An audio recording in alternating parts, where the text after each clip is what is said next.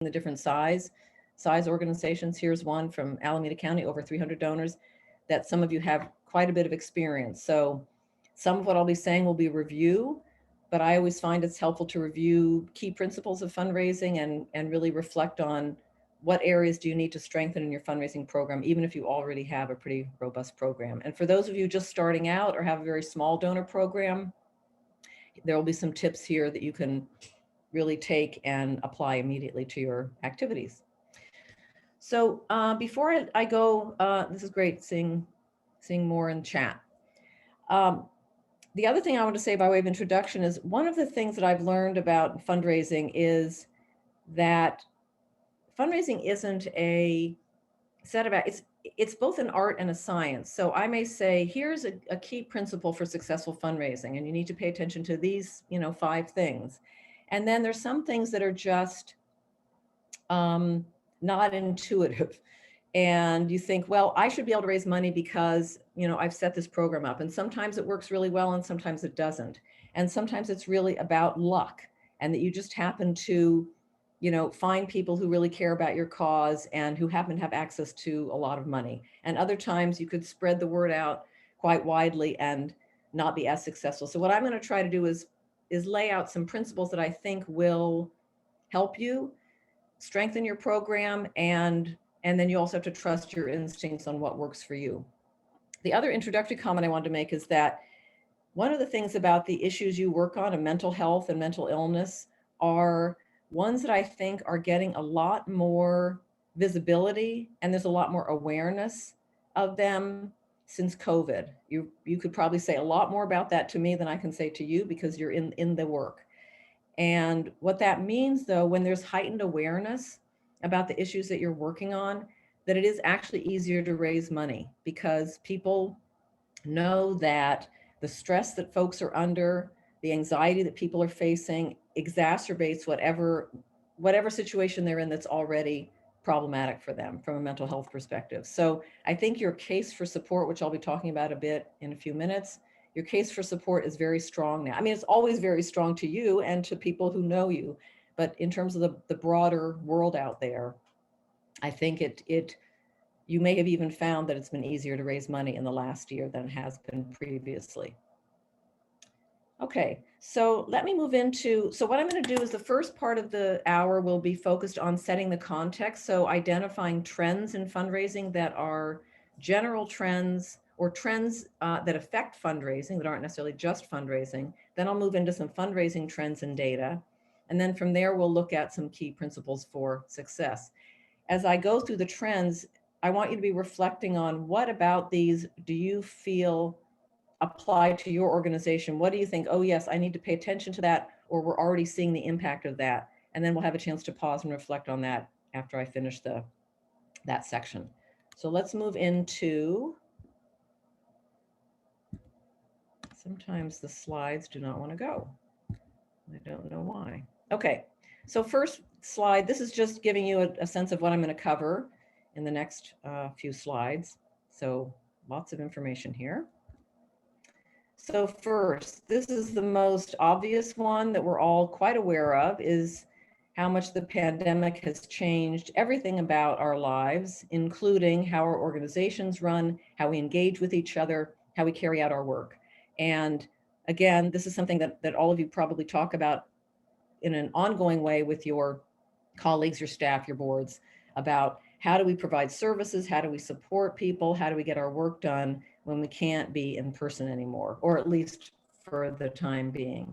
So this has had, huge repercussions for organizations. And one of the things I've found in my own work at my organization, as well as with my other clients, is that each organization has had to kind of scramble and figure it out, but that the community at large, our supporters, our donors, our members, are cutting us some slack, right? They really understand that things can't get done on the same timeline, that we struggle with technology, that it's just a little bit harder. And so you have to give yourselves a break and know that your community is probably giving you a break as well.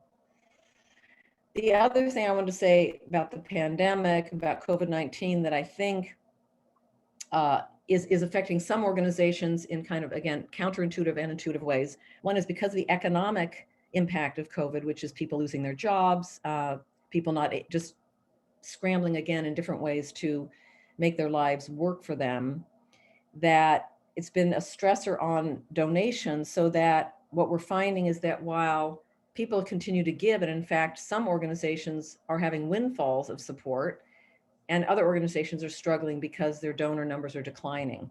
So it's, again, it kind of cuts both ways. Let's go on to the next. Whoops. Slide. This is something I've been talking about for years in my fundraising presentations, which is demographic shifts in our country, and certainly in California, we're seeing this quite significantly, and I'll have a slide about that specific scenario in California. But I want to look at the demographic shifts in terms of race and then age, generation. So first one is generational change. So this just shows the numbers of people that are alive now. And these numbers might be a little bit dated, but pretty accurate, that from the oldest generation, what we call the Great Generation or the World War II generation, is obviously a declining generation quite significantly. And baby boomers, which used to be the largest generation in terms of numbers, is now being outpaced by millennials, and then the next generation that some call Gen Z. So the baby boomers, which is my generation, was the generation that actually created the nonprofit sector in large part, right? The nonprofit sector really grew significantly in the last 20, 30 years. We now have about 1.5 million nonprofits. But the reason I point out this slide about the changing numbers is that if you look at Gen X, which is the generation born between 1965 and 1980, that generation, because it's so much smaller than the generations that came before or after them, our organizations often are struggling to move from aging boomers who may be moving into retirement or just aging out of our organizations. And the next generation, because it's so much smaller, often we're having millennials or Gen Z folks come in as new staff people, new board members, new volunteers. So we have not only an enormous age gap sometimes between the people who founded and have been running our organizations, an age gap between them and the ones who are currently working for the organization. So that causes some cultural shifts that have to be addressed. But it also means for fundraising that there aren't as many donors of that kind of mid-range generation. And so you really have to be paying attention to how do we promote our work and generate support and motivate the younger generations to start giving, supporting, and participating in our organization. So it's just a kind of an indication of some of the age implications for where are we going to find people to work in organizations and to support them. Okay. And then looking at race, I found this slide that was specific to California, which I thought was really interesting to see. We kind of know this from our own communities, and we're living this shift in race. But it's really striking to see the difference between 1970, when 77% of the California population was white. Now, more than half of the population of California is people of color. So what does that mean? That means that the sort of stereotype we have of our donors are white, our constituents might be multiracial and all different racial backgrounds, but there's sort of a stereotype that donors are white, older white people. And while that may be true for your organizations, again, you want to look at, does your donor base, does your support base reflect the community that you're in and the state of California? So something to be thinking about. I know since Black Lives Matter became really prominent, a lot of racial justice work going on in the country, there's much more awareness about this and much more being written about. You know, how do you think about fundraising from a racial justice perspective? And I think it's really important. Again, if people have questions or comments as I'm going along, feel free to enter them in chat. I'll keep going here. Another trend is that we're seeing donors bypassing nonprofits. So what that means is, this has been true for many years now, but increasingly you'll see that individuals and families and maybe even small organizations are using platforms like GoFundMe, right? Platforms online where you can raise a significant amount of money for one family's needs or one individual's needs.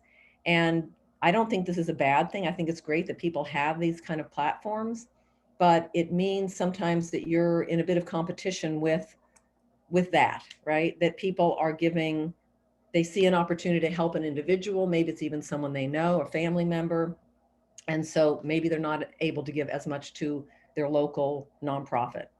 So this is just something that's presented itself as online fundraising has grown. Right. Another trend is that, and I mentioned this earlier, that it used to be that the majority, and it's still a majority of the population of the US, gave away money to nonprofits. In the year 2000, 66% of all adults in the US contributed to nonprofits. And then as of 2016, which is the last year that I have data for, it dropped to 54%. So that's pretty significant drop. But also, money given away has grown, because when you have concentration of wealth at the top of the pyramid of our society, those people, their one gift might exceed the giving of 1,000 lower dollar donors. So we have the growth of money given away, but a decline in people. And I don't think that's really a very good trend. I mean, I don't think inequality is a good trend in any case, but what it means is it puts pressure on you to try to find those people who can give those larger gifts, and not all of us can, because there aren't as many of them in our communities, right? So you see in 1993, 10% of giving came from people with incomes of over $1 million. And by 2016, it was much bigger, almost 32%. So again, something to pay attention to. I raise this both for you to understand how it might play out in your organization, but also because I think it's instructive to us in the nonprofit sector to think about fighting against policies that create inequality and that exacerbate it. Okay, I'm going to keep going. Even though decline in numbers of people that give, I wanted to highlight this, that still, even with those changes, more people give away money than volunteer in a nonprofit, than attend a house of worship, and that stay married. More people give away money than stay married. So this is just something to really remember, that giving away money is a very common behavior, and that your willingness to ask for money and willing to invite people to support your organization is something that's still as important as ever, and really will result in your having more success in your fundraising. Okay, a few more slides and then we'll pause for some reflection. So just looking at 2020, because that's the year, we don't have all the actual numbers yet, but as organizations that do research on philanthropy and on giving, we're noticing how much giving was going up in response to the pandemic. So food banks, I mean, this is, an amazing increase, right? 667% increase. But the findings were that donors were still continuing to support the organizations that they had always supported. So even though there might have been people saying, I'm going to give to my local food bank now because it's such a pressing need for individuals, for communities, that doesn't mean I'm not going to continue to give to the nonprofits I've supported in the past. Although I'm not going to speak about foundation support, and I imagine some of you do get foundation grants, and that's great. But I did want to just highlight that as one piece of the fundraising puzzle.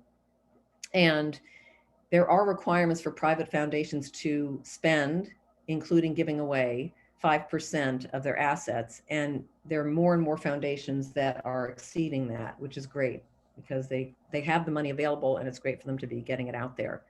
Some of you may be receiving donor advised funds, which are gifts that really are designated by individuals, but they give them through an institution like Fidelity or Schwab or a community foundation.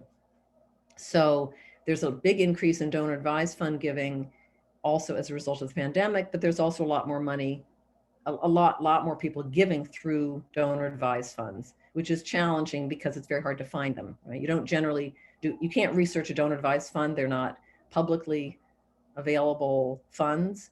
But if you know someone who makes their gift through a donor advised fund, then certainly that's a way that you can generate some support. Okay, let's see if we want to pause. Oh no, let me just do a couple of more. So this is a more general picture of where money comes from. Many of you who have experience with fundraising, this is going to be very familiar to you, that most of the money, the largest share of the pie, of where money comes from for nonprofits is actually earned income. And what that means is money from fees for service, from purchases that people make. It includes tuitions at universities. So that's a really big piece of the pie. And government support is the next largest one. So the area that we're focused on today, philanthropy or the private sector, is only 13% of the total revenue of nonprofits. It may be 100% of your revenue, but over the sector as a whole, it's a smaller percent. So it's helpful to see that context. And then just for the private sector, in philanthropy, the last numbers we have for 2019, we'll get 2020 figures by the summer, but in 2019, $450 billion was given away, which is not a small amount of money. And you can see that the majority of it was from individual donors. If you add individuals with individuals who've left money in their will, and so you receive the money as a bequest, that brings it to 79, almost 80% actually, of all the money given away in the private sector comes from individuals. Many people new to fundraising mistakenly think that more money comes from foundations and corporations. And as you can see, that's not the case. So the reason this is really important, and again, for those of you who are familiar with this, I think it speaks to how much effort we need to put into generating individual donor support versus chasing after money from foundations and corporations. That is just there's just not as much there, right? There's not as much money coming to you from those sources.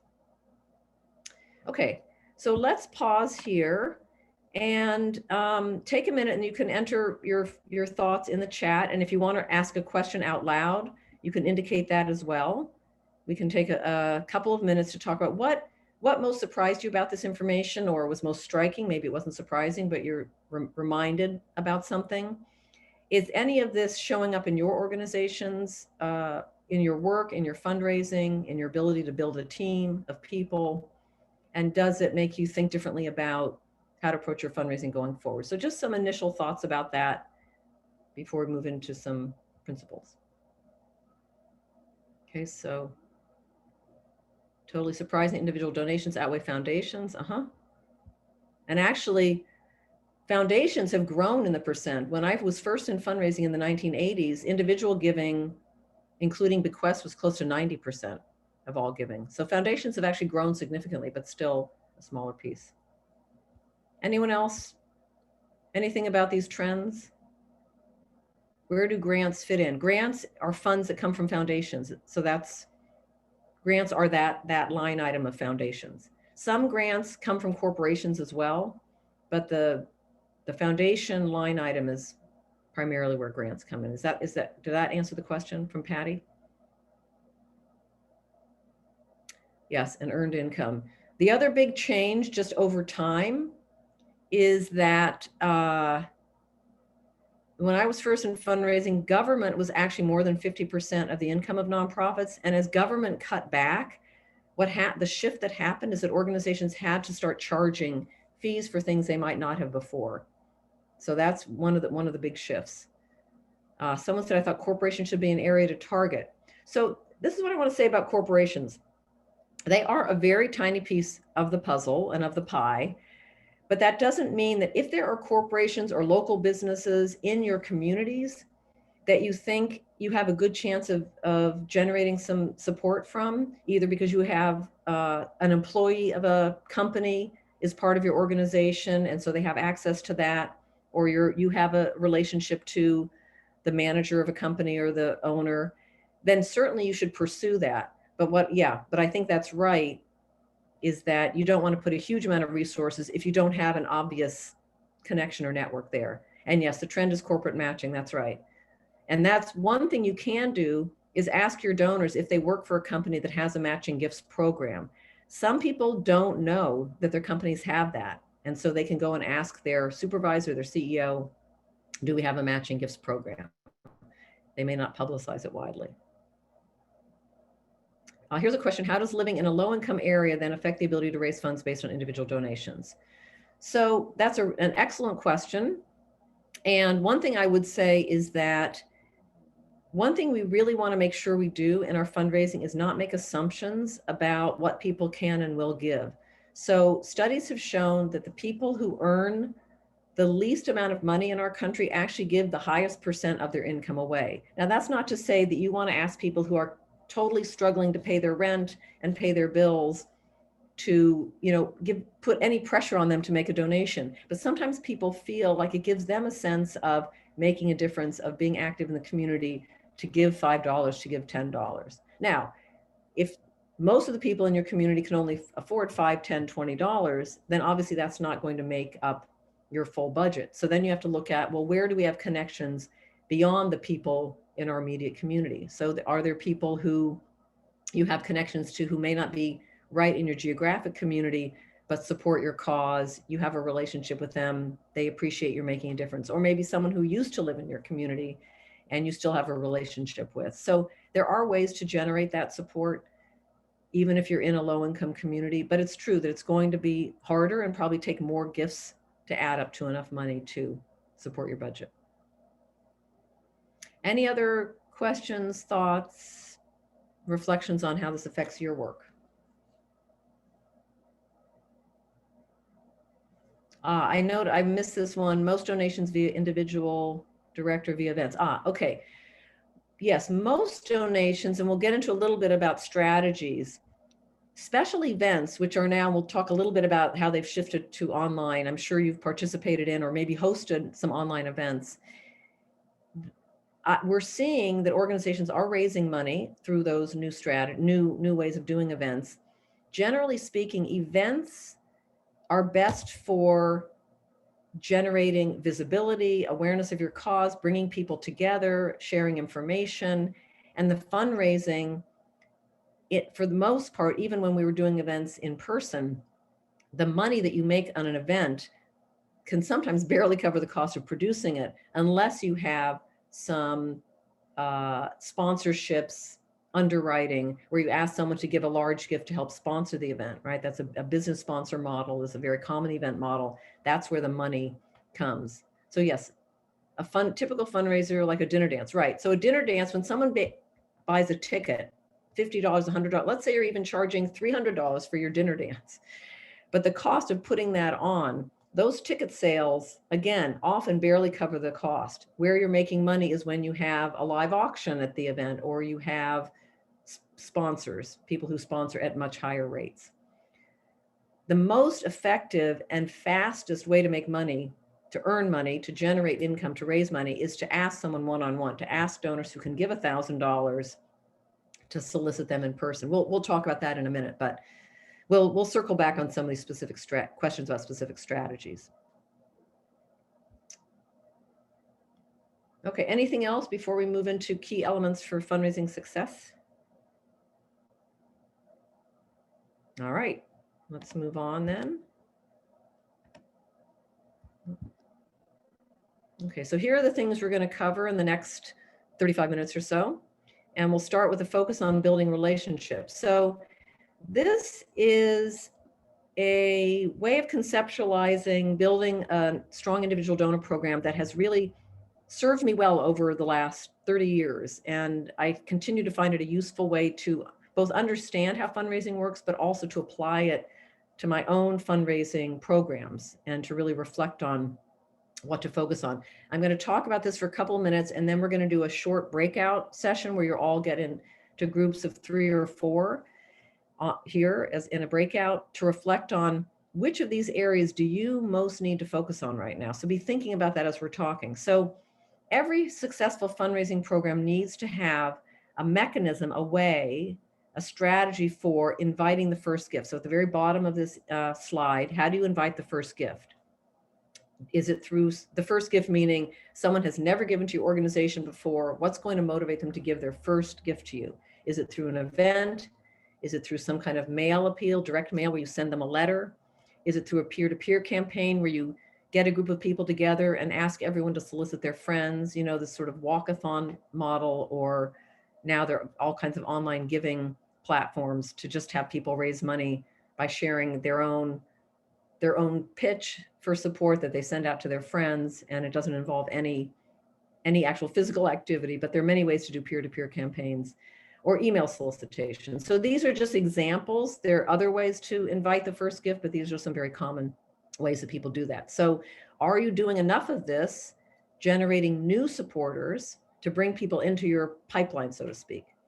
But the most significant fundraising actually happens at the next stage, where you're moving people to renewing their support.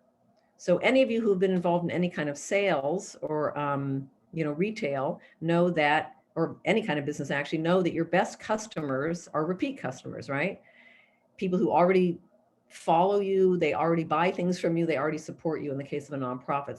So once you have people who've given, how do you get them to keep giving, right? You want them to give year after year after year, maybe more than once a year, maybe sign up for a recurring donor monthly giving program.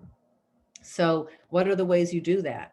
So one is to increasingly personalize your solicitations, right? You may send a letter to a dear friend that goes out to a lot of different people and it's not personal at all. And then when you write to them again to ask them to renew their support, you want to write, Dear Jane, right? Dear John, because you want to more personalize that letter and acknowledge that they've supported you. Thanks for your past support. We're continuing our work in this area and we hope you'll continue to support us. So inviting people by personalizing your solicitations, having other communications in between, even a really nice personal thank you goes a long way to keeping people connected and willing to give again. And that's going to be the key to your success, is continuing to get people to give over time. The next level is inviting people to increase their giving. So there may be people giving to you right now at $100 level, even $500 level, and they actually have capacity, the ability to give $1,000 or more. So how do you do that? One is just much more personal contact, asking people ahead of time, are you willing to sit down? Now we can't sit together probably, but soon hopefully we'll be able to sit down together at safe distance anyway, or do it on Zoom, or do it over the phone, or do it with FaceTime. But to actually have a one-on-one conversation where you say to someone, we so appreciate your support. We're having some big growth in our affiliate. We have some great needs that I want to share with you. Would you consider giving a larger gift now? Would you consider increasing your support too, and state a number? As people are more involved with you in your organization, as supporters, maybe as board members, maybe in other ways as volunteers, it gets easier to ask because they see the need. They're seeing it every day in the work that they do with you, right? And then finally, inviting a legacy gift. So this is where you ask someone, and this is the hardest ask, to ask someone to consider leaving NAMI, leaving your affiliate in their will, right? To say, when you die, would you consider leaving part of your estate to NAMI so that we have the ability to continue our work in perpetuity? And of course, it's hard to talk to people about their deaths, but it's something very common that you'll see nonprofits do. You send out materials, you have something on your website indicating that people can leave part of their estate to you. And it's just something to be mindful of as you're developing your program. So first, I just want to pause for a minute and see if you have any questions about any of these concepts. And then I'm going to have you move into a breakout. So let's just pause for any questions. Let's see if I can see the chat. Okay, I know of an affiliate that invites donors to adopt a NAMI program to support our community need. Joe, do you want to unmute yourself? And I'm not sure what you mean by adopt a NAMI program.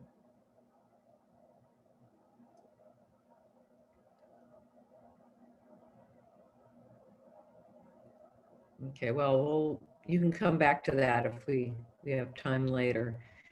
But that may be a monthly giving kind of program.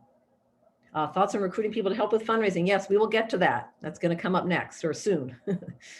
Very important that it's a team effort. Okay, so what I'm going to ask, I don't know if it's Eugenia or Ashlyn who's going to put you in breakouts, but in any case, this is what you're going to be talking about. Whoops, here we go.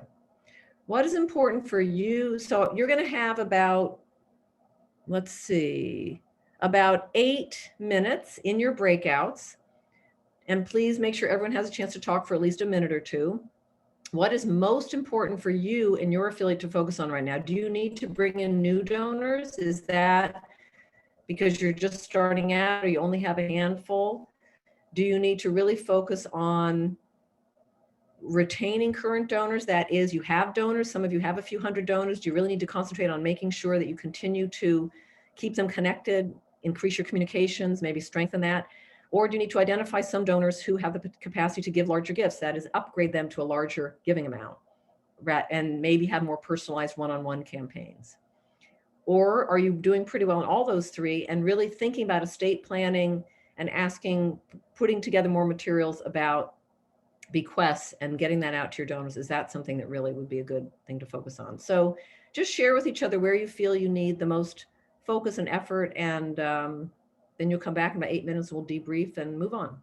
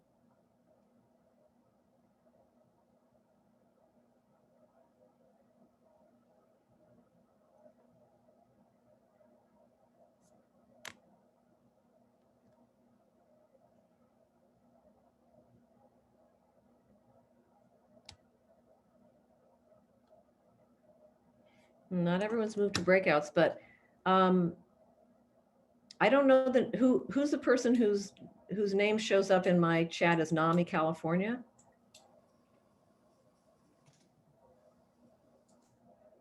Hi, Stephanie, that's me. Everyone should be able to unmute now. Okay. So do you think we should put some of those questions in? I know there's a way to type them into the breakout rooms, or is that? I can broadcast you have the message. So what is the message again? Well, just what's most important for you to focus on right now? Bringing in new donors, retaining I mean, it's a lot to write. So would you rather I do that or you have to do that? Are you able to see the breakout? I'm not sure if you're able to see it.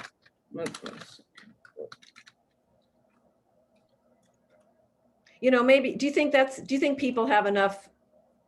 I mean, if you feel it's clear enough what they're doing. I think so. I think you're pretty clear. I'm not seeing any questions in the chat. Okay. Okay. I don't know if they can enter questions in the chat when they're in breakouts. Okay. Oh, well, you know, people will talk about what they want to talk about, right? So is that Ashlyn? Who am I talking to? This is Ashlyn. Yeah, okay, that's what I thought.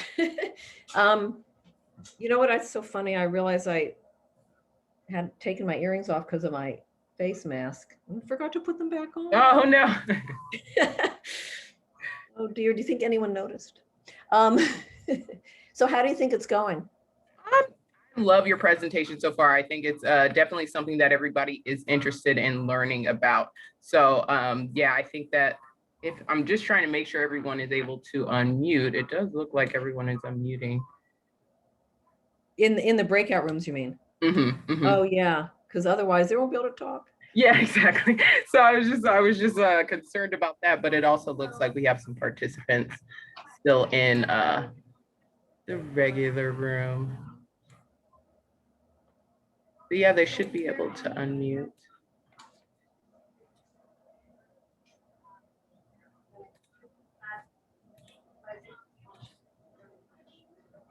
I think if they were having problems, they'd probably leave the room and come back and tell you. Yeah, exactly. Yeah.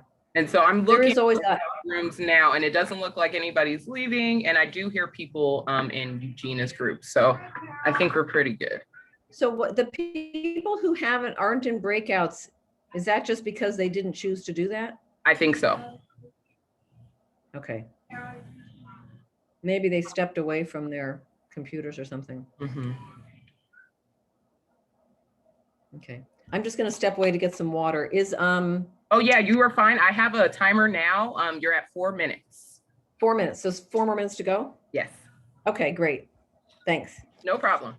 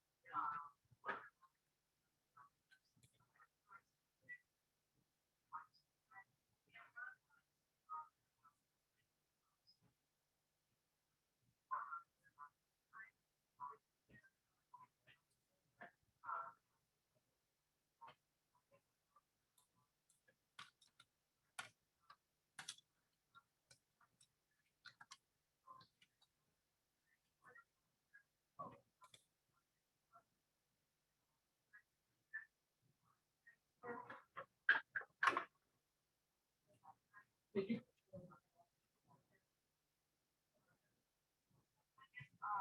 you get the message I just put up? Okay, cool. Yeah, she was talking to Eric. She told them what they were supposed to be discussing. What she was gonna be? No, I didn't hear the whole thing. Are they confused?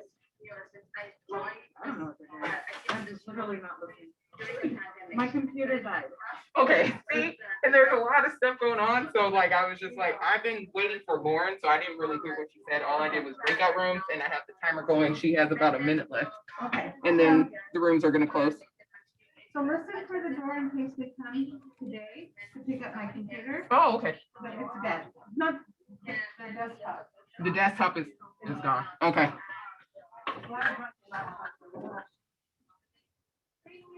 No problem. Thank you.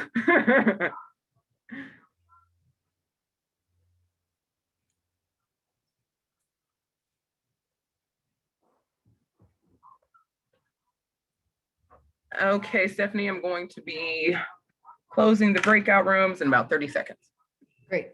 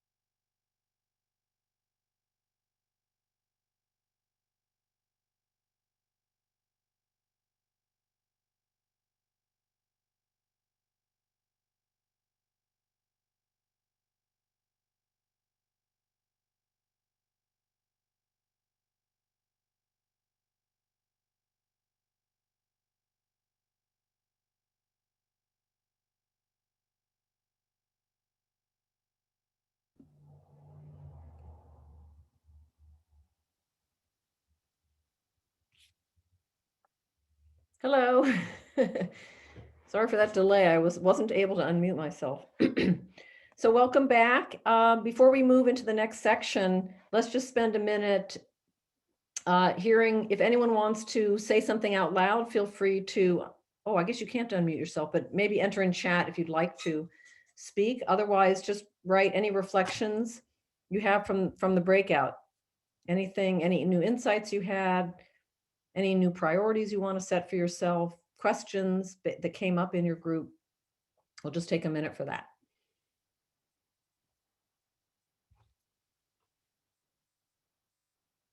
So someone said all goals good for thought. Recruiting new walk team captains. Okay, so you do a walk. Idea of writing to grads right after class. Okay, so I don't know what that program is, but it's a great idea. Yeah. It's always good to think of who's in your universe, who is connected to your organization in whatever way they are, as participants, as family members, as volunteers, and have you solicited them for support before? Have you encouraged them to participate in your fundraising activities? So it's great. Anything else?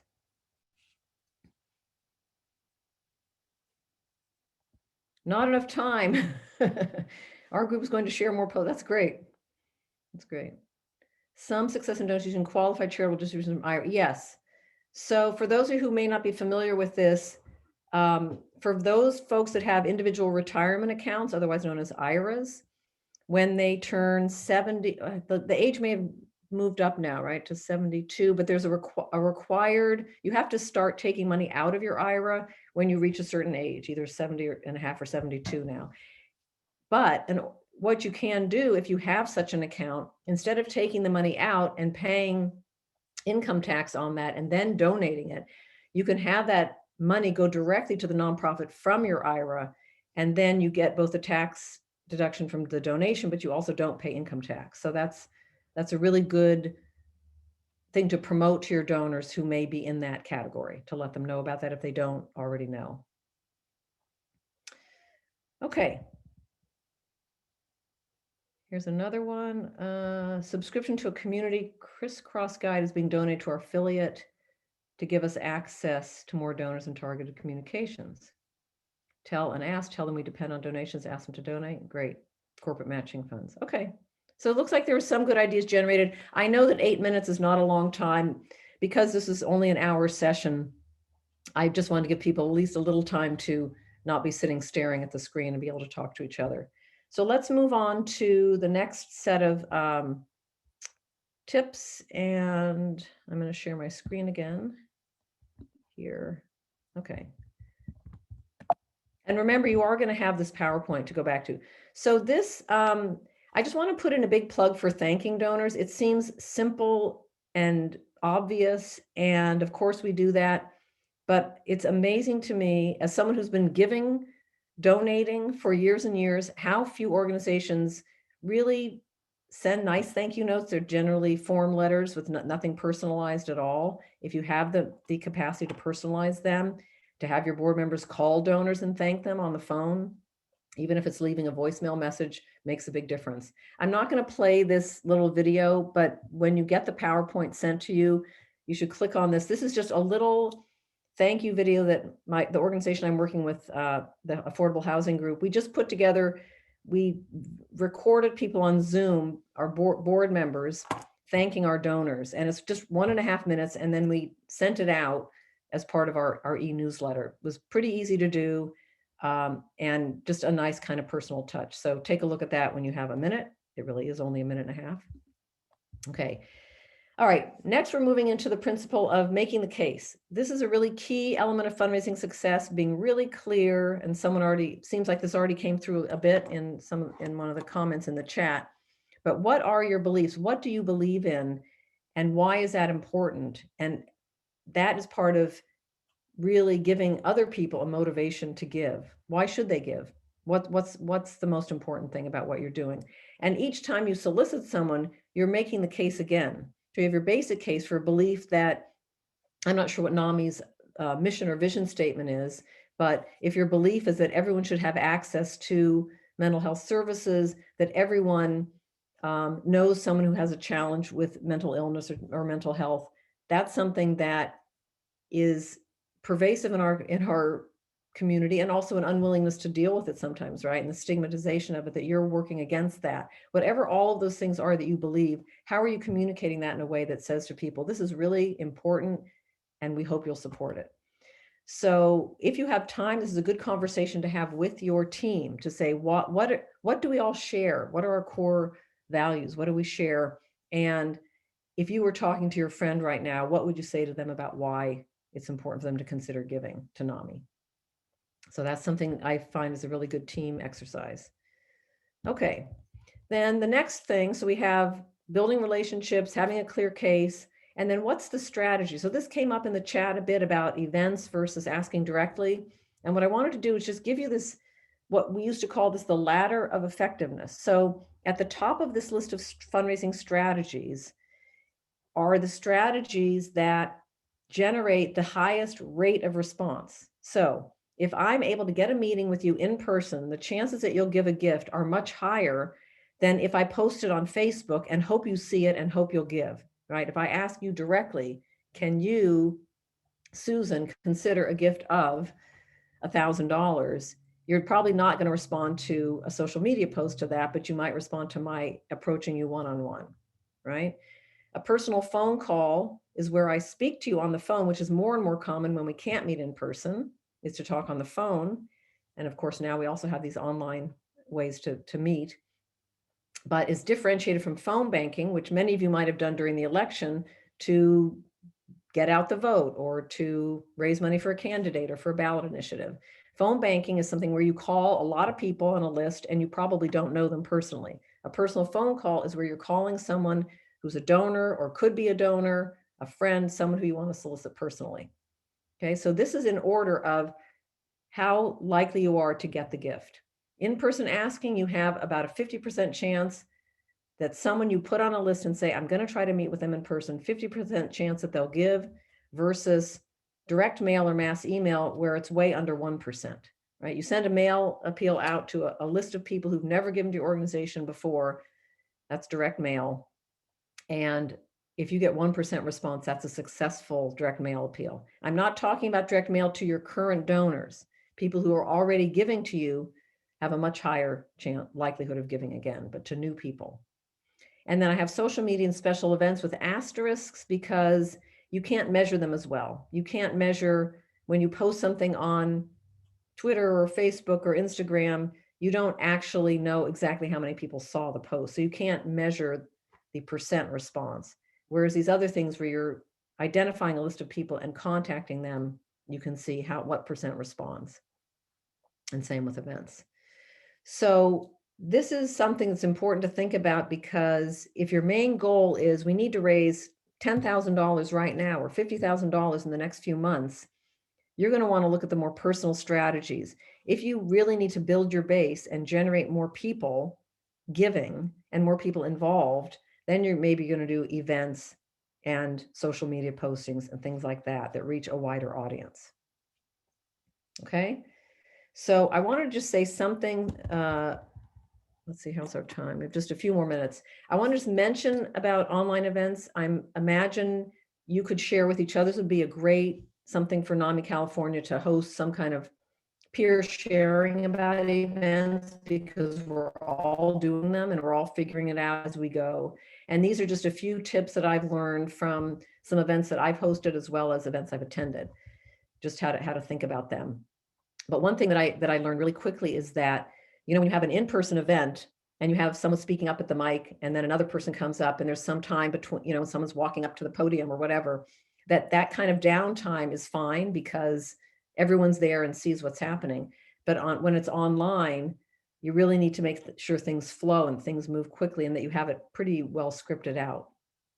Pre-recording portions is huge. If you can videotape a presentation, even if the presenter is there to answer questions, but having it pre-recorded so you know what the timing is. If someone is likely to go on and they only really have 5 minutes, then you can edit their talk with their permission, of course. So getting things pre-recorded is really helpful. There are lots of platforms. A lot of events are done. You've probably seen this on other platforms than Zoom. especially if there's not a lot of interaction, which of course is problematic, I think, for events. But the other thing people have found is that they have to be short. Any event that goes over an hour, you're going to lose people. You'll lose them maybe at a critical point when you wanted to give a pitch for support. So keep them shorter to begin with. Make sure the format is varied, so you have different presenters. Maybe you have some music or some other, entertainment kind of element. You also have periodically solicit gifts rather than keeping the pitch. Usually in an in-person event, there's a pitch at one time. In an online event, you'll see pitches happening throughout, asking people to support and including a link in the chat where people can go to give. And then you should rehearse your events. I've heard multiple times, but at least once or twice to make sure there's a run through that everyone who's participating is there and is able to practice. Okay, I'm going to move on. If you have questions, feel free to put them in chat. And we'll move to the team. So someone raised a question about this earlier. Yes, having a fundraising team. All of these ideas that I'm presenting, or concepts, principles, are much more effective if you have lots of people involved. The more, the better. So who do you have on your team now? Who might you recruit to your team? Sometimes you have a donor, a longtime donor, who it didn't occur to you to say, maybe they would be willing to participate in your fundraising activity or fundraising event, even a fundraising campaign.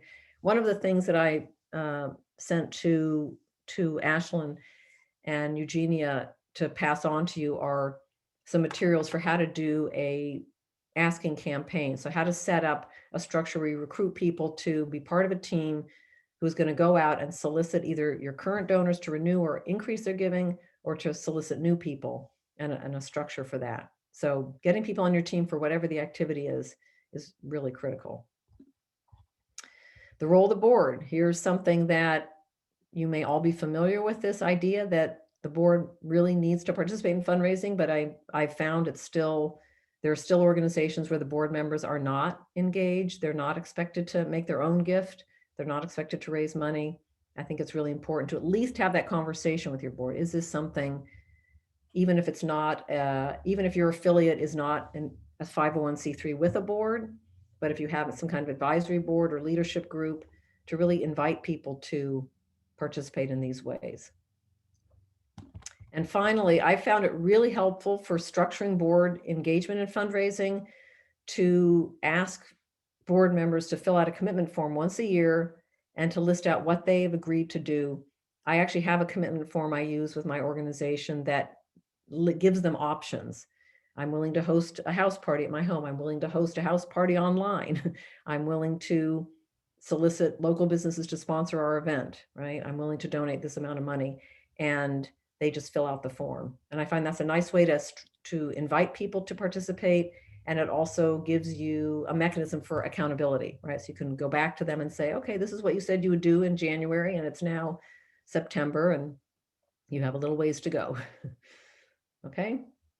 Let's see, I just realized that I didn't have the chat open. Let me just take a quick look. Oh, okay. All right. And then the final thing before we have some final questions is infrastructure. So in your fundraising program, do you have a database? Do you have a fundraising program that allows you to keep track of your donors, of their gifts, of any other information about them, of their contact information, of who in the organization has the relationship with them? So you keep track of that as well. Is your website kept up to date, engaging? Do you have an online donation platform? Now, I know some of you don't have staff, but if you are a staffed organization, do you have dedicated staff for fundraising? Even if it's part-time, is really helpful for coordination. If you don't have staff, then you'll need to have an unpaid staff person, as I sometimes call volunteers, who is willing to at least head up a particular fundraising activity. So that's it for my content. I want to pause here for remaining. I think we just have a few minutes, but for any questions, comments, ideas you have generated from listening to this presentation for the past hour. And I can actually stop the share so we can see each other a little bit. Questions, anyone? You can enter them in chat here or indicate that you want to speak.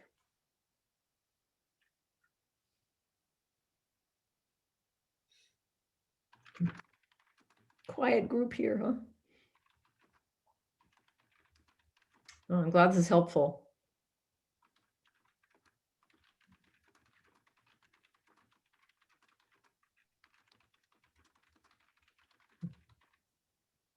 Okay, as I said, you'll get this PowerPoint. You'll also get some other additional materials.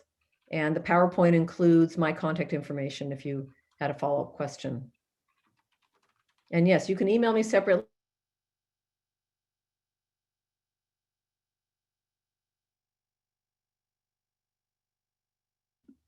Oh dear, I don't know how long I was muted, but I just noted I was muted and I was talking. Sorry about that. Looks like we have a question from Joe Rose. Joe, I'm going to go ahead and unmute you or ask you to unmute.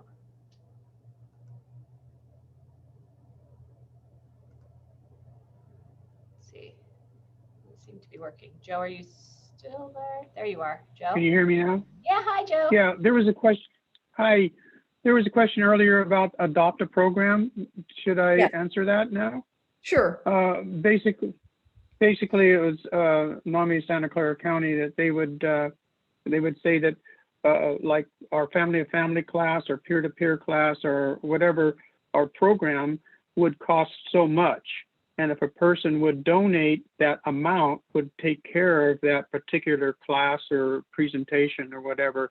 And then they get recognized for it if they wanted to get recognized for it. So that's one thing.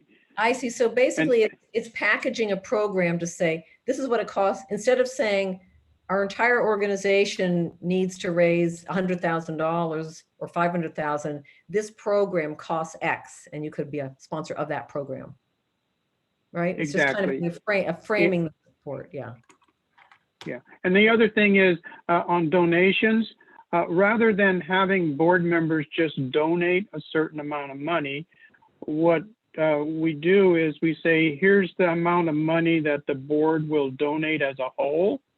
And then we do an appeal and say that the board will match gifts, match up to certain, whatever the board will match up to, whatever they're going to do. So they get credit both for the donation, and then the giver is recognized as a matching gift in the process. Oh, that's nice. Yeah, matching gifts can be really effective. I go back and forth about them because when you solicit a donor to say, will you put up $10,000 if we can raise 10,000 from our community to match it? It can be very effective. Sometimes I worry that it gets overused, but I think it can be a real motivator too. I did want to answer a question here. Someone asked me to repeat the IRA information. Yeah, so that's basically to communicate with your donors. This could be through your newsletter or whatever vehicle you use to communicate, could be on your website, to say, if you are someone who is over, again, I was not sure if it was 70 or 72, but if you're over whatever the age is, and you have an individual retirement account, you have an IRA, you can make a donation to us directly from your IRA. So rather than taking the withdrawal of your account, basically your individual pension that you've created, instead of taking that money, which you have to pay income tax on, you have it paid from the IRA directly to the nonprofit, to any nonprofit. It has to be a 501c3. And then they get the money directly and you're not paying income tax on it. So, we're wrapping up. Okay. Anyway, good luck, everybody. It was great to be here with you. I'm sorry I didn't get to actually meet you all, but good luck with the rest of your day and with your fundraising going forward.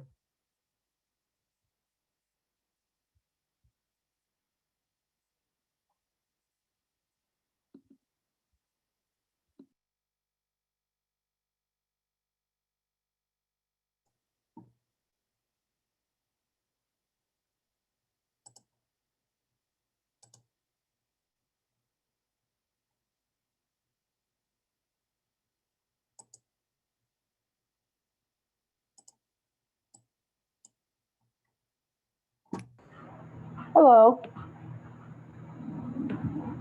Ashlyn, are we good to go? Should I get started on my side? I'm just checking the agenda to make sure we didn't have a break or anything. No, you're good to go. All right. Oh, oh, technology, no matter how long we spend our time on this, I'm still going to learn something every day. Good morning, everyone. I'm Angela Brand with NAMI California. I recognize a lot of the faces and names here, but for those that I haven't had a chance to meet or interact with, that's who I am. So I work on our strategic engagement side. So I work with our programs team, our advocacy team, the folks doing community outreach. And I am going to introduce our next segment, the Housing That Heals, a search for a place like home for families like ours. I'm really, really excited to introduce you to our two presenters today. Theresa Pasquini is a California mom on a mission for reforming local, state, and national mental health systems. She's a 9-year member of the Contra Costa County Mental Health Commission, and she's been an outspoken champion for many years for the most vulnerable and often forgotten SMI population. She's a longtime member of NAMI Contra Costa. She's a family member of a son and a brother living with serious mental illness. Her 45-year personal experience is what drives her current passion for Housing That Heals. This paper that was written by the team was released in May of 2020.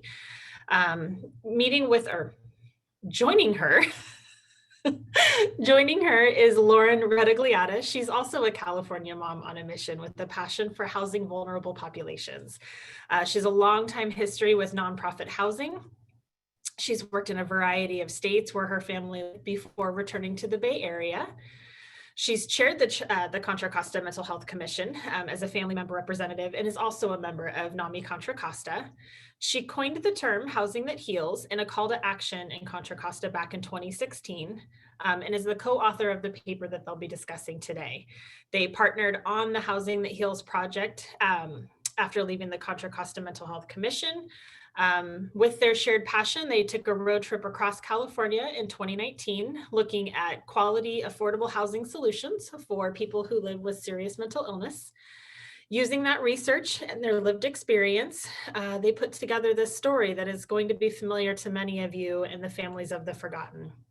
This paper, Housing That Heals, is a call to action, encouraging state, local, and federal policymakers and all of our community partners to think about beyond the Housing First model, focusing first on building a continuum of care for those who live with serious mental illness, looking at this as a prevention and intervention plan that will help flatten the harm curve by providing the right care at the right time in the right place. So it is my pleasure to introduce you both to Theresa and Lauren. Welcome today.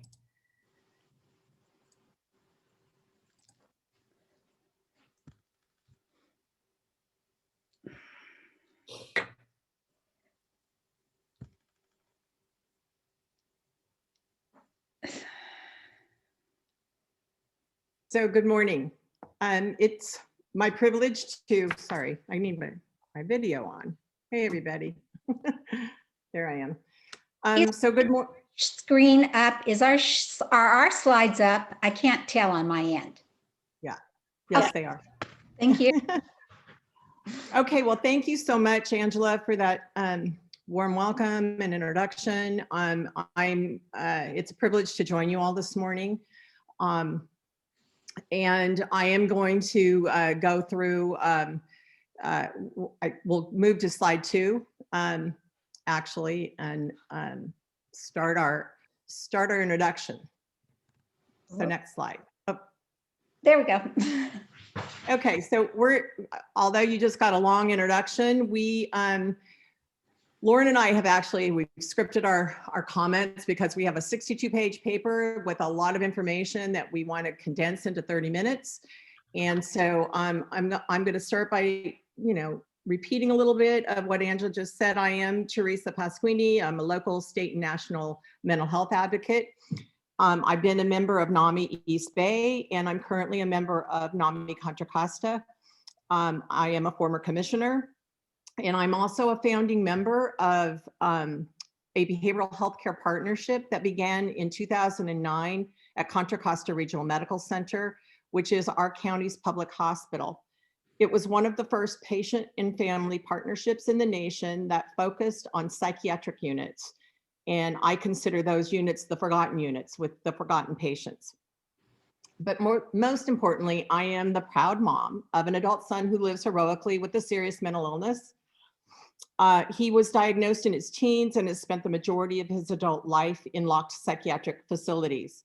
And until recently, there had been nothing civil or right about my son's care. The past 20 years have been a blur of suicide attempts, over 40 involuntary holds, revolving hospitalizations, and incarceration. We had resources, insurance, and my full-time ability to navigate a maze of services in one of the most integrated health care systems in our country, but it was still a nightmare.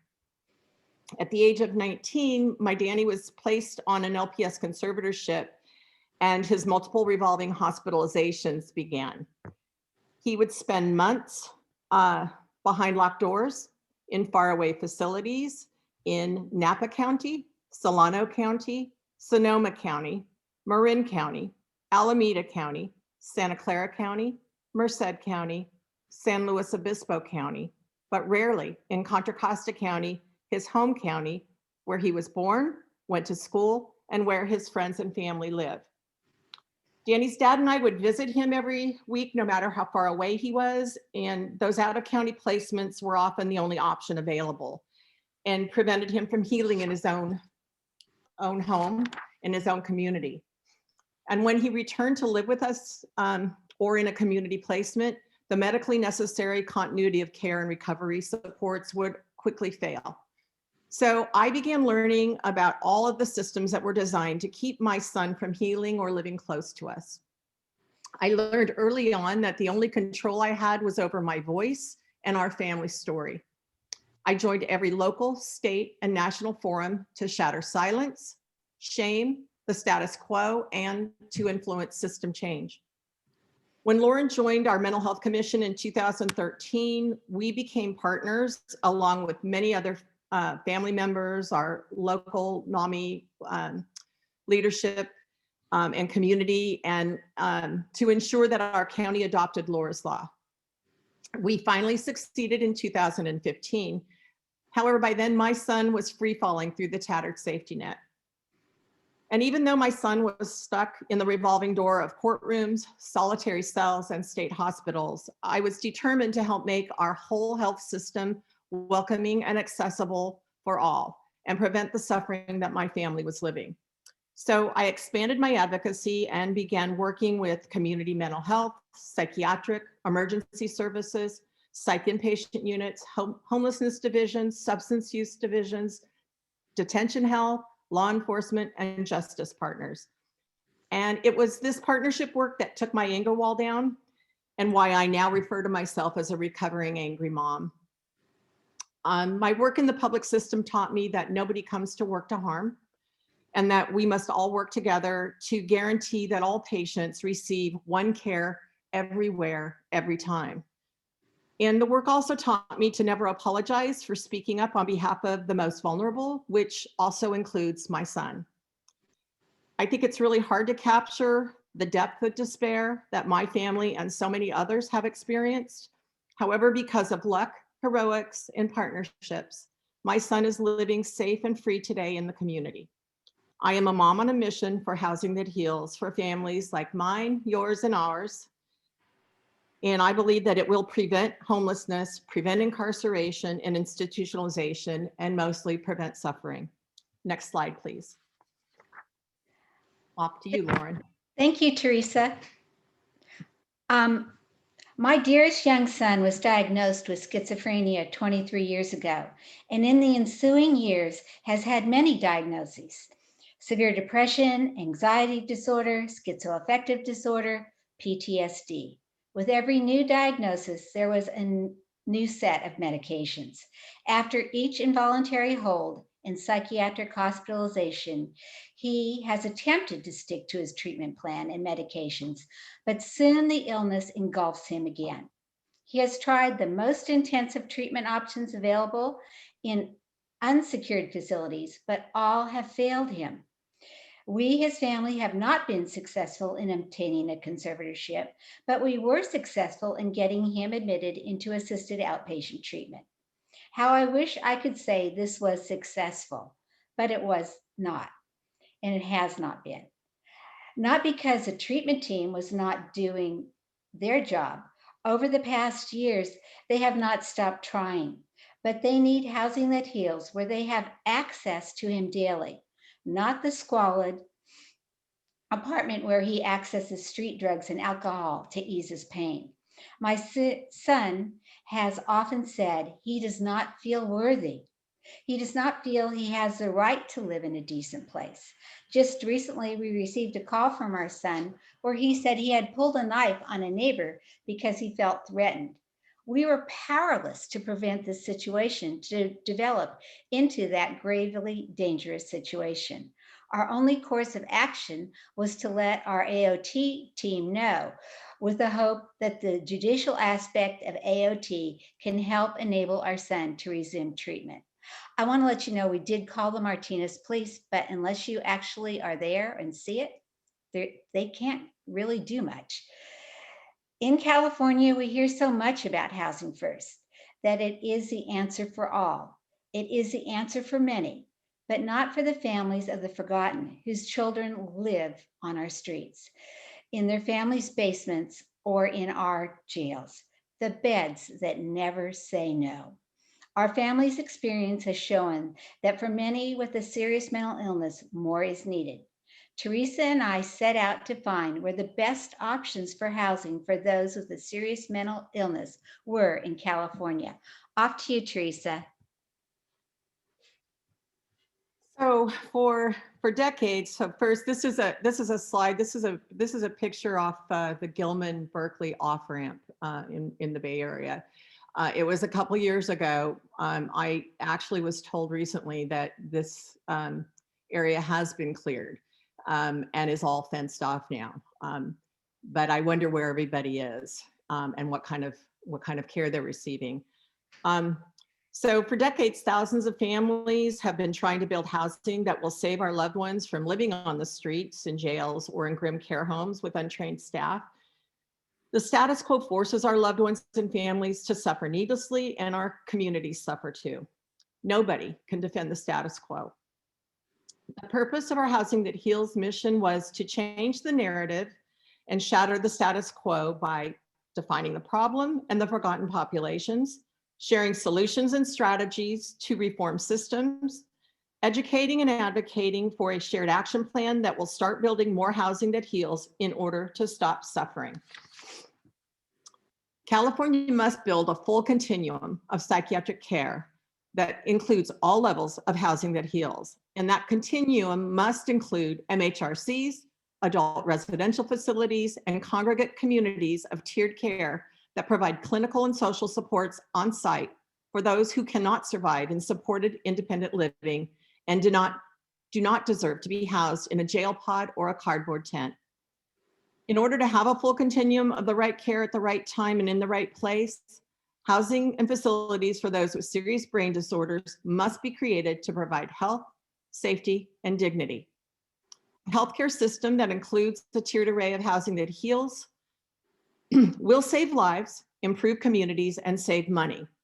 And authentic partnerships must be encouraged to design systems that include a continuum of psychiatric care that allows everybody to live and die with dignity. Next slide, please. So this is a quote. I first heard this quote, every system is perfectly designed to get the results it gets. And I first heard this quote when I was learning about system redesign and quality improvement, when I was the chair of the Contra Costa Regional Medical Center's Behavioral Healthcare Partnership. And I've shared this concept with families like mine and moms like me when we talk about how the California mental health system was designed for our families to shoulder the weight of caring for our loved ones without adequate support. The California system was purposely designed this way to save money, but it was a flawed design that has cost us all too much.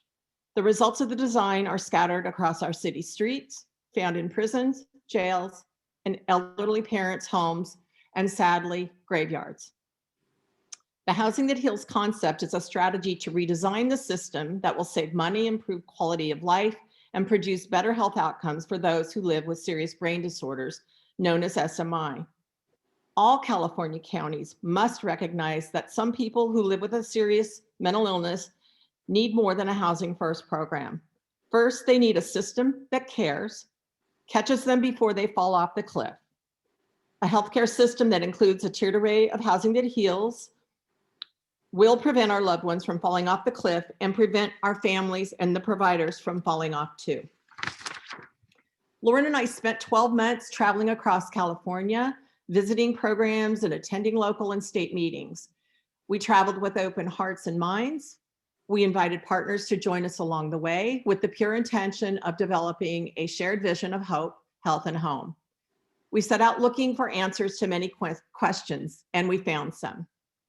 We found that there is actually no lack of information about the current humanitarian crisis due to an inadequate supply of psychiatric acute beds, IMD beds, or board and care beds in California. We found that it is no longer a secret that our county jails are the largest providers of mental health services. And we found extraordinary community discussions and investigative reporting that have brought awareness to the clogs and bottlenecks occurring due to the lack of a continuum of psychiatric care. Our paper refers to this phenomenon as the human logjam because it's human beings that are being impacted, not widgets in a machine or parts in an assembly line. And while we did find hope sprinkled across the state in our travels, we concluded our paper by stating emphatically that hope is not a system of care, and we are determined to see California go beyond hope. If we want to stop the waste and the waiting, then we must move mountains and redesign our systems together. It is the only way forward. Next slide, please. So our Housing That Heals paper identified 4 drivers of death, despair, disparity, and deliberate fiscal discrimination that contribute to the human logjam. We looked back into the history of California's mental health system and do an overview of the missed opportunities and misdirections that have permeated our health, justice, housing, human service systems, and have influenced policymaking for decades. A search of local news articles over the past years shows a trail of lost beds, lost opportunities, and lost lives. And in reviewing local history, we found an old housing placement decision tree document that was publicly distributed in Contra Costa as a teaching tool. It demonstrates the chaotic human logjam and reflects a system of scarcity, not abundance. Lauren and I agreed that if we were going to unclog the human logjam in our streets, prisons, jails, and back bedrooms of aging parents' homes, then we must focus on both the unsheltered homeless and the at risk of homeless SMI populations who cannot live independently. First, we need a right to treatment before we force anyone with a serious mental illness to fail first, live unsheltered first, go hungry first, suffer needlessly first, and possibly die. If there's going to be a California for all, then the California aim must be on bridging the ideological chasm of the medical and recovery models. We need a both-and state of mind, not an either-or, and we must add both hospital-based and community-based treatment beds. California must fix the greatest source of despair, discrimination, disparity, and fund a full system of care for serious mental illness. Next slide, please. There are many people in the seriously mentally ill population who are so ill that they do not respond to treatment in a voluntary community setting.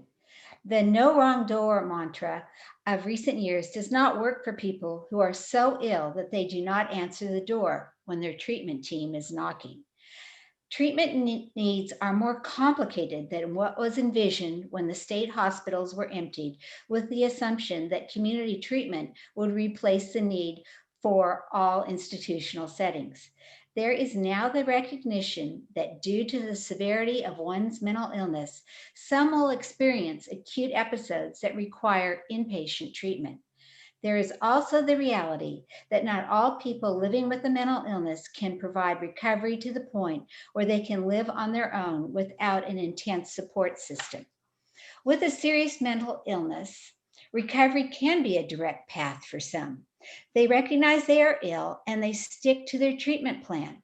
They may have difficult periods where their illness needs reevaluation, but they have the wherewithal to seek treatment and adhere to it. For them, the recovery model works. They do well with peer support, but they may also rely on medication and psychiatrists for treatment. Many people like this do well in housing first. For others with a serious mental illness, recovery is elusive. They want to get well. They have all the intentions of following their medical treatment plan, but their illness is so intense that they stop taking their medications or following their treatment plan. Their psychosis becomes intense and they no longer deal in reality. They need a highly structured treatment plan with intense help in making sure, and someone there to make sure they stick with it. People at this level need an enclave, a community within a community, or a campus-like setting where they may live on their own or in their own apartment or in a congregate arrangement. Some people are entrenched in their psychosis. They need 24/7 medical care until they can achieve a place where they can safely live with others and enter an unlocked community. We need a way to hospitalize those who need it and community pathways to support intensive outpatient treatment for people who do not need hospital-based care. A community system and resource allocation must be flexible to move money around for people who need it most. We need to do everything we can to marry the medical model with the recovery model in order to create a system of housing that heals. So the criteria that we used to evaluate the housing options that we visited were based on the Institute of Medicine's 6 specific aims that a healthcare system must fulfill to deliver quality care. Care should be safe, effective, efficient, timely, patient and family centered, and equitable. These aims were first presented in 2001 in the 2000 report issued by the Institute of Medicine called Crossing the Quality Chasm, a new health system for the 21st century. We do believe that in order for a housing program to be considered healing, that it must have the ability to continuously connect to a system of care that meets the Institute of Medicine's 6 quality aims and measurable outcomes. These 6 aims must not only be recognized quality standards of care for hospital and community-based care for serious mental illness, but they should also apply to the essential health element of housing for this vulnerable population. This slide actually shows our adapted version of the IOM-6 based on our vision of housing that heals. We applied the criteria that we would use as moms in our search for housing that heals for our sons.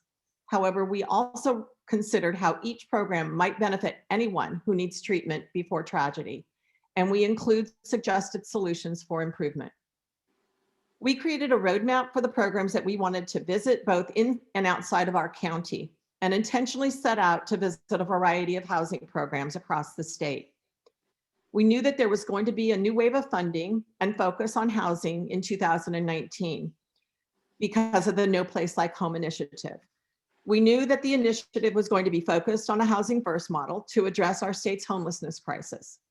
We feared that the new planning might leave out those living with SMI who were at risk of homelessness, stuck in a county jail or an unlicensed or unregulated room and board, poorly staffed board and care, or an out-of-county placement. This is the population who are often forgotten because they are currently housed, or they have a negative clinical history that prevents access to some programs. We would like to give you some highlights of our Moms on a Mission tour. We visited over 25 sites from the most restrictive to the least restrictive options. Many of these sites are shown in our paper. Today, we will show you a few housing options from the most secure to the least secure. Let's begin. California Psychiatric Transitions is located in Merced County. It is a 98-bed, fully licensed mental health rehabilitation center, the equivalent of an IMD, an Institute of Mental Disease. It is not a state or county facility. Instead, it is privately owned and contracts with many counties who need a secured treatment and housing placement. The program is highly structured in a tiered system that is a step down from hospitalization at a state hospital. Clients must attend groups based on treatment plan goals. The highest level of clinical and staffing support is provided. Off-site recreation and social activities are offered as appropriate. The program is very client and family-centered. For 20 years, Theresa's Danny and his family endured several acute hospital stays, 2 state hospitals, many IMDs, and both small and large board and care facilities. However, none were as successful as CPT. This is a treatment center that prepares people to enter an unsecured facility in a community setting. Synergy is a community-based residential treatment facility with direct access to and this is very important, specialty mental health outpatient clinic. It is a licensed adult residential facility.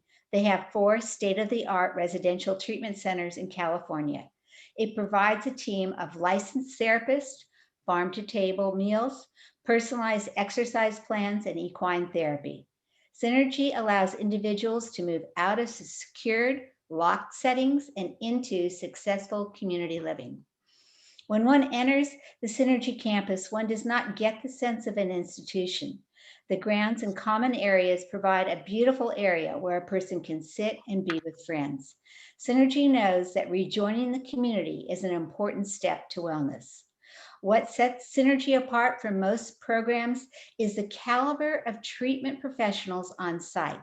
There's a staff psychiatrist, psychologist, master level clinicians, and well-trained care staff. The specialty mental health clinic located next door allows the psychiatric treatment to be billed to Medi-Cal and Medicare. Residents have the ability to come from a locked facility and move from a shared room to living in an apartment on site. Synergy was designed to be a treatment facility, not a permanent residence. However, it may be home for some people for a few years. What is the secret sauce for providing housing that heals for people living with a serious mental illness? If you visit the John Henry Foundation in Santa Ana, California, you'll find the key ingredients. When you pass through the gates, you enter a therapeutic enclave community created for approximately 37 people living with schizophrenia spectrum disorders. You will see beautiful grounds surrounded by yellow and white cottages. Each resident receives a treatment plan that is centered around one goal: stability. The clinical director, Andrew Cami, explained each person is unique and each illness is unique. So stability for one resident may mean gaining insight. For another, it might be a job, volunteer, or paid. The community is designed to accommodate these individual differences through their structured clinical, recreational, educational, employment, and volunteer activities. This is a privately funded nonprofit that decided to specifically treat adults with schizophrenia spectrum disorders. Family involvement is a requirement. They have found that family interaction is an essential component in treatment for its residents. Family is defined by who are your loved ones. The only mandated meeting is a daily morning meeting where all the residents meet in the community room. This brings everyone together and offers a chance for a daily check-in. This meeting includes a debate of the day based on current affairs, which allows the residents to develop social skills of respectful agreement and disagreement and hones cognitive skills. Following the morning meeting, there are regular outings and opportunities to work, paid or volunteer, and also school. Dr. Cami, a psychologist, is on site at least 40 hours a week. Dr. Remo Berra, a professor at UC Irvine, is a staff psychiatrist. He has been able to bring UC Irvine psychiatrist interns who receive training and real world experience with serious mental illness. John Henry also has psychology interns through local colleges. This is an excellent model for workforce development, which could be a partial solution to the California crisis of psychiatric workers. Tears filled our eyes throughout much of the visit to John Henry Foundation because we continuously wondered if our sons' lives might have what they might have been if they had been offered a program such as this. We felt that the John Henry Foundation left the John Henry Foundation determined to see that this model was spread and replicated. There must be public-private collaborations to create these forever homes of healing. We dream of this type of housing that heals for our sons and for those who no longer have moms to support them.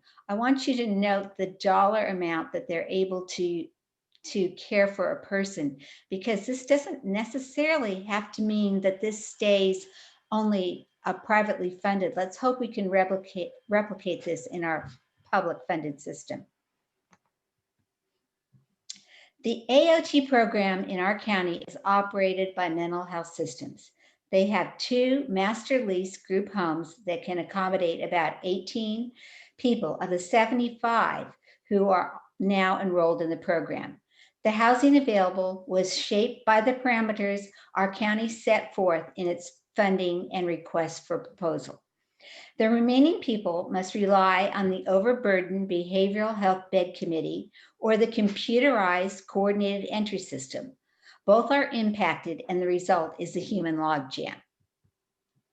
Mental Health System that runs our AOT program runs a similar program in Fresno County. Here they have developed a campus-like setting, converting an old resort. In 2007, they purchased the Hacienda, a once renowned resort which had long been abandoned.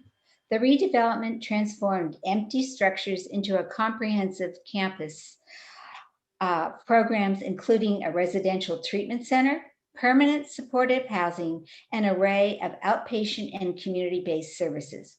We will definitely be taking a trip to see this, hopefully with our behavioral health administrators in tow. For many years, the families in Contra Costa County have tried to begin a residential rural farm program with not only supportive services, but also opportunities to explore expressive craft and artistic activities, and also the opportunity to have access to equine therapy and animal husbandry. In the early 2000s, NAMI residents from Contra Costa visited Ansepi outside Bakersfield to see another rural program that had farming activities. They wanted to see how the Ansepi Ranch was doing since we wanted to see how it was doing since other family members had visited there 18 years ago. We were welcomed to Ansepi Ranch by staff and clients. It was great to see this program that had been open for over 30 years, but things had changed. Ansepi's main house, which was part of the original Merrill Haggard estate, was still in use, complete with a guitar-shaped pool. But now most of the residents had a dual diagnosis of mental illness along with developmental disabilities. Residents under the care of the regional center with a dual diagnosis of developmental disability and mental illness were allotted a much higher amount of funding for their care than those that are diagnosed with a serious mental illness. There were no longer farming activities. Instead, Ansepi had just opened a beautiful new treatment facility dedicated to the residents from Ventura County who only have a serious mental illness, who no one else would take. It touched both of our hearts since we both have sons that have burned many bridges. Having programs that give people second, third, and fourth chances is so needed for those with a serious mental illness. Like Synergy, Ansepi has a specialty mental health clinic on its facility grounds so that intense therapy can be available to its residents. Ansepi also has plans to restore the renovated guest house on the property into a housing opportunity where residents would have their own apartments. and SEPI gives its residents needed safety and security in a rural setting where they may live for months or years, depending on their need. We also checked in on Yolo County. Since decades ago, Contra Costa families had sought to build the rural farmhouse, and this rural residence program was founded by Yolo Community Care Continuum in 1979.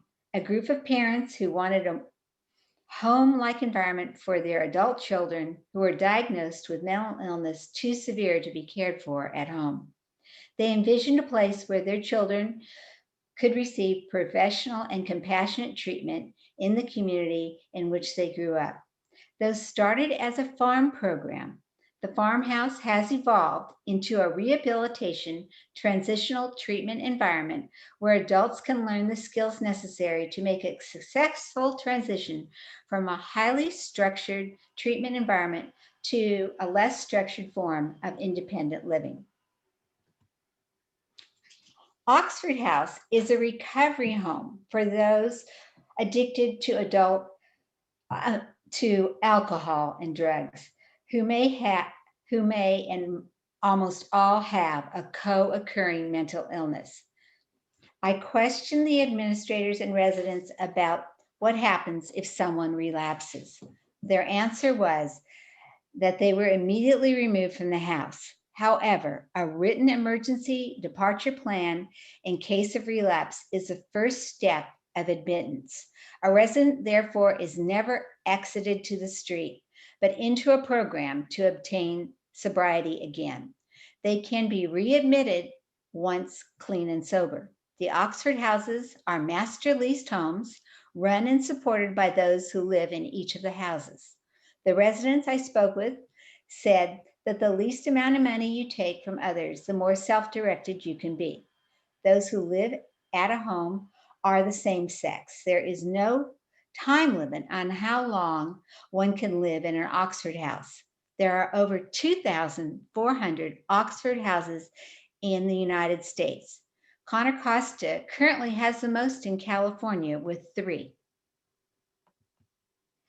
This slide shows Kirker Court, built in 1994.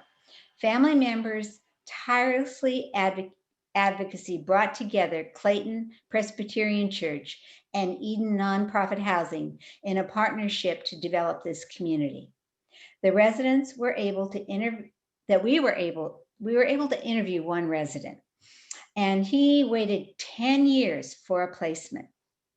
And his family was only able to get this because they became aware of the vacancy. When we asked him about the supported services that were available for him, for his mental health, he spoke about his desire to be reconnected to his case manager. After living here for 10 years, his connection with needed mental health services had evaporated because his family that arranged this connection had been lost through death. Though the county behavioral health system does not contract directly with Eden Housing, it is our hope that a partnership with one of the largest nonprofit housing developers can be reestablished. Second Story Peer Respite is not a permanent living situation, but a temporary housing situation that helps people stay in their homes or find a new one. Along with creating a temporary home, Second Story exists so that a person can gather the support and strength to develop with staff a plan for dealing with behaviors and feelings that in the past have led to inpatient stays. Second Story offers a stay of 13 days in a home environment and provides guests with opportunities to identify and plan for changes they feel will benefit them once they return home. All former guests are offered ongoing telephone support and are welcome to visit when they need encouragement from their peers and staff. There are times in many people's lives where there is a need for readjustment. A respite place is an essential element in allowing a time of healing and readjustment. Off to you, Theresa. Okay, so After a year of traveling many miles and attending multiple meetings, Lauren and I left the state capitol one day and stumbled onto the statue on a nearby street. And the question posed seems appropriate for today's meeting and what we asked ourselves that day, which is, where are we going? We had taken this journey, we had traveled everywhere, we'd been at these meetings, and then we needed to figure out what to do with all this information. So we started planning our paper. We split our paper into two parts. The first part was focused on the entire state of California. We then shined a spotlight on Contra Costa, our home county. Our paper takes a deep dive into both research data and what we have called data of the soul. We looked at where we have been, where we are now, and we worry about where we are all going. Foremost in our hearts and minds is the question, what will happen when we are gone? Next slide, please. So not only did we travel across California, we also traveled across the country to attend the Treatment Advocacy Center's first AOT Symposium in Ohio and the Healing Minds NOLA Symposium in New Orleans. There we met other moms, dads, clients, judges, providers, and friends who are amazing advocates. We are inspired by our local, state, and national partners. Our Housing That Heals Heart paper asks our state and local leaders and our community partners to help families like ours and communities like ours do better for this small, vulnerable population that has historically been forgotten. However, this conversation does not only have to be California focused. It can also be a United States of America focus. Like other families across the country, we have sat in meetings for years, watched endless system mapping events, minutes taken while our life clocks tick, and our sons have fallen off cliff after cliff after cliff, and our families fall off too. We have endlessly watched housing plans envisioned, planned, and prioritized, but never implemented, as our sons have been either homeless, incarcerated, or placed in multiple levels of poor quality, hospital-based and community housing. Like other aging parents, we carry the fear of what will happen when we are gone and wonder if our sons will be left with no place like home. We left our homes, our families, and we went in search of knowledge that would unlock the human logjam that currently clogs California's streets, prisons, courts, jails, and acute hospital wards. We wanted to know, where are the healing homes in California for those living with a serious mental illness? And what we discovered is that there are places of healing and places of humanity sprinkled across the state. However, we also found that housing for those with a serious mental illness is impacted at every level. This is the status quo that we refuse to accept. So we will spend the rest of our lives advocating for a full continuum of psychiatric care that includes all levels of housing that heals. We are two moms on a mission to ensure that there will be a place for our sons to live in health, safety, and dignity when we are no longer here. And we want that for all people who live heroically with serious brain disorders. And while some of us have been fighting for our families for decades, too often we are shut out, so we shut down. But families like ours really must persist, and we must never give up or shut up. We must all continue to shatter silence, shame, and the status quo together. Next slide, please. So Lauren and I know that grassroots advocacy works. And since releasing our paper last May, we have received a unanimous vote by our local mental health commission to adopt our recommendations and concept. We have held conference calls with state leaders, received multiple invitations to present our ideas at local, state, and national forums. And we are encouraged by recent efforts of our county behavioral health leadership to join us on 2 site visits and consider new housing and program options. We've actually seen a couple of new contracts in place as a result of those site visits. So we are deeply grateful for the support of NAMI California and recently the California Behavioral Health Directors Association to include us in recent coalition building opportunities. We believe in the power of partnership and in our collective ability to unite in humanity around injustice, inequity, and discrimination. We know that our NAMI communities can combine our joint missions to prevent homelessness, prevent incarceration, and prevent institutionalization in order to stop the suffering of our loved ones and our families. And while too many families like ours have lived a continuous nightmare, we dream of the day when there will be a fluid continuum of housing that heals for those who live with a serious mental illness. Some of our loved ones need a locked door that will give them the tools to open the door that will eventually set them free. They don't need a forever home that is locked, but they do need a forever home and a system of care that provides continuous safety, security, stability, and serenity. Next slide, please. So we were so happy to join you all today at today's learning session and consider how we can all move towards a system of housing that heals. We know that there are brokenhearted NAMI families like ours all across the state and country in search of a place like home for their loved ones. And we know that other NAMI moms are afraid of dying and leaving their SMI loved ones without adequate support and care. So we must all continuously reimagine our mental health systems and support grassroots family advocacy in order to create strong coalitions of compassionate leaders. Strong coalitions will create solid community foundations where housing that heals plan of action can be built together. We have seen it happen. It is possible. And thank you today for joining us, and we welcome your questions and comments. I'm going to stop the share. Is that all right, Angela, on the screen, or should I leave it up? Oh, you can go ahead. Thank Thank you. That was incredible. I was looking at the comments that were coming in just about how much everyone loves you. Literally, those are the comments that were shared about just the great work that you're doing, your warriors, the support that's coming in. Thank you, both of you, to your unwavering work.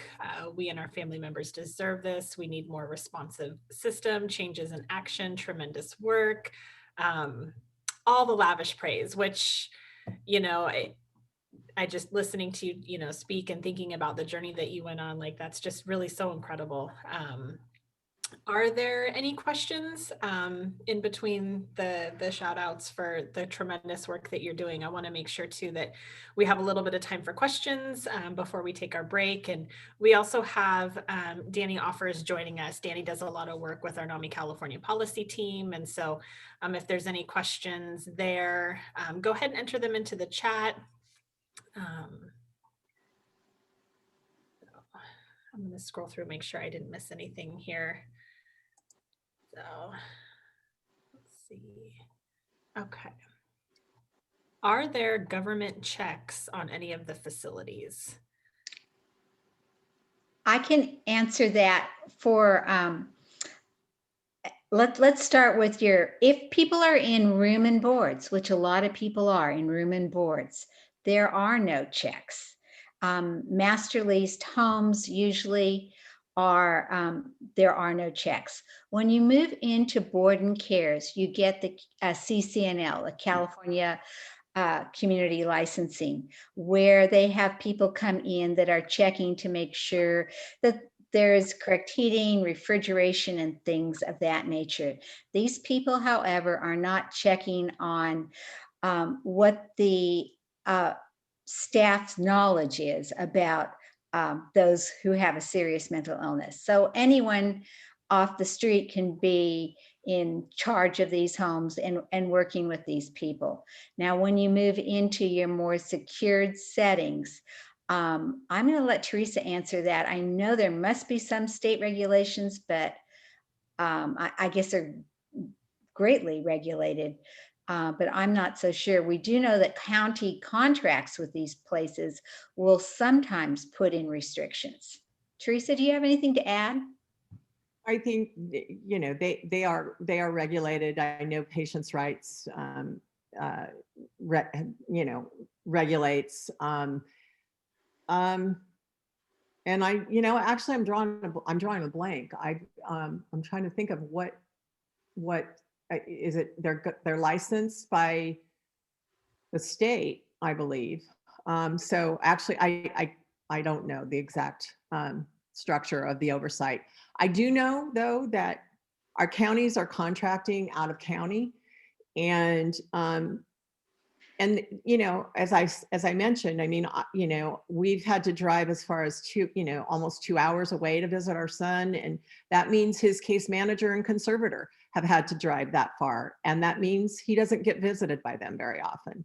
And so he's in, you know, faraway county, away from us, and if there's a crisis, then, you know, that county, they would go to that county's crisis department, and that department would not have the history on you know, on our loved ones. And so, you know, this design, the system design that we have, that we are contracting and sending our loved ones out of county, creates a problem, I think, for continuity of care, for quality of care, and causes harm for many. So that's why so CPT, although I will say I'm so grateful. I know how hard it is for so many families to even get this level of care, and they want it and need it. And so, while I never dreamed of, you know, my son being conserved on an LPS conservatorship for 20 years, I do think it saved his life. I do think eventually the care he received at CPT gave him back his life, gave him back his freedom. And he was lucky to be there 2 years, and, you know, then stepped down to Synergy, which is another one of the places that we saw that we spotlight. So, and then I know Synergy is an adult residential facility, and it's licensed by Community Care Licensing. So the licensing actually stops if there are licensed board and cares. And to use it, when you use the term board and care, that should mean that they are licensed, and the Community Care Licensing, CCNL, does check in on the physical stature of the residents. But remember, many of our people with a severe mental illness are in unregulated housing. Some of the housing we showed you, such as the nonprofit apartments, which are beautiful and are not licensed. Neither would the Oxford House, because it's in a master lease situation. It is not licensed. So it all depends, and families have to ask some pretty probing questions about this before they place a loved one in a home. But that doesn't mean that a room and board is not good. There are very good unlicensed facilities. Thank you. Make sure I don't skip any questions here. Are there studies or statistics available per county? So, you know, I don't know. I don't think there are. And that was why, you know, we, our recommendations really ended with a call to action to the state, and actually to our own county. And, you know, we have had a positive reaction from state. We had one of the deputy directors of something. I don't remember. I don't remember now which one. Lauren might remember. Call us and spend, you know, a lot of time with us, and assured us that the administration was in full support of and was aware and a champion for this. And then in Contra Costa, as I mentioned in our comments, that we presented to our county behavioral health, or our county mental health commission, and they unanimously supported our recommendations in concept, which was, our recommendation was to conduct a value stream mapping event, which would be a way of collecting the data and collecting the data together as a community, not just Lauren and I. There was, you know, doing that, you know, deep dive into the data was not something we had the capacity to do without partnering with our local partners, our state partners. So there is a need for the data. you know, there, I saw that Danny mentioned the Cal Matters series breakdown by Jocelyn Weiner, which has some extraordinary data attached to it. But I think that I don't think that there's any one place that we can go that kind of tells the story. And that's what we think we need to do, you know, in our community. There need to be standards.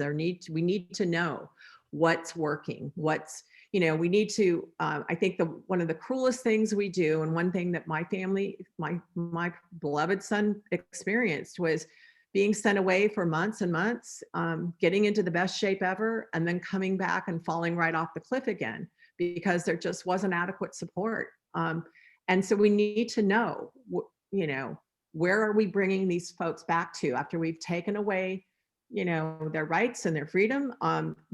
They don't deserve to fall off the cliff again. So yes, call to action for data, for sure. And I think everybody knows that, you know, but it's getting it. I mean, you know, we actually had to do a, you know, Freedom of Information Act request in Contra Costa to get the data we needed for adopting Laura's Law.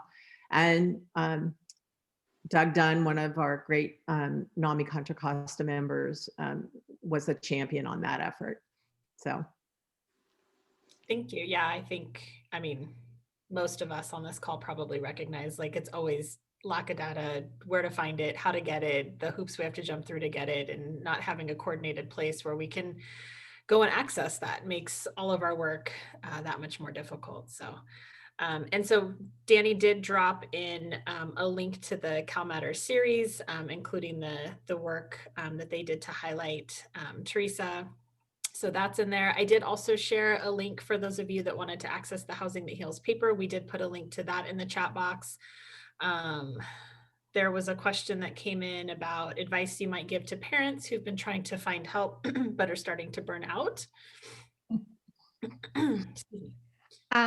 My advice. Oh, sorry. Take a break and then get back on the horse. My advice would be to do what I did. I was in that situation, and then I actually doubled down. They probably are very involved in their NAMI. And I became involved in the Mental Health Commission. And through that, I met Theresa.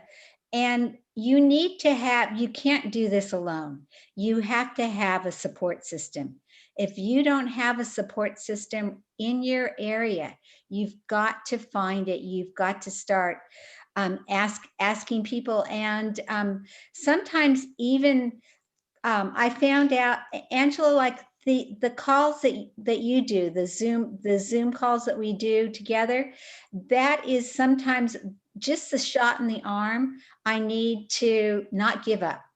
And so I think that NAMI, and the fact that NAMI is reaching out and working with families is very, very important. Thank you. I just bring folks together and share the work that you're all doing. I'm just the messenger. So I'm really glad that that's, you know, recognized as something that's supportive to folks. And, you know, we talk a lot about burnout and, you know, keeping the work going. And, you know, again, I don't think I need to tell anyone here, you know, sometimes we just get so far down and it just feels like, how are we going to do this? How are we going to solve this? But it's sharing this work, having these conversations. And so really, it's just a huge thank you to you and everyone that's, you know, got their feet on the ground with that.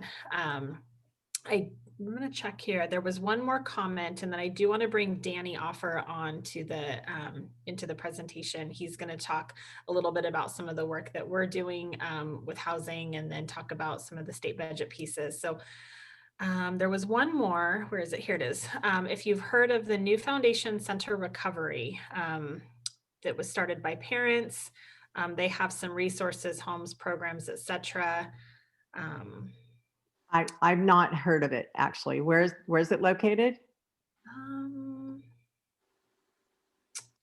I just wanted to thank whoever put this in the chat, because this is how we find out about places. This is how we add places. We're not giving up. We're going to be back out on the road again.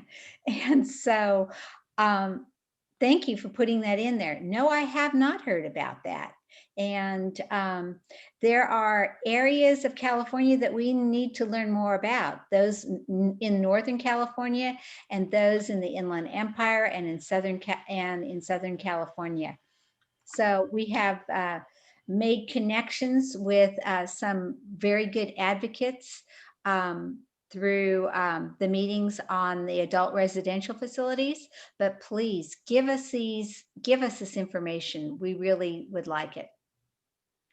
Absolutely. And I think even this, the symposium here, a lot of the other events that we do, so many folks jump in and share resources and links and names of, folks doing this work, organizations that exist. And I think the more that we can collect that information, share it, talk about it, kind of break out of those single lanes that we often, drive down. So definitely, all of that would be is welcome. So I think. Can I make one more quick comment, Angela? And just that we wrote this as a call to action and to invite others to join us. We have been so grateful by the outpouring from a variety of NAMI members, and we have connected with so many great, wonderful people. We did a presentation to NAMI Temecula, I think, last week, and I see Allie Mink here. She was on that presentation we did. We presented to Alameda. We presented to the Yolo Mental Health Board. So many people have invited us to partner with us, and I think it is going to take all of us to come together. And it was through that. We also through at the NAMI California conference saw a housing presentation that was presented by Melinda Henning in San Mateo County, and that presentation, I knew Melinda, but I reached out to her, and that was when we said, let's reach out to NAMI California and see if they can maybe think of ways to partner and share this work. So we're so grateful, and so that has happened, and we've had some great meetings on this and building collaborative relationships on some state initiatives that I guess Danny's going to talk about now. So it's a good segue to Danny. I did reshare the link to the paper for those of you that asked, and then we did get a couple questions from folks wanting to know, how to get in touch with you for a presentation. So it looks like there's definitely more folks that want to hear more from you on that. I'll put we have a Facebook page and an email account, so I'll put that in the chat. Great, thank you. So let's see, Danny, are you on here? Yes, I am. Here we are. Hey, Danny. Hi there. Everyone, this is Danny Offer. I know that some of you have had the chance to meet Danny before through some of the calls that we've had, but Danny and his team work with our advocacy team here at NAMI California. And so I'm going to go ahead and turn it over to him. We're going to chat a little bit about, he's going to chat a little bit about the state budget and some of the work that NAMI California is doing on housing, piggybacking off of what Theresa and Lauren have already talked about. So thank you again to Lauren and Theresa for all the work that you're doing, coming on today, sharing about that. So I'm going to let you go ahead and take it away, Danny. Okay, thanks. So first off, everyone, my name is Danny Offer. I'm the state lobbyist for NAMI California. Full disclosure, I am going on 1 hour of sleep. This has been the week from hell in the legislature. So if I suddenly collapse on screen, never fear, I'm only sleeping. But so it's going to be a bit rocky, but just bear with me because I really want to try to, I always want to be here to serve as a support for any questions that you might have, because, being family members of somebody with a mental illness, as you all know, it's probably one of the most confusing experiences you can have in your life. And people who don't have this experience, you know, often the best they can do is give you a, that's tough, you know, and that's the best you can get from other people. You know, the main source of empathy, it seems, is from the people who have been through this. And as a family member, I have been through this, and my sister has a mental illness, and so I think, you know, what's impacted me most is not even as much watching how it's affected my sister, but in watching how it's affected my mom, and how much it has transformed my mother's life, and, you know, how much she has had to sacrifice for my sister. You know, to be perfectly honest with you, I started reading Theresa and Lauren's report, and when I got to the picture in there in the introduction of Theresa with her son Danny, I just started crying, because, you know, this kind of stuff just connects. All of our stories connect. So on that note, again, I'm only the brother of somebody with a mental illness, and in a lot of ways, I feel like each family member's role is very unique. So I can't say that, you know, one mother's instance with their child of a mental illness will be as parallel to another parent's versus the siblings. If that makes sense. I think that what I'm trying to say is I wanted to have something to say to the person who had the question, what advice would you give to parents who've been trying to find help but are starting to burn out? You know, I'm not a parent, but I have felt that feeling a lot over the last 25 years with my sister, you know, where I just thought about giving up on it because it was so impossible. And that's a very common feeling. So I think that's number one. Just remind yourself that, you know, you don't have to feel ashamed when you have those feelings, because it happens to everybody. I don't know if any of you have had the chance to watch Bedlam yet. It's an excellent documentary that's streaming on PBS right now. I'll throw the link up in the chat after this. But it's just the story of a psychiatrist whose sister was living with a mental illness. And he talks about it too in the movie, how much guilt he felt because, you know, he just wasn't sure he had done all that he could for her. And they interviewed a children's hospital psychiatrist who said, you know, how long, he asked the question, you know, how long has your sister had a mental illness? You know, 20 something years. And for of those years, how many of those years would you say you guys gave it your all to help her? And he said, you know, well, honestly, maybe about 10, 12 of the 20 years. And the psychiatrist said that, you know, so if you, the family member who loves this person more than anybody else, even had times when you felt like giving up on this person that you love more than anything, what makes you think that society won't give up on your loved one? And I feel like that's why, you know, all we've seen in the chat is, you know, how you have all had that experience where you're so full of passion because you care about this person, and you're met with a wall of blank stares from other people who, you know, sometimes seem almost overwhelmed by how passionate we are about this.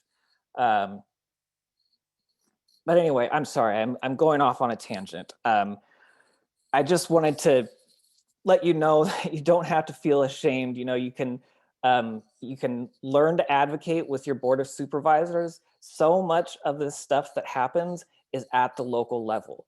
You know, counties are mainly responsible for providing mental health treatment, and you know, they do have a lot of leeway in how they do that. You know, the state kind of writes the rules and writes the checks, but the counties do have a lot of choice in what they do, and that's done through the community planning process, which we all are allowed to go to, but you know, it's not publicized very well. So it's important to learn that process, and that's actually one of the projects I'll be hopefully working on later in the year, is to kind of do a model, you know, cheat sheet of this is what it might look like in your county to get involved in the process, to advocate with your board of supervisors, to get in there and, you know, make sure that you are heard. And lastly, just, you know, give yourself a break. I know that sounds trite, but honestly, on the last NAMI lobby day that we had, one of our members just led the whole group and said, okay, we're gonna do a deep breath from our stomach. And we all did it. And, you know, it's so funny how just reminding yourself to breathe properly can help when you're in that moment of just being so overwhelmed with it. Obviously, it's not a cure, it's a treatment, but I feel like that can help. Just on the question about data, because I do think that's important, and there's been a lot of conversations in the legislature about that. Nearly in every public hearing that they're having now, members are saying, we don't have the data. Where is the data? Especially when it comes to continuums of care, especially when it comes to figuring out what is going on with people who are homeless. I think I heard a stat the other day that Los Angeles gets 207 people off the street each day, and 225 people fall into homelessness at the same time. But they can't track that homelessness recidivism. They don't know who's going in, they don't know who's going out, they don't know who's receiving services or what services, and if any of that is working. So the big data hope on the horizon right now is that the state is working on what they call a data warehouse. It's the homeless data integration system, I think it is. And the goal is to collect data from all the locals and turn it into a way that makes sense, so that it's not just 58 different spreadsheets with different columns that you can't integrate together. And we can hopefully start to get outcomes and learn what's working and what isn't working. Because as they say all the time, you can't make good policy without good data. So they're working on that. Our Mental Health Services Oversight and Accountability Commission is also very interested in data. They have been trying to work with the Department of Education so that they can try to link education data and health data to see, you know, if certain programs are working for students with their mental health or are not, and if it's working if it's working with you know, helping with the outcomes for doing well in school, for school dropouts and school failure. So the commission is very engaged in that. We've been talking with other folks about different pieces of legislation around data. But right now, that's all to segue into the budget process, because the budget process is kind of what's priority number one at this point of the year. Basically, the way you can kind of cut the year in the legislature into two halves. The first half of the year is mostly based on the state budget. And then the second half of the year is kind of when we all scramble to get legislation done, get the bills done. And so right now we're focused on, you know, funding the programs. So the main program that I wanted to highlight for you that the administration is trying to push right now, that will affect our families, is the administration has proposed $750 million over 3 years that will go to counties through a competitive grant process. And the goal with this is to build out our continuum of care. The estimates are we can add 5,000 beds to our continuum of care. And when we say beds, we mean, treatment facilities with crisis intervention and stabilization, crisis residential, also housing facilities like adult and senior care facilities, room and board. So the state will put up the money for this in the $750 million, and then the counties will be responsible for the operation costs, keeping it going. And the counties are going to have to commit to running these facilities for 30 years. And the major rationale that the Department of Healthcare Services has been using for why this is needed now, why the governor is making such a big push for this, is that the state is planning on finally applying for the IMD exclusion waiver. I think most of you are probably familiar with this, but just 30-second overview. Basically, the federal government says that any institution of mental disease that has more than 16 beds cannot get Medicaid dollars. And this has been on the books since, I think, 1965. So what this means for states is that a huge part of our continuum of care doesn't get funded by Medicaid. So we have way fewer options. So the state is planning to apply for this waiver. I don't know the exact date that they're going to actually apply for this. I think probably late this year or early next year.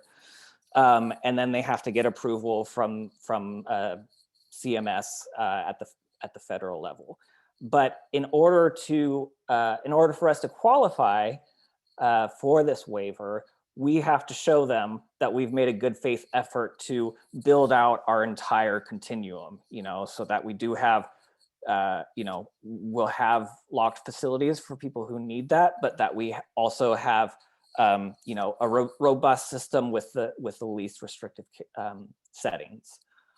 I think I'll stop it there because I feel like I've been talking for 2 years, and I'll just check out the chat box if we have any questions. I can tell you I don't always have the answer at my fingertips, but one of the things I love to do is to try to track down the answers for other people, because, like I said at the beginning, this can be a very confusing process.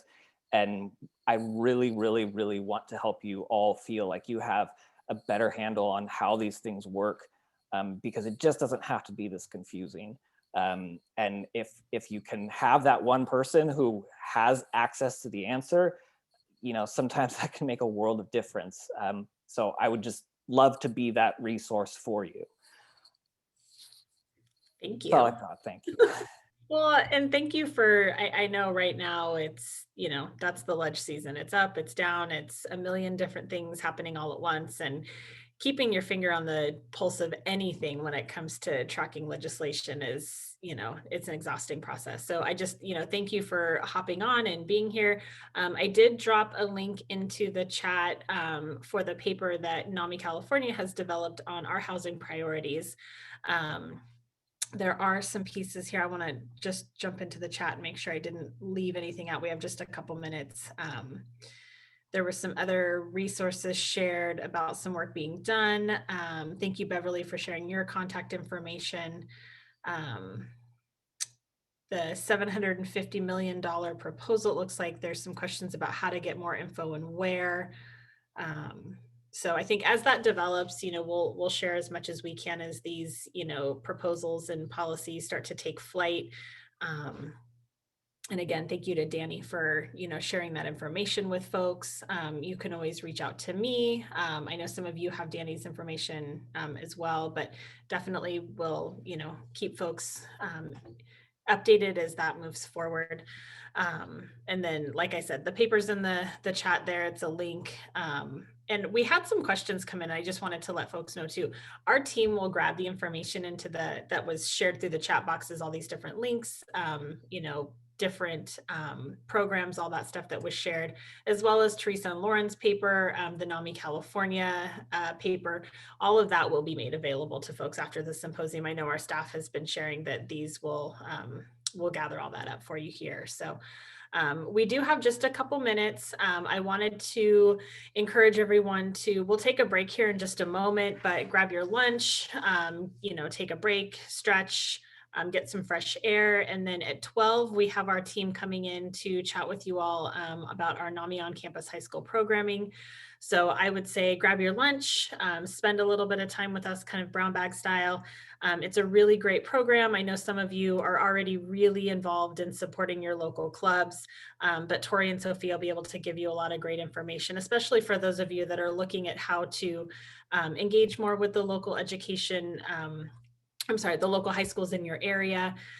We've got some trainings coming up, and so we'll keep the symposium open, we'll keep everything open, grab your lunch, get some fresh air, and then join our team back here at 12 so we can talk about NCHS, we can answer questions, be available to help you in any way better understand the program, help link you up to schools, all that. So we will go ahead. I think, are we good now to kind of take our break, Chris? I didn't see any other questions coming in from the chat here. All the links about the budget, everything is there. Making sure I check. I think we're good. So We're good, Angela. All right. Keep talking. All right, everyone. So take a break. Thanks so much. We'll see you back here in just a little bit. Thank you.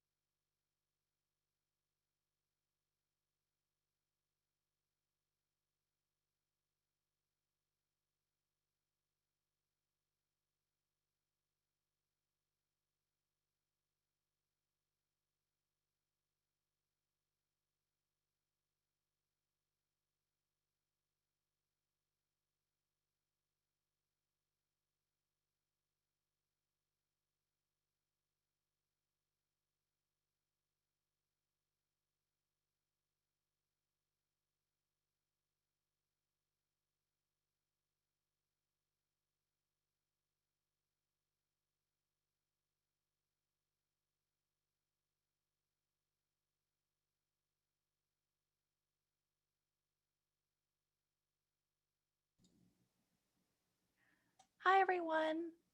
I'm Sophia, and I'm the NCHS coordinator here at NAMI, California. Can everybody hear me? We can hear you, Sophia. Okay, great. Good afternoon.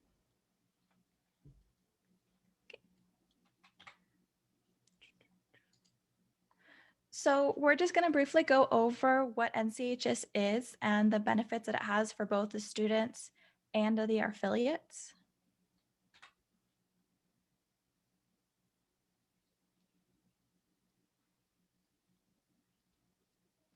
Thank you, Sophia.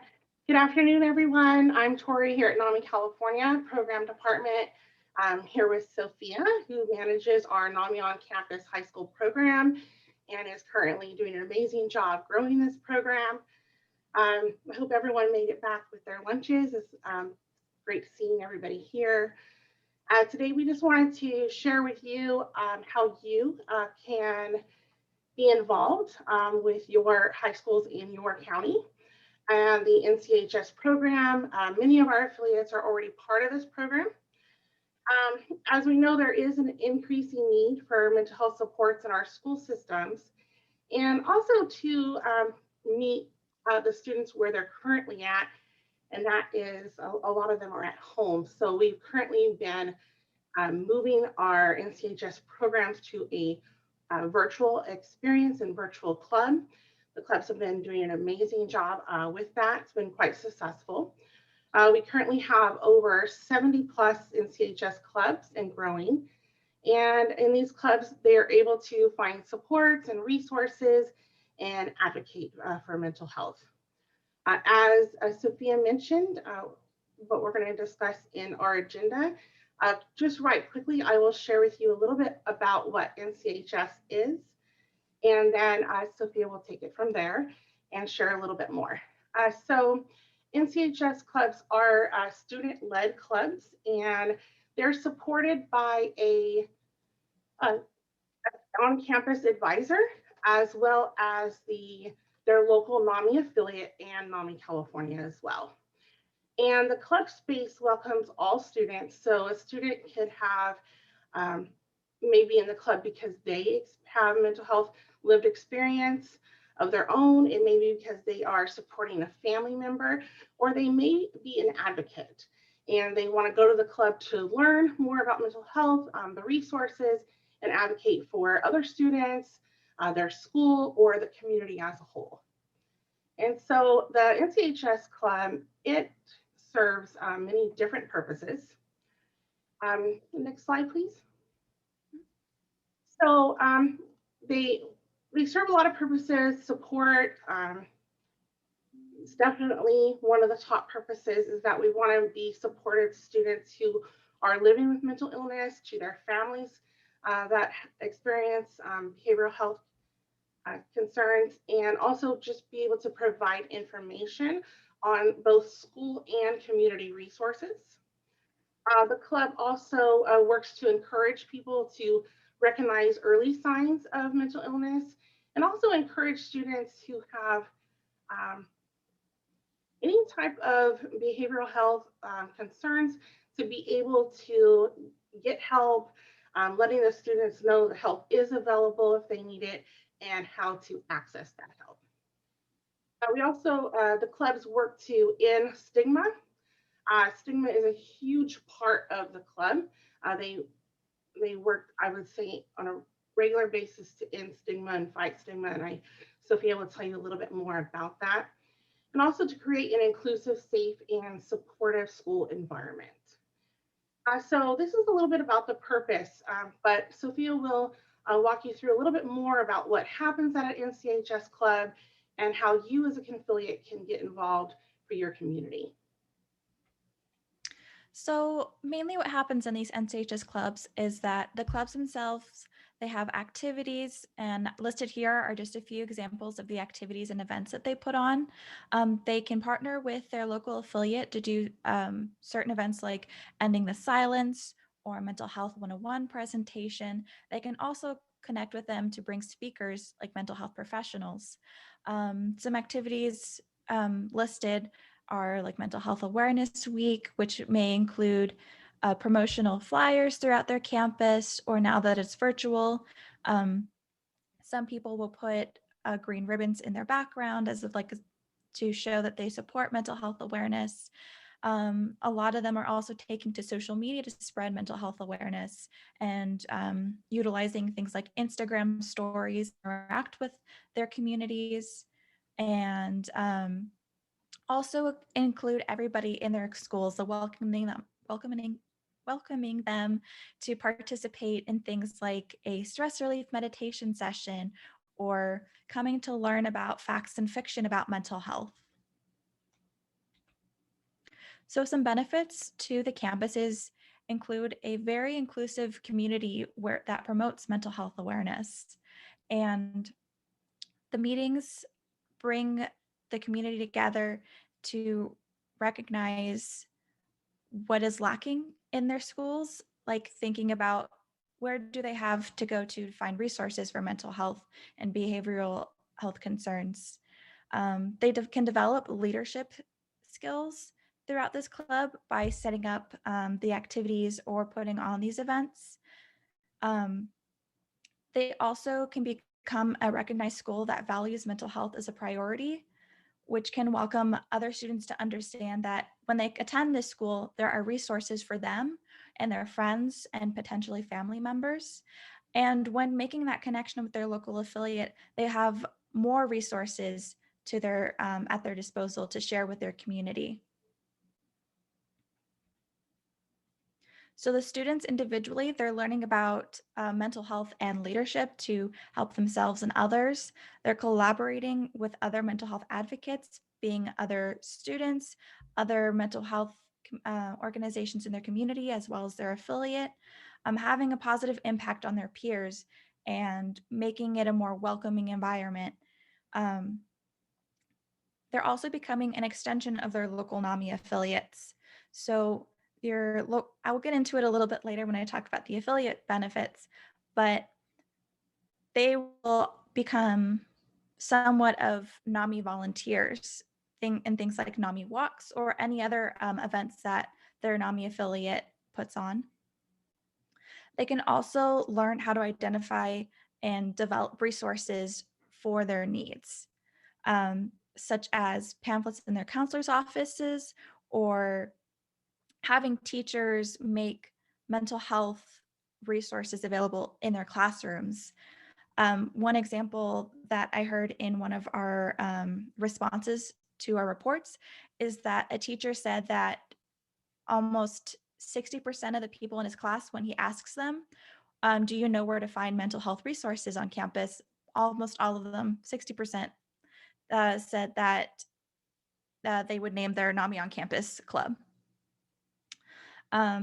They can also explore mental health careers by collaborating with all these events, being that working more in advocacy or going towards a therapist route or any other mental health professions.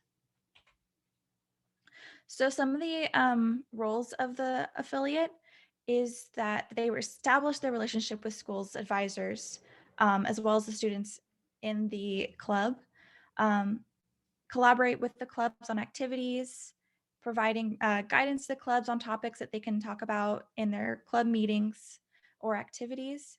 They can also provide information about mental health awareness and some other materials that could help them in navigating what mental health is, mental health conditions. They can also share any feedback from the clubs with NAMI California so that we can best support our affiliates who can support our NAMI clubs. And some benefits the NAMI affiliates is that they gain access to a network of potential volunteers in the future. Once these students turn 18, they're also eligible to participate in Ending the Silent presentations, as well as other programs. They can network with teachers and administration to focus on mental health. There's more opportunities to reduce stigma and discrimination in the community at large. They can provide valuable and needed resources to the youth in their community, establish or strengthen relationships with local school districts, and growth and membership. You may be also just connecting with the students, but connecting with the students also connects them to their families and their communities. So here are some comments that we received from our students and advisors. The promotion of positive emotional health on campus has reduced the negative stigma around seeking help, causing more students to become self-advocates for their well-being, as well as more confident to reach out to our school psychologists. More self-awareness and communication involving mental health between student selves and their friends, and teachers, school professionals. And those are just a few of the many comments that we get about how NCHS has impacted their schools. So I hope that this has interested you in trying to make more connections with schools or the education board in your areas, and the typical process for a school becoming an NCHS club is they would send an interest form. They would fill out an interest form that would be sent to us. We would review it, we contact them, and then we would also bring their local NAMI affiliate into the conversation. Some of the requirements that are needed is to attend an NCHS training. Really excited that we are starting again virtually, actually today. Meet with their NAMI affiliate to just build the connection and decide on how you're going to continue the communication, being that a check-in once a month, a check-in 3 times a semester, whatever fits the relationship.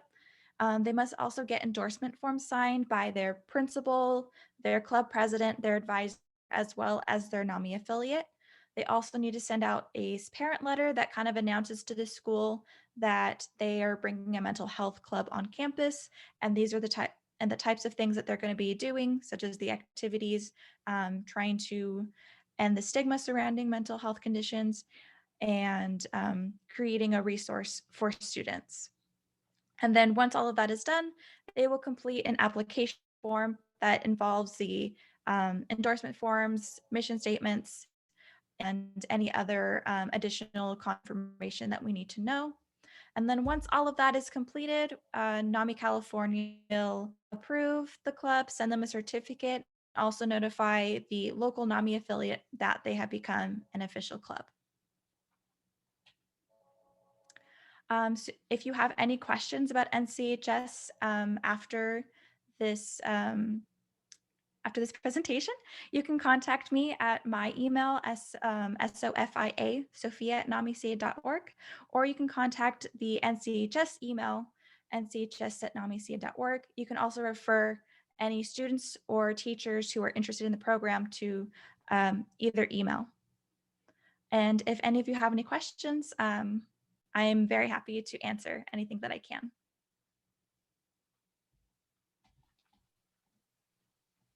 So Sophia, it looks like we have a couple questions in the question box. One of the questions is, who will send the letters to parents? So the parent letter will be sent from the club. So the advisor can send it out, being that through a mass email to parents, or putting it on their bulletin board that they have for school. Since schools are sometimes virtual, sometimes in person, there's a little bit of difference in that.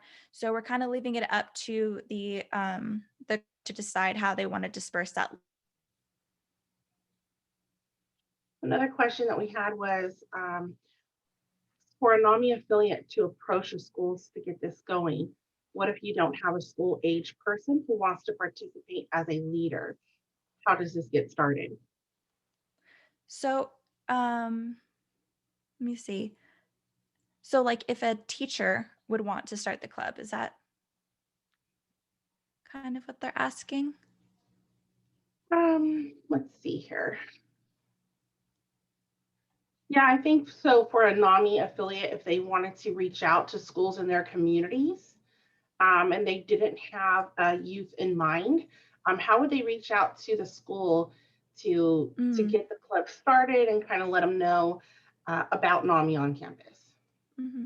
I think that a good first step is to start talking with um, the county Office of Education. I think that that would be a good way to have them be kind of the middle ground to reach out to the schools individually and see if there's any teachers or counselors who are interested in the program. I think that would be a good way to start, is to contact the County Office of Education. Another question, can we have more than one school at a time participating in the webinar training together? The trainings are currently open to multiple schools. The trainings tonight in particular, we're just partnering with NAMI Stanislaw, but our next trainings in March, those will include schools from across California. We do have webinars where we can talk with the schools individually, but I would be opening to talk to 1 to 2 schools in a webinar. But sorry. Go ahead, Sophia. But yeah, trainings, multiple schools at a time would be fine. So this is not a question, but Anami Fresno stated that they love their local clubs. One of the most rewarding parts of our work. Thank you, Nami Fresno. Thank you. Oh, and it looks like our communications person, Steph, she also put the link to our website where you can find the more information on NCHS, as well as our training page.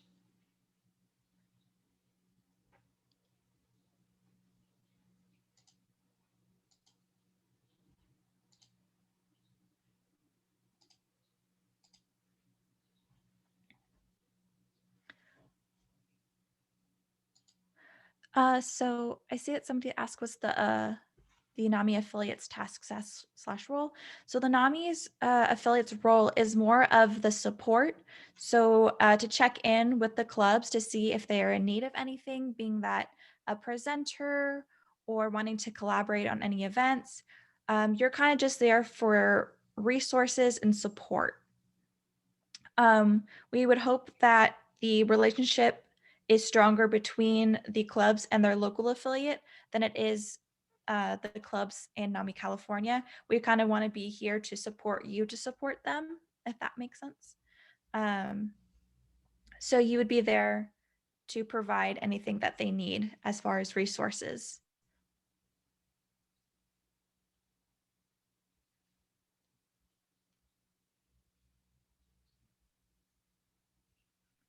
As well as the continued communication. And we do have reports that are due.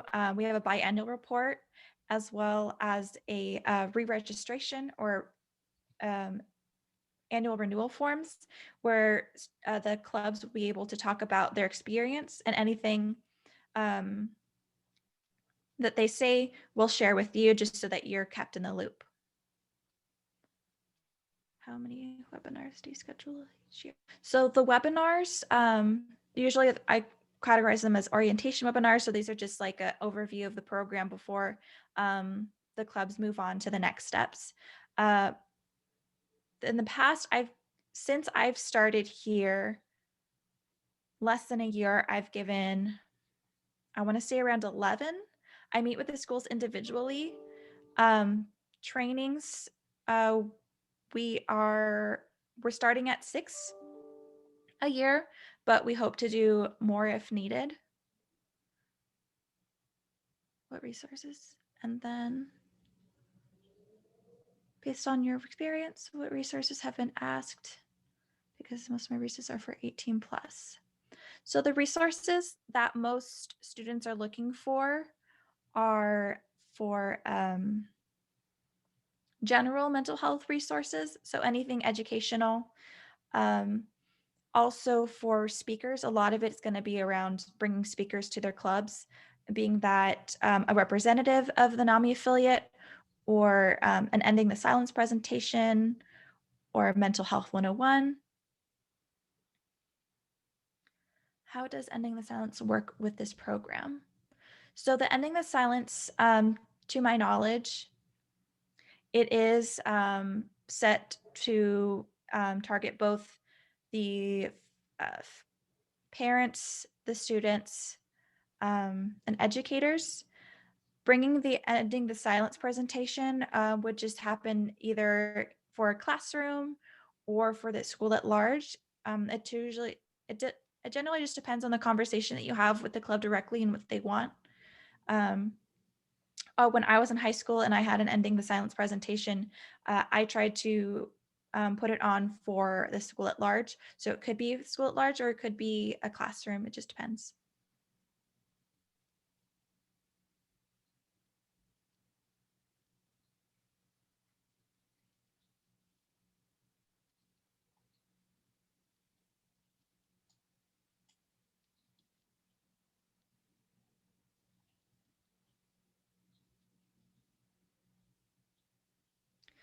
Chris Root from NAMI Fresno shared that they have also been able to share classes with the clubs so that they can pass that on to their parent community as well as the school staff. They are also ambassadors to present Ending the Silence for school staff and families to their school community. Thanks for that, Chris. Okay, so we have about 3 more minutes if anybody has any more questions.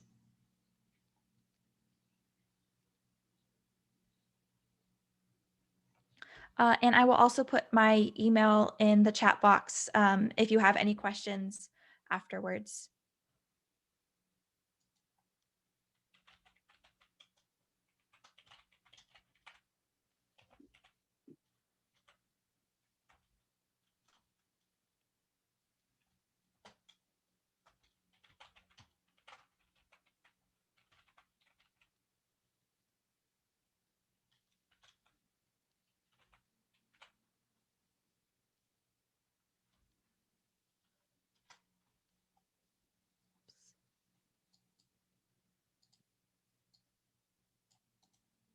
Looks like we are all out of questions for the day. Great. Thank you all for your time. Enjoy the rest of the symposium. Nice to see you all.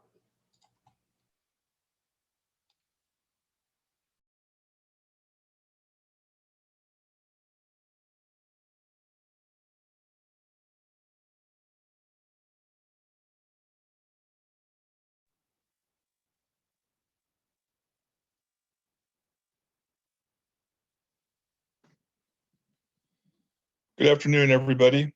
My name is David Bain, and I'm the Executive Director for NAMI Sacramento, and I'm here to introduce the next speakers. I'm also a member of the Affiliate Leadership Council. So our next group of speakers will be presenting on self-care for staff and volunteers while handling calls. Meg Bellevue, ACC, is an ICF certified leadership coach, a facilitator, and a certified licensed trainer through the Academy for Coaching Excellence. She helps lead coaching programs for Brand New Congress and Moms in Office, trains and develops counselors in crisis intervention, and as a facilitator and speaker has worked with 370 schools on service learning initiatives. Logan Schindler is a leadership coach and trainer, supporting people to be their truest self so they can offer what they have come into this world to contribute. Having overcome adversity, he was able to pull himself up because of the support he received from others. Since then, he has become focused on how to offer holistic support to folks who are looking to not only heal, but also move towards their goals and aspirations with ease. He is currently pursuing a master's in social work and his ICF coaching certification. When not coaching, he works as a volunteer coordinator for the California Youth Crisis Line, where he trains, retains, recruits volunteers in crisis intervention. Thank you all for attending. Thanks for that really warm welcome, David. And hey, everybody, we are so glad to be here. I am Meg, and this is Logan. Go ahead and say hi, Logan. Yeah. Hi, everyone. And thank you again, David, for that introduction as well. And I'm really glad to be here. Yeah, so Logan and I and our other teammate who isn't here today with us Veronica, we all met through our work at a crisis line. And in that work, we got really curious about how we could make the work of crisis intervention more easeful. And in our search, we landed on the beautiful coaching modality that we are going to share a taste of with you today. And we found that when we started applying some of the coach components to our work in crisis intervention, or even just heightened situations, even if it wasn't crisis intervention, that it just really shifted things for us and our team. Logan, if you have any highlights from what we saw when we added these tools that we're going to share, just to give people a taste. Yeah. I've worked at the crisis line for about 6 years, and the training that I received and the training that was kind of done for a period of time before that, like, made people very nervous about being on the lines, because it was like a lot more information based and a lot more like a little bit of scenario practice that wasn't quite fitting all the needs that come with crisis intervention, because it's just like a myriad of different things. And once we found these tools and introduced them to our staff and volunteers, is a huge shift in just how easy it was to take calls. Even volunteers who had been with us for a number of years were introduced to these tools too, and they're like, "Oh my God, like I don't know how I was doing this before," because it was just so much easier. And also like making and like renewing their kind of their passion for it, especially when if anyone's here been on a crisis line or any kind of like talk with the same people over and over again, just rejuvenated that of like having familiar callers talk with them and like use these tools to be like to really see and how to support this person better. Number of specific scenarios like that have come up with us. Yeah, it's been fun seeing folks come through our crisis line training and previously feeling like they were nervous to take calls, and now we sometimes have to slow them down because they're just so enthusiastic. And even seeing people just say, wow, like Logan said, like this got so much easier, like I never thought I could enjoy this kind of work in this way. And we know that you probably have had a sense of that, or maybe you've been struggling yourself with certain scenarios, whether it's crisis intervention or other work relationships or family relationships. And one of the things we love about these tools, we're just going to give you one of our favorite tools today. But one of the things that we also love hearing is that people are like, I didn't know when I took this training that it was going to help me with my family relationships, etc. So we're really glad and honored to be invited to join you all for this training and the symposium. And you've been at it for a large portion of the day. So just to check how people are doing, if you want to jump in the chat and give one word to describe your energy levels, just so we can see where you're at and make sure we're supporting you fully. We'd love to see how you're coming into our session today. I'm seeing energized, excited, yes, steady, inspired, pumped, good. Oh, good.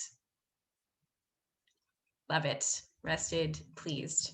Exercise during the breaks is a great use of your time. Wow, yes. Yeah. Yes. Awesome. So as mentioned, we will be touching on self-care, but it's more, it's a kind of a different angle into self-care than what we're used to hearing. Often it's, and it's all good taking care of ourselves in ways of exercising or taking a meditation break or what have you. Those are all familiar, but the training that you're going to get today is a bit of a twist on self-care. And it actually has us looking at how we engage with those we are serving in a way that keeps us in this place, motivated, energized, enthusiastic. And so be wary that we're going to give you a different taste of what self-care might look like in any heightened situation that you might be navigating. So it could be crisis, it could be something else, but come to this with your beginner's mind and an interest in seeing where you might apply these tools in any area of your life, whether or not you find yourself in a crisis intervention situation. For our time together, for our hour, we have the hope of increasing your familiarity with ambivalence, both for you and those people that you're serving or engaging with. It says callers here, but again, keep this in mind for who you are finding yourself engaging with on a daily basis. We're gonna give you one of our favorite tools, which is called the success lens, that can help de-escalate highly energized situations or calls with a lot more ease, and show you a way to use that tool to bring out the best in others in challenging times. And so that's what's up for the next hour together. But before we ever start into our work, we know it is really important to ground. And one of my favorite stories about the importance of grounding and slowing ourselves right down is when I was first being trained in crisis intervention. It was in a nonviolent crisis intervention course, and the paramedic, they told us that when we enter, or when they enter a situation, they would never run. They would always walk on the scene of an accident, no matter how horrendous. And the reason that was because when they run, they would often miss so much more and sometimes cause more chaos. And it made a huge difference for them just to slow themselves down and walk, no matter how horrific. Similarly, there's another story of back in a long time ago when theaters were still run with a lantern, and the film in old movie theaters was very flammable. There were a lot of theater fires, and what they noticed is when they yelled fire, it kind of created more chaos. But when they slowed themselves down and went aisle to aisle saying, hey, there's a fire, we need to exit the theater, they had a much larger survival rate. And so while we might not be in a movie theater or a paramedic, maybe you are a paramedic, but a paramedic on the scene of an accident, when we're entering or engaging with highly energized situations, it's really important for us to slow ourselves down so that we can see all the information that might be present to us. So we're going to give you one of our very favorite grounding practices, and it's what we call the gratitude shift. It's a way to work with your brain, and you'll notice in this exercise, it's more so an exercise, how it kind of helps shift your brain. So what we're going to have you do is momentarily just now, think about something that kind of brings up a bit of worry for you. And it can be something small, and just bring it to mind for a moment, because you're going to come back to that thought in just a moment. And so now that you have that in mind, we want you to also now think of something that you're grateful for. And for the brain, because in a lot of our coaching work, we are working with the brain and working to train our brain. Think about something that you're grateful for that's really tangible. So for me, it might be this really cute ceramic case that my ceramic teacher gave me. So if you have something in your presence that is tangible that you are grateful for, that's a good tool to use for this exercise. So hopefully right now you have something that you're grateful for that is tangible, that you're going to focus on in a moment, and something that you've identified as a worry that you're going to take some time to focus on. And what we're going to do here in a moment is we're going to have you focus on each thing one at a time, first with the worry for about 10 seconds. And then we're going to shift your focus to the gratitude. And we're going to do 3 cycles of that. We're going to focus on the worry, and then focus on the gratitude, and then focus on the worry, and then focus on the gratitude. And we want you to notice what happens as you do this practice. So with that, get yourself in a comfortable seat if you're not already. And know that this is you starting to train your brain and notice how your brain is operating, which is the first key component. So go ahead and close your eyes if it feels comfortable. And right now, for the next 10 seconds, focus on that worry, that thing that brings up a little bit of nervousness for you. And really focus your attention on it starting now.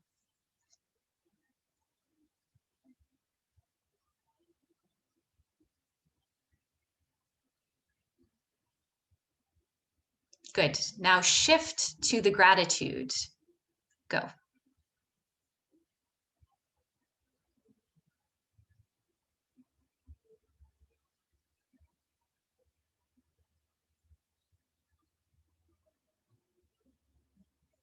Now shift back to the worry.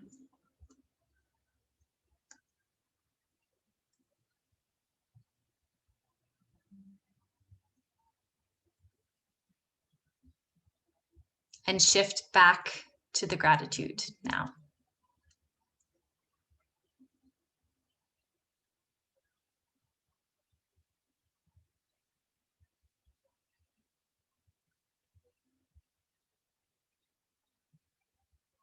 And one last time, shift your attention back to the worry and really bring your brain to that place.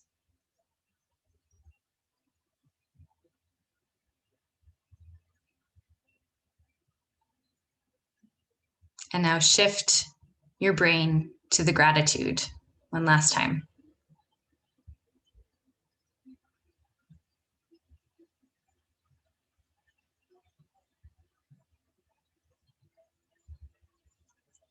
Great. So now that you have done that, we'd love you to come on chat, or if you're feeling up for it, we'd love for you to jump off mute and share what is it you're noticing? What did you experience just now as you did that?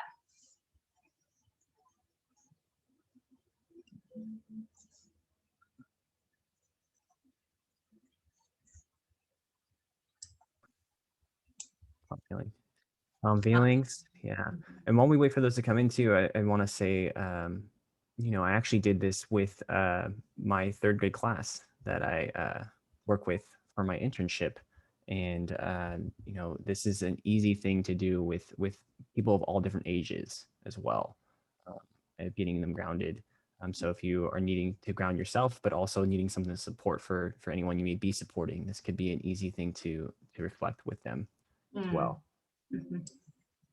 I'm also seeing much more ease and warmth in my body on the gratitude side. Yes, my stomach clenched and unclenched. I could feel my face tighten and relax as I switched back and forth. Yes, I see, Patty, the worry became less prominent. Good to know it works with kids. Yeah. Yes, and some of you may have also noticed that it gets harder to grasp onto the worries as you practice this. They start to melt away. If you didn't practice, or if you didn't have that experience, that's also okay. The first time I did this, and I think same for you, Logan, yes, I did not have that experience, but with practice, I noticed that for myself as well.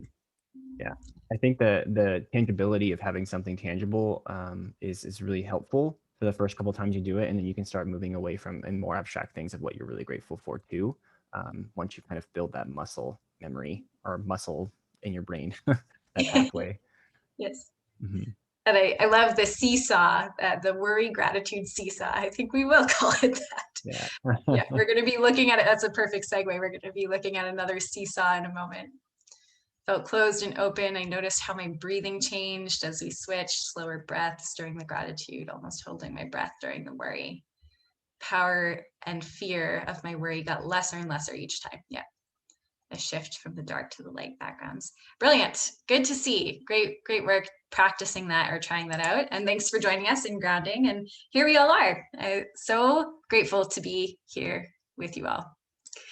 And so as we look at how we bring this kind of calm presence to the situations we're navigating, one thing that is really helpful to see is how it is we engage as humans with change, or what it looks like when we're about to make a step into a new direction or a new place. And it's really helpful to look at what we call the writing reflex. So you may be familiar with this, maybe it's a new concept to you. But when we look at this, it can be really normalizing for somebody who is at that seesaw moment or that ambivalent moment between making a change and not. And this is true for ourselves and the people we work with and the people we serve. So we're going to share with you this video, and I'm realizing I'm not certain if I got the audio set up, so I might have to stop sharing and then restart. So let's try that. Share sound, great. And we will love to hear some of your reflections on this video after. So give me a thumbs up, Logan, if you can hear the sound when I start this video. Let's return to our example of an ambivalent participant who, like most people considering a change, is balancing back and forth between both sides of an issue. Perhaps they want to quit smoking or eat more healthily. To an outside perspective, the choice between changing and not changing may seem clear. And of course, providers naturally want to encourage and argue for the healthier choice. However, when a provider takes up one side of the argument, the participant feels this shift in balance and wants to defend the opposite. The ambivalent participant doesn't start out voicing only one side of the issue. It's a natural reaction to a provider taking up the opposite half of the discussion. It's at this point that participants are often labeled as resistant or in denial, when in reality, they are simply working to restore their back and forth ambivalent balance. The provider worries they haven't been clear enough, or perhaps haven't provided enough information. The participant responds in kind. Chances are they have collected most of the information and rationales for both sides of the issue. They are not in short supply. The provider becomes insistent, believing that if they can make the participant feel the weight of the consequences, they will come over to the other side. But as research shows, people put the most weight in their own words. They believe what they hear themselves say over what others say. And when confronted with the righting reflex, they hear themselves arguing for all the reasons not to change.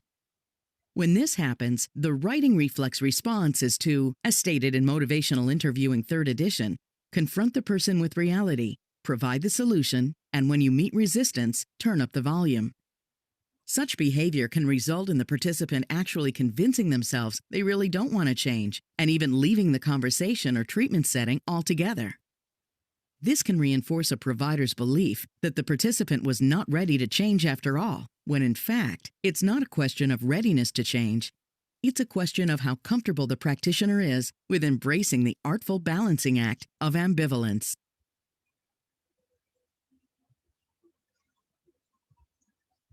Okay, great. And anything that you can write in the chat, or if you feel comfortable, you can come off mute, and anything that you're noticing specifically about the writing reflex or anything that stuck out to you. Where might have you seen this in your own life or experienced that ambivalence, that seesaw? Yeah. I'd love to hear.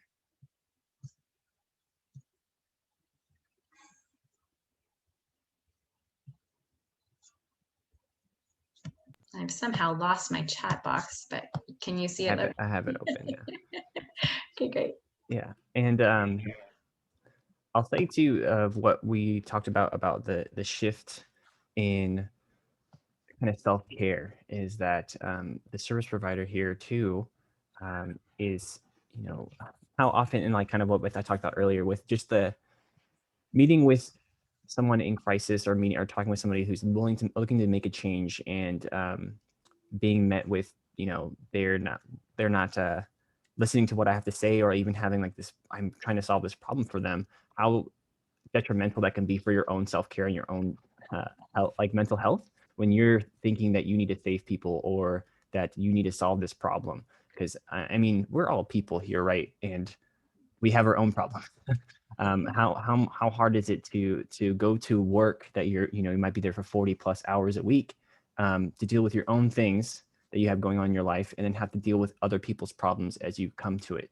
And that how difficult that can be for yourself to put all this weight of other people's issues on yourself, as well as experiencing your own issues, and maybe in your family members or whoever it is, anyone that comes into your life, having this idea that, you know, you need to help and fix it and solve the problem for them.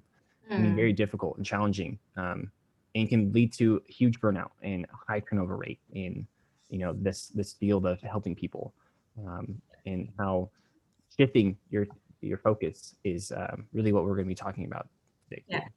Mhm. I love what I'm seeing in the chat. I really recognize this a lot with the people I'm talking to regarding their loved ones. I see the struggle. Yep. Mhm. Seems pretty common that people don't want to change. Heck yeah.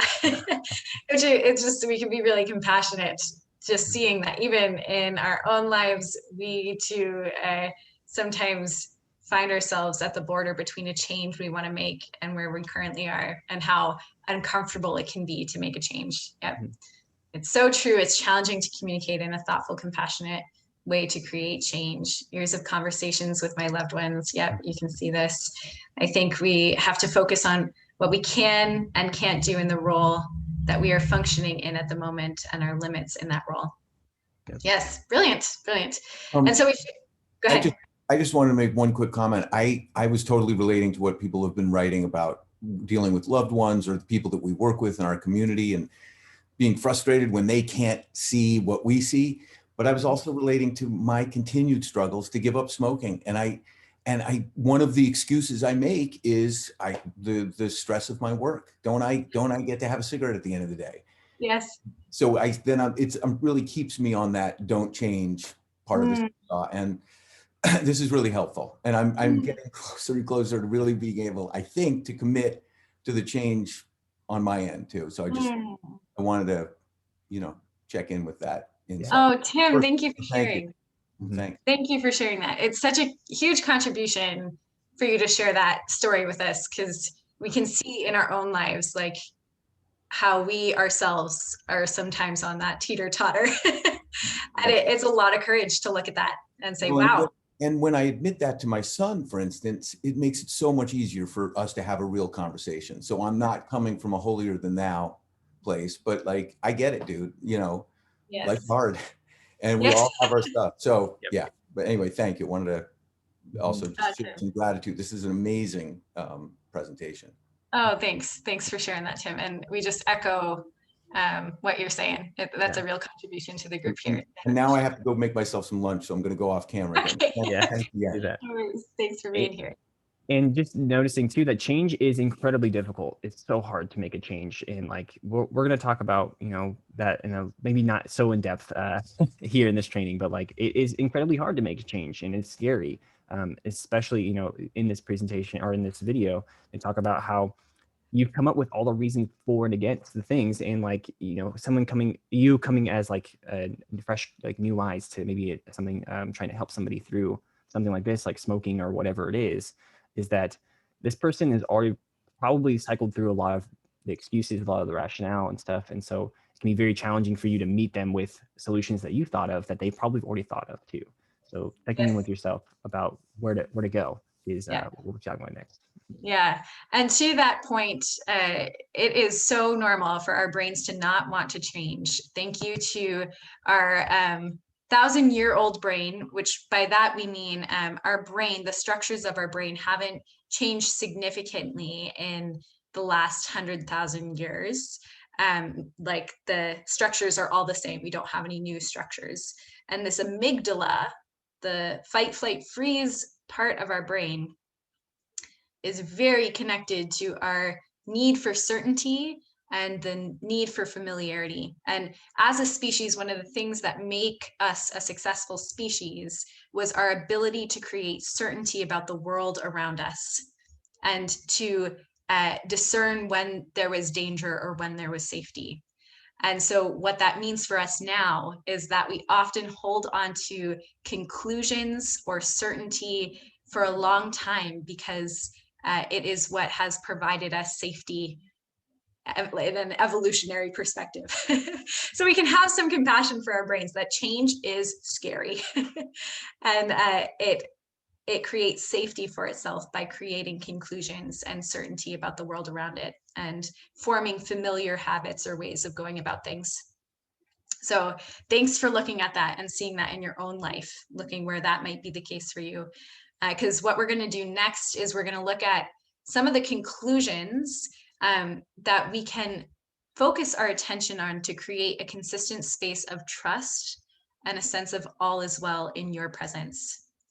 And with our brain, these conclusions that we focus on what inform how we show up. So rather than focusing on what we say with someone when we're navigating change, or how we're being, or what we do, what is actually most impactful is seeing what the conclusions are that we are focusing on, and shifting to conclusions that are empowering and supportive and speak to the truth of who a person is. So we're going to give you those conclusions in a moment, but just to really gauge on what it means to be with a conclusion acts like a lens. So as you can see with this dog, imagine these lenses are red, and lenses filter out every other color but the color red. So this dog is seeing maybe a red world around it. So similarly with our brain, when we have a conclusion, it's like plugging a search into a Google search engine, and then it will pull for evidence for that specific conclusion. So I'm sure some of you have heard, many of you have heard, if you get a red car, you start to see red cars everywhere. Or if we ask you to do not think about a pink elephant in tights, for a moment, our brain will jump to thinking about a pink elephant in tights. So our point of power with our brain is focusing our attention on the conclusions that we choose in a given moment. Rather than changing our behavior or changing what it is we say or do, our point of power is focusing on conclusions that we choose. Is this making sense to folks? Give me a heck yeah, or yep, or ask a question if it's not, because we're so appreciating the engagement here. Yes, okay, good. And so especially when we are under stress and in those heightened situations, our brain is going to filter for danger first and foremost. When it's new and challenging, when it's uncertain, our brain has that negativity-based bias, because evolutionarily, our brain wanted to make the mistake of being anxious more often than making this mistake of being courageous, because the courageous person would be more likely eaten by a saber-toothed tiger or attacked by a woolly mammoth. So our brain wants to be worried first and foremost so that it can achieve success in life. And so when we're not quite aware, or if we're not choosing the conclusions that we're focusing our attention on, naturally, our brain will just input negativity-based bias conclusions, which might sound like when we're engaging with other people, this person, there's something wrong with them. They don't have their own answers. And in fact, it's my job to give them their answers. And just look for yourself if you've ever noticed your mind doing that. I know I find this very often happening in my own brain. Yep. And if you don't notice it, just take notes for your cousin. But yeah, just notice if you've ever had the thought, there's something wrong with this person. They just don't care. They're not committed. And it's my job to show them how. And you can just appreciate, gosh, that is what our brain is designed to do. So you don't have to be mad at yourself for having those thoughts. It's very normal and natural. And so given that we're seeing that, or once you see what might be getting between you and the person you're engaging with, this is where the self-care part comes in. We get to choose our own conclusions that we want to focus on. And Logan and my mentor, Dr. Maria Nemeth, she's a PhD psychologist and a master certified coach. When she was doing her work, she saw that there were certain conclusions that some of the great minds of our time were really focused on, such that they produced a space where people felt empowered in their presence. And so she, looking at these people, built what we now call the success lens. And it is a series of 5 conclusions that we can focus our attention on to bring out the best in others and ourselves. And as a result, it is incredibly energizing and motivating. It's why Logan and I love sharing it with people, because we're just so excited by how it really shifts things, not just from being neutral or okay. Sometimes we feel uncomfortable and feel like we need to take care of ourselves just to get back to a neutral place. But this kind of brings the energy even beyond that just feeling okay. And so for the success lens, let's say this image of the face is you or me. This is us. And here is the lens that we are going to use to filter for specific evidence. So we're going to focus on 5 conclusions that filter for specific evidence that bring out the best in yourself and others.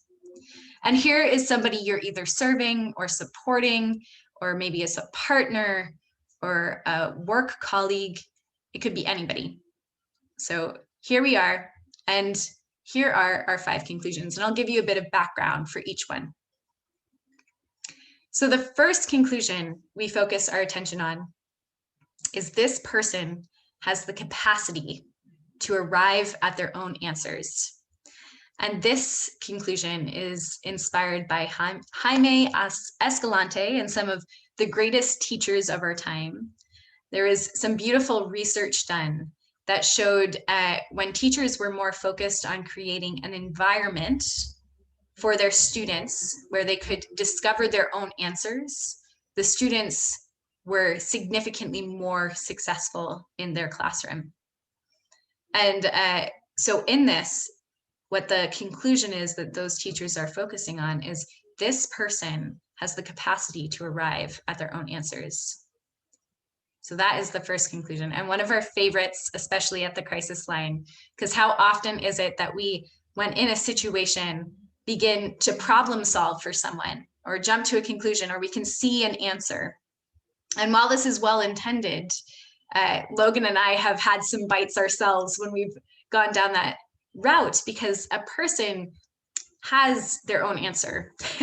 And oftentimes it's much more creative than what we think it is. When you say, Logan?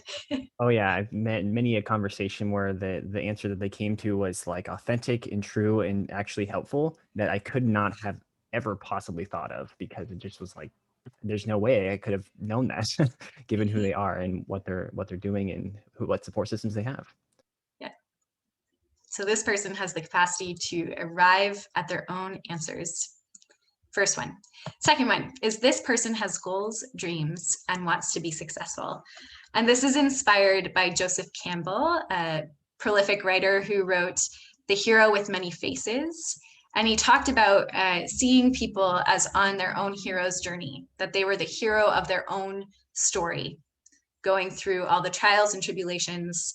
But in seeing them as the hero, he saw that they had these goals, these dreams, and this desire to be successful.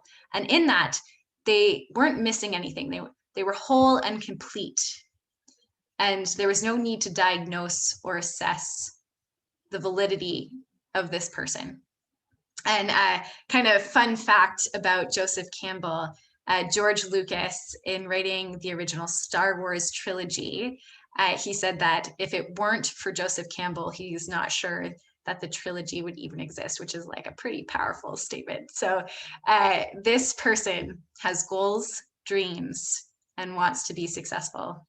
And just look for yourself when you think about somebody who's you're connected to or who you work with or who you're supporting. Can you see that? Can you see that this person has goals, dreams, and wants to be successful? Yes. 3, this person has the ability to make a difference. This one is inspired by Mother Teresa, and in her work in Calcutta, she was working with some of the most sick and poor who were close to their death.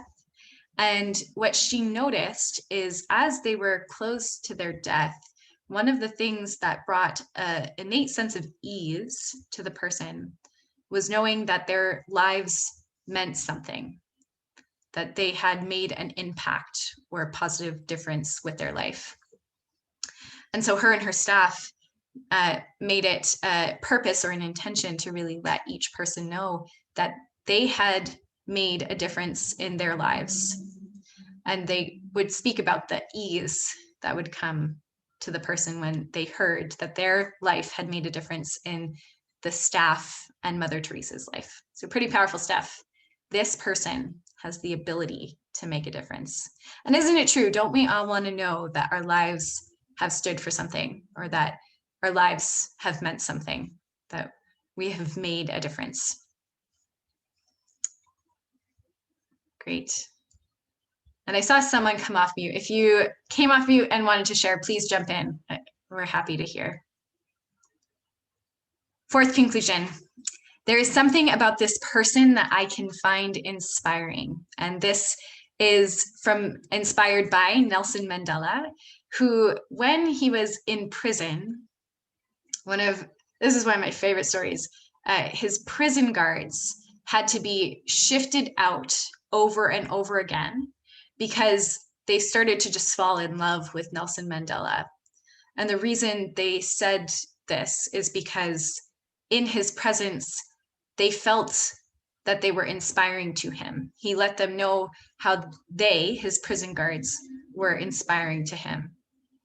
And what a powerful thing to see, that in his presence, he saw people as inspiring. And just think about what could be made possible when we see those who are looking at a challenge or a change and are worried and at the border between making a decision or not. Where can we see them as inspiring? How can we see that courage to even look? There's something about this person that I can find inspiring. And the last conclusion is this person deserves to be treated with dignity and respect. And this one is inspired by Maya Angelou, who she has this beautiful line that she speaks of, and we'll send you a clip of the video after if we can. But she talks about Terence, a quote from Terence saying, I am human, therefore nothing human can be alien to me. And what a compassionate, beautiful way to see ourselves in the other, and in doing so, be able to treat people with dignity and respect. So these are the 5 conclusions that we can shift our brain towards when working or supporting or engaging with people we care about. And we're going to give you here in a moment a way to actually put this into practice.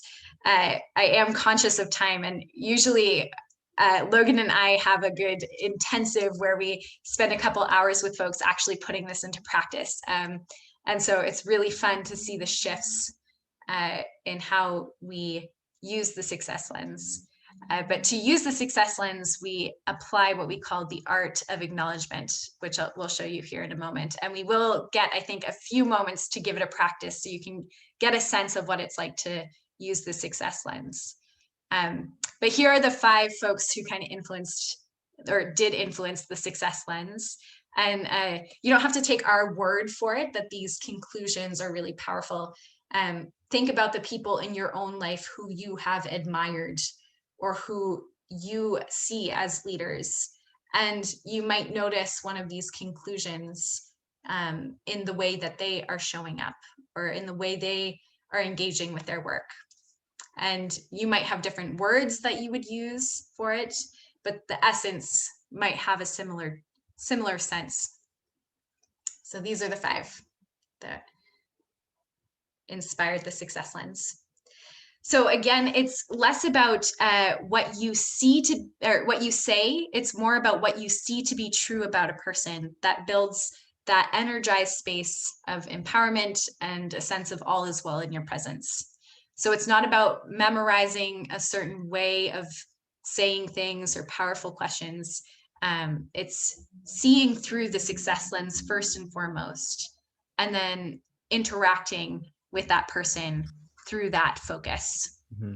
It's also really, really interesting too when we work with our volunteers or staff or other people when they start using this tool is we get really hung up on the things to say and how easily we just need to take a step back and really focus on these conclusions to kind of say the next step. So like it's really funny they'll like say like, oh, this is what I'm seeing about them.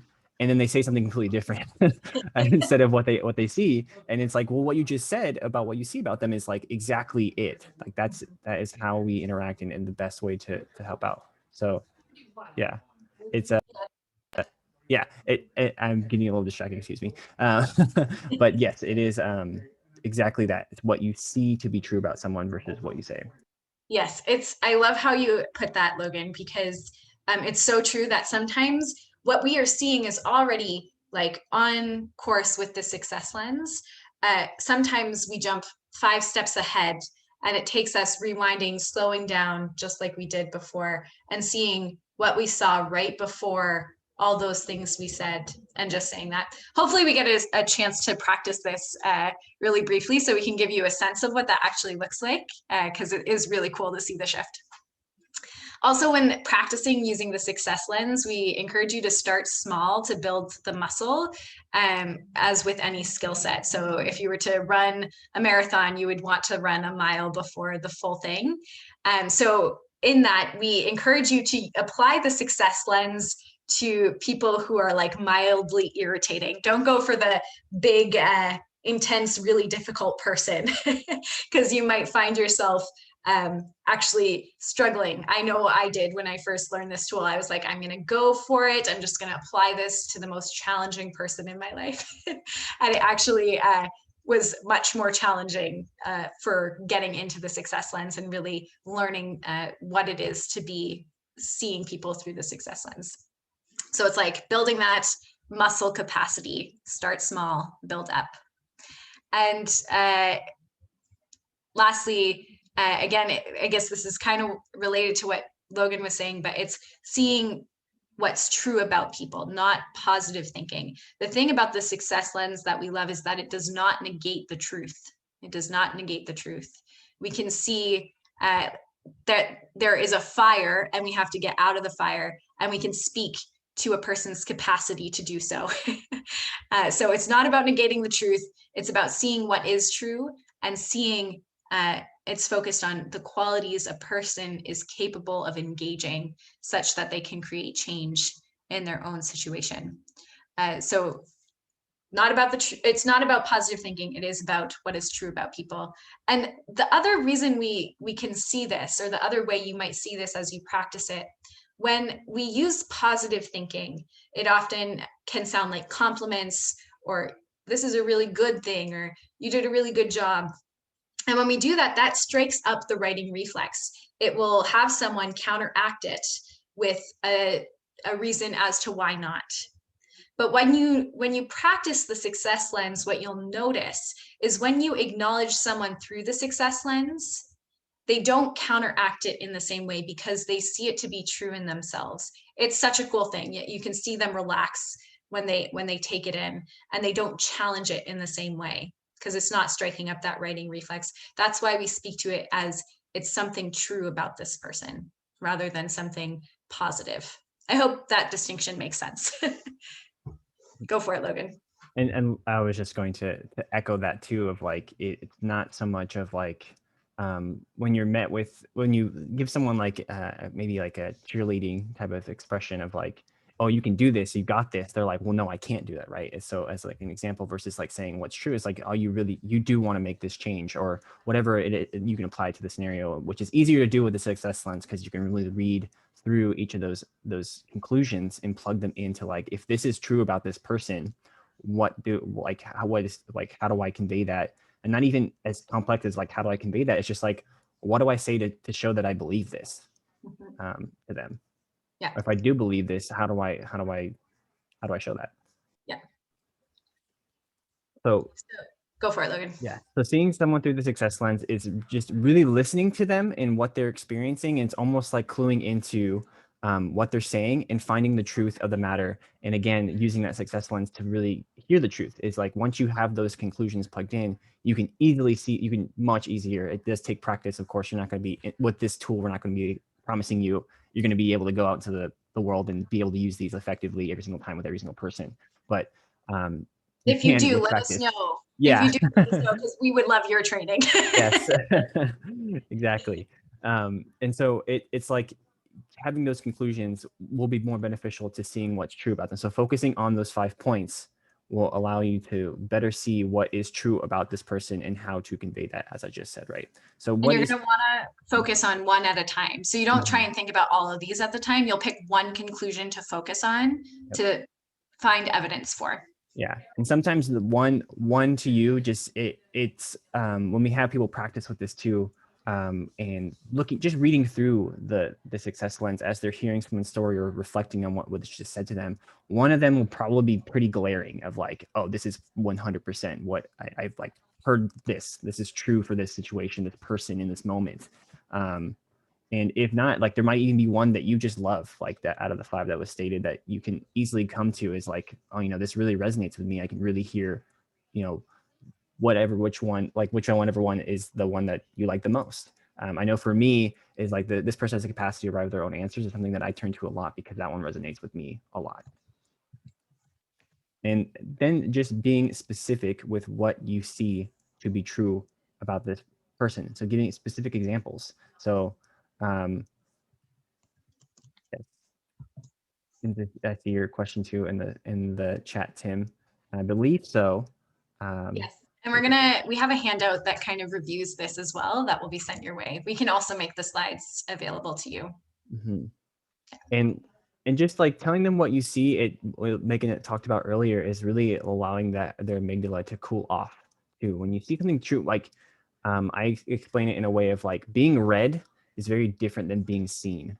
So if someone was to tell me how I'm feeling and about a situation, they could be wrong, or I can feel defensive about, this is not how I'm like, you don't like, who are you to say like, me as like, by reading who I like, my expression or whatever it is, versus them seeing who I really am in this moment is really different.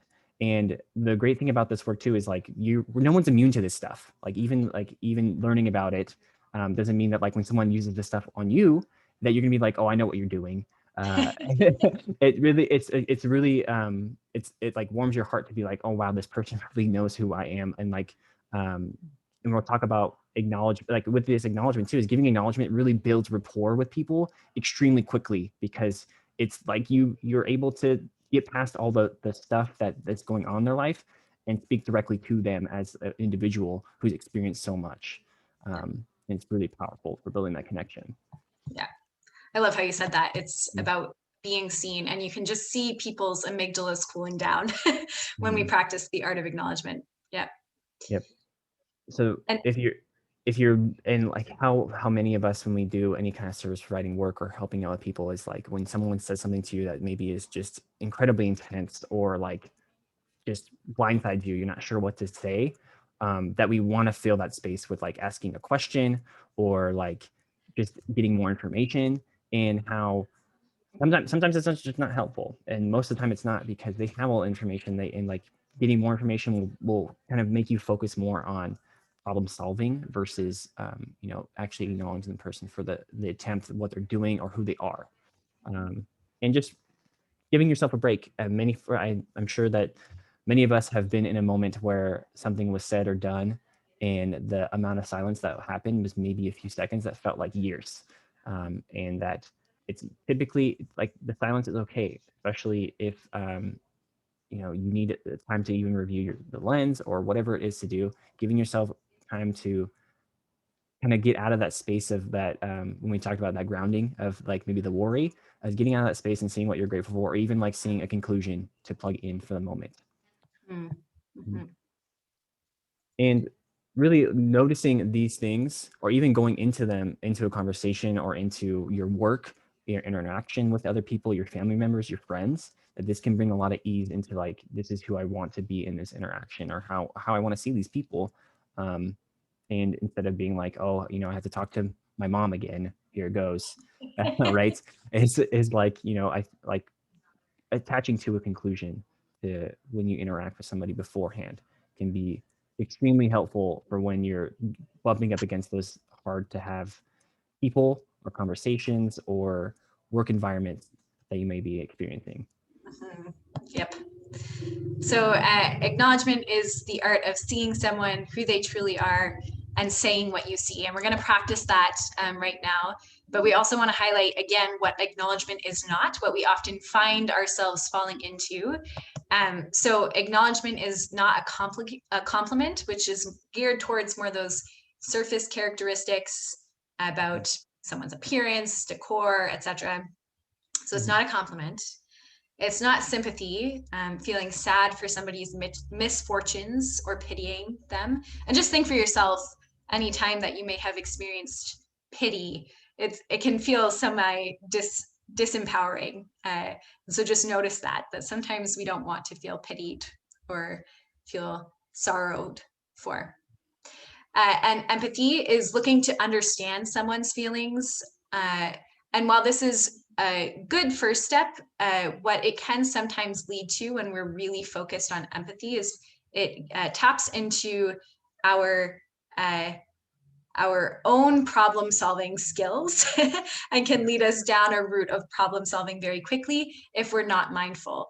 So while it is really important to feel what a person is feeling, and that connection is really a valuable component to the work that we're doing, also being wary that it can very easily lead us to problem solving if we're not mindful of it. And reassurance is just saying, hey, like everything's going to be okay. We don't know if everything's going to be okay. So again, reassurance is not what acknowledgement is. Acknowledgement is speaking to the truth of who a person is. And so hopefully we can sneak this in right before some question and answers. So we'd love to get a practice of this. I'm going to pull the success lens back up for us all to look at. And if there's somebody who is willing and brave enough for the group to come off mute for a minute and share something that you are currently finding challenging, and on the scale of 1 to 10, it being about a 5 out of 10 in terms of difficulty.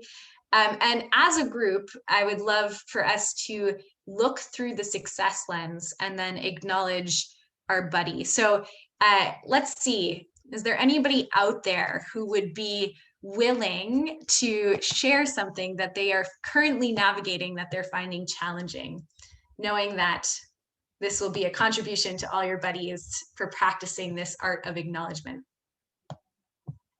And if not, that's okay. We will figure this out. And that we'll be here to support you in this moment. Just looking to see, is there anybody who is willing?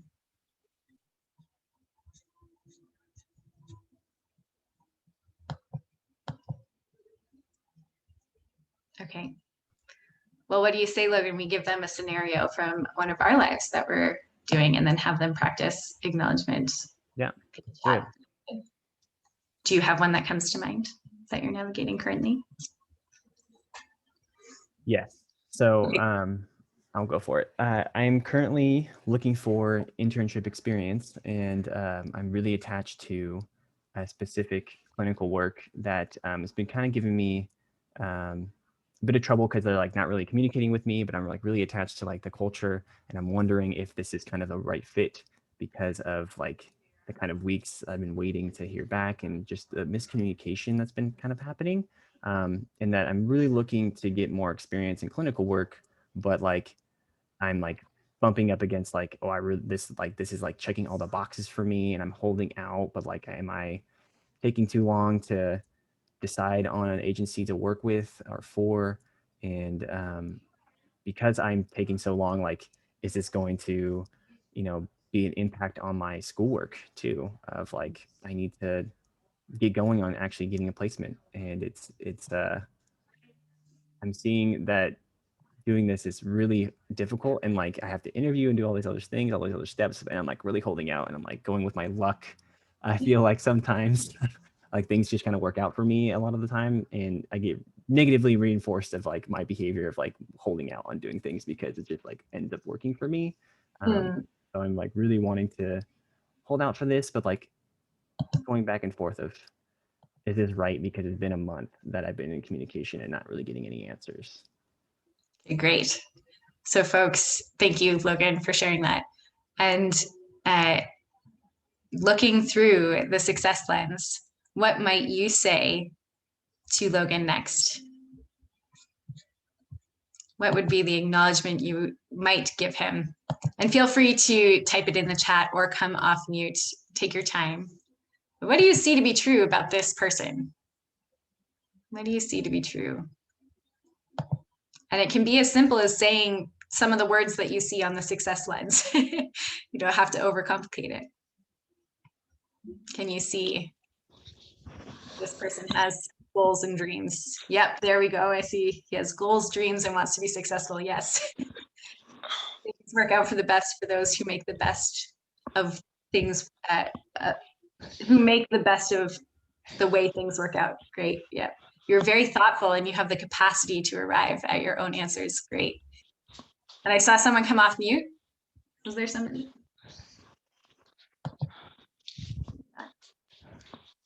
And I see you mentioned you aren't sure if this is the right culture. Perhaps telling you something, perhaps this is telling you something you've already figured out. I love how you're pointing again to his own answers. There's something you've already figured out here. Great. We'd love to workshop this a bit more because we could go into a whole, like we said, 2-hour session and just artfully engaging in acknowledgement. But just looking at the responses in the chat, notice the energy of them and what it's like to see them. I love this last one, you are caring and have so much to offer. Oh, yes, what a beautiful acknowledgement. And so true, so true. And so when applying, I think somebody is off mute. I don't know if, thank you folks, thanks. But this success lens, again, will just cool off a person's amygdala and help them engage in their capacity for creative thinking so that they can be the hero with their own answers in their own journey. So thanks for engaging with us in this. We are going to send you a thing after this so that you have all this information, and we will plop our information in the chat. We will also put it on here right now so you can see. Oops, let me do that again. Okay, yeah, so again, Veronica is our other teammate. We make up a group that we call Compassion Skills Training. So you can email us at compassionskillstraining@gmail.com or go onto our website. But we'd love to hear any questions that you may have or thoughts or reflections. And just so thank you for being here with us and letting us share one of our favorite tools with you all. So any questions or reflections? And you'll be getting the slides as well as that success ones too to have with you. And we really highly recommend using that success lens for like a week or 2 or longer. And you know, when you start your day or just interacting with folks, it's really beneficial to have those on hand so you don't have to just memorize them. Yeah. You'll get a thing that you can cut out. So it'll give you some cutout instructions, and we encourage you to have it at a place where you can look at it pretty regularly. Glad you're getting lots of value. Any questions for either Logan or myself before we leave you to the rest of your day? Oh, thank you. What a lovely acknowledgement presented beautifully, sincerely, and with grace. Well, we hope this serves you, and we are just so grateful for all the work that you do, because we know that it is people like you who are really creating this support network and net for people in their lives. And so we are just so honored to be here to work alongside you.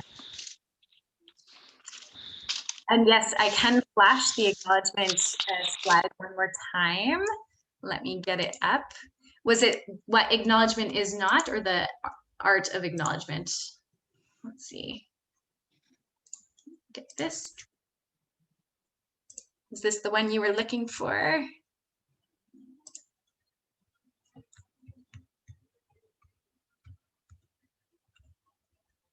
And again, you'll get this in email afterwards.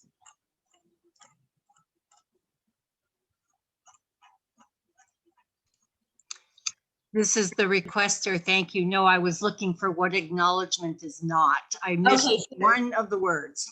Yes, there you go. You're welcome. Thank you so much. Yes. Our joy, our joy. Awesome. Well, if there are any other questions, I'm going to practice on my neighbor soon. Good person to practice with. And like Logan said, it's really good to give your brain a timeline with which you're going to practice it in. So, you know, there's a start and stop time just to give you your brain a framework and certainty. So maybe for the next 7 days, if you're up for it, print out or carry around this card and practice acknowledging at least one person through this lens. Or keep it posted on your workstation somewhere. I know on our crisis line we have this up on every monitor, so people can refer to it. Yes. It was amazing. The first time we introduced it, one of our dear counselors and friends, Michael, he was like, you know, guys, I'm kind of skeptical. This seems too easy, but I trust you both, so I'm going to try it. And the next day he came back to us and he was like, I didn't know I could enjoy crisis intervention this much. So, yes, Sarah, I don't know if that's a bit of an example from our crisis line in terms of how it worked, but we can also share some situations if you're wanting to hear an example from the crisis line where we really found this helpful. Logan, do you have one that comes to mind? Yeah, I did have a youth who was experiencing suicidal ideation, and with that, he was talking about, you know, not feeling like he really belonged or that people really liked him. And through the conversation, you know, mention of his brother came up and how important people were to him. And me just acknowledging the fact that his brother is like a huge importance in his life, and that his brother does helps him with a lot of motivating things, that he was able to see that there's more than just the idea of his brother being there for him and also being a huge kind of motivator for all the things he does because he looks up to him so much, and just reflecting that back and using that acknowledgement. It's like, wow, you know, you're a really caring brother, and this person is really important to you. Just kind of reflecting those things back. He was like, you know, I do love my brother, and I see that there's other people that love me too. Getting out of his mindset of you know, no one likes me, no one wants to be around me, of just attaching to that one person, him being able to see that there was other people that he cared about and loved and that wanted him around. We did some safety planning as well to make sure that he got connected with other resources, but just the huge shift in this negative spiral that he was going into by just acknowledging the love and admiration he had for his brother was a huge turnaround for him. Yeah, so I hope that example helps. I also remember one of the ones that really pointed to this person having their own answers for me. There was somebody who was going through some really intense family struggles, and they were worried for their siblings. And in my mind, there were so many avenues for resources to get them connected to, et cetera, et cetera, et cetera. But I stayed the course with the success lens, seeing that they had their own answers, seeing that they were so committed to finding a way through just because they were calling, and saying that to them, saying, hey, I see that you really want something for your family here. And I would have never guessed this being the result of the conversation, but they ended up determining that they needed to reach out to their aunt because their aunt had the capacity to take their siblings in and had already expressed willingness. And so their next action step was to reach out to their aunt and figure out a plan with their aunt, which I, again, would never have considered or seen as the answer for it because I didn't know about the aunt, right? But staying the course, acknowledging them, giving them space to see, and really seeing that they know exactly what needs to happen. They have the creative capacity to figure it out. Really highlighted for me that idea that they have their own answers. Yeah, I had one more too that popped up was I had a young woman talk about, you know, wanting to throw herself. She ran away from home. She had some gang involvement. She was having a hard time with her father, and kind of expressed you know, being on the freeway, on a bike and wanting to, you know, hurt herself while being on the freeway. And we talked for about 15 minutes and she expressed all these negative things going on in her life, to the point where I was like, wow, you know, I'm having I'm thinking, I'm having a really hard time with this because she's listing all these awful things that she's experiencing and all the hard times she's had. And I asked, what, with this call today, I'd love to, I'm here to help you. And I'm curious as to what you're hoping to get out of our call today. And she's like, I want you to tell me to go home. And I was like, it sounds like you want to go home. I'm so glad to hear that. And so she was like, I do want to go home. And I stayed on the phone with her. She called her mom. She got back on the phone with me. Her boyfriend came and hung out with her until her mom picked her up. I talked with mom for a bit about her, going back home and staying with her instead of her dad, and then connecting with some more resources to help, because with the gang involvement and suicidal ideation. But it was very much like she knew exactly what she wanted out of our conversation, was that she wanted someone to tell her to go home. And I didn't do that, but I did say that that's what she wanted. And she was like, I do want that, and I'm going to make sure it happens. And I stayed with her to support her to do that. So I'm seeing that we have No more minutes. No more minutes. Yeah, no more minutes. So we're going to end it there. And you can always email us too for other questions, or reach out to us that way as well. And quickly to Sarah, can I answer Sarah's question really quick? Sarah, how you would deflect is you would just say, I hear that you want resources. And maybe sometimes they really do want resources. Like if they're asking for resources, you follow that train. But if it's you saying, oh, I think there are resources, deflecting from that thought in your mind is just holding true to the idea that this person has their own answers. And sometimes it is resources, but it's not always going to be that. Hope that helps. Okay. We've usurped way too much time. Thank you, NAMI team, for having us. And we'll leave it at that. Have a great rest of your symposium.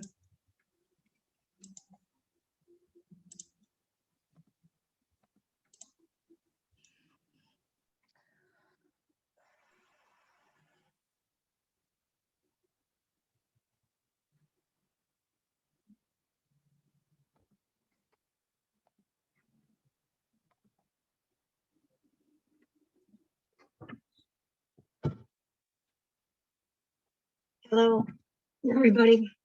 I'm Carol Williamson from NAMI Santa Cruz. And I am very pleased to introduce Ellen Aldridge, who is from our county and who has agreed to help us today. So we're going to be talking about that independent contractor ABC test and learning about volunteers versus employees, etc. I'm so grateful for Ellen. Ellen Aldridge is an employment risk manager for the Nonprofits Insurance Alliance. And she has practiced labor and employment law for over 30 years as a litigator, negotiator, and advisor. And she's helped us at NAMI Santa Cruz with our decision-making several times. It's very, very helpful. Now she's in her 13th year with NIA, and she brings her experience to assisting nonprofits in managing employment law risks, implementing best practices to motivate and to support employees. Ellen received her BA in government from University of San Francisco and her JD from Santa Clara University. And on the weekends, you'll find her in her garden or on the tennis court. Welcome, Ellen. Thank you, Carol, and thank you, everyone. And I'm really pleased to be talking to you folks here today. I'm gonna go quickly to share my screen and video off, and I'm gonna present you this very interesting topic of how you classify your workers. So I'm assuming you can all see my screen right now. And I first want to thank you folks for a long day of Zoom meetings and trainings. I'm sure you've learned a lot of great things, and I appreciate you hanging in for the last presentation of the day. I'm going to give you, well, there's me and my shiny face when I don't have COVID long hair. But I'm going to talk to you a little bit about where I come from. I work for the Nonprofits Insurance Alliance. We're a 501c3 nonprofit ourselves, and all we do is insure nonprofit organizations. We insure over 100,000 of them in 32 states and the District of Columbia. In California, we're known as the Nonprofits Insurance Alliance of California, or NIAC, and we insure many, many NAMI affiliates in California and outside of California, and I have the pleasure of speaking with them, and that's in one way I met Carol, and I'm glad to be here to talk to you today. We're going to start out this discussion with a basic overview of worker terminology. And I do that because you have to understand how independent contractors fit in the kind of potential definitions of workers that you can have in your nonprofit. And obviously the most common is an employee. That's someone who works for compensation. Their annual earnings are reported on a Form W-2.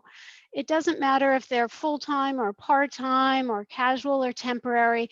Those are all workers that are generally classified as employees, and they are going to be, you know, the lion's share, 99% of the individuals that are compensated that are working for your organization are going to fall within the definition of an employee. Now, independent contractors' income is reported at the end of a year on a Form 1099. Sometimes they're called consultants or professionals, but there's also business-to-business type contracting. Like if you had a contract with a payroll servicing company like ADP, or you had an accountant firm that did your annual audit or helped you with your books, those are business contractors, but those are also independent contractors. So it's not just individuals, it could be a business is an independent contractor. There's also the concept out there of having joint employment. And typically those are when you have a temporary or staffing agency that you hire workers through. You maybe have a temporary need for some worker to perform work. There's other things called PEOs, or professional employer organizations, and some businesses think they don't want the administrative burden of hiring so many workers, you know, filing the taxes, doing the payroll, onboarding, etc. So these PEOs perform that function for an employer, and then the workers work directly for that organization. It's also common in the caregiving industry to have home health care aides or other individuals that go to clients' homes directly, but they work for a nonprofit or a for-profit organization. And so the actual client and that entity that staffs those workers is a joint employer with those of those employees. And when you have a joint employment relationship, both entities, the staffing agency and the employer, are responsible for employment law compliance or tax filing compliance for that worker.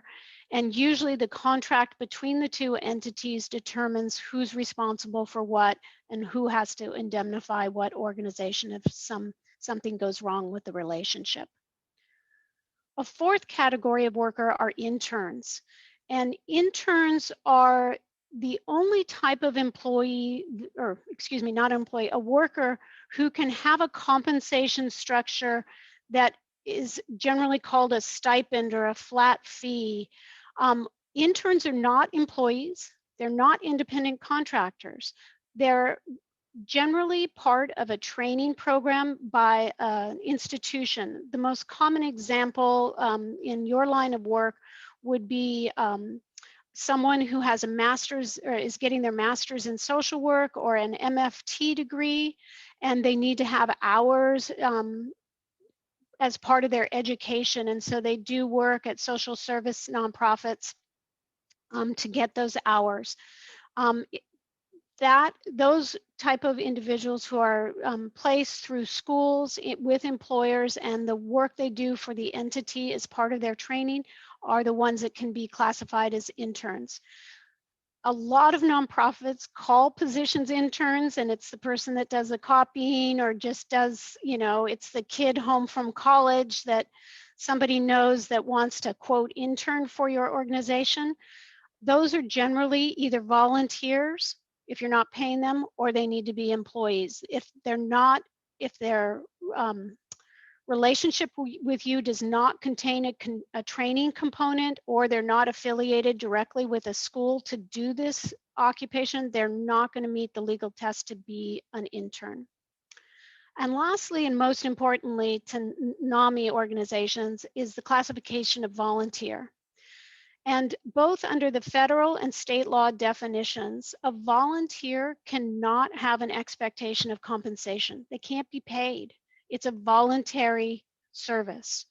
You can reimburse volunteers for the expenses related to volunteering. So that's phones or transportation or a meal, or potentially their clothing if they need to wear, professional clothing. But aside from reimbursing for expenses, if you're giving them any compensation, they would not meet the test of a volunteer.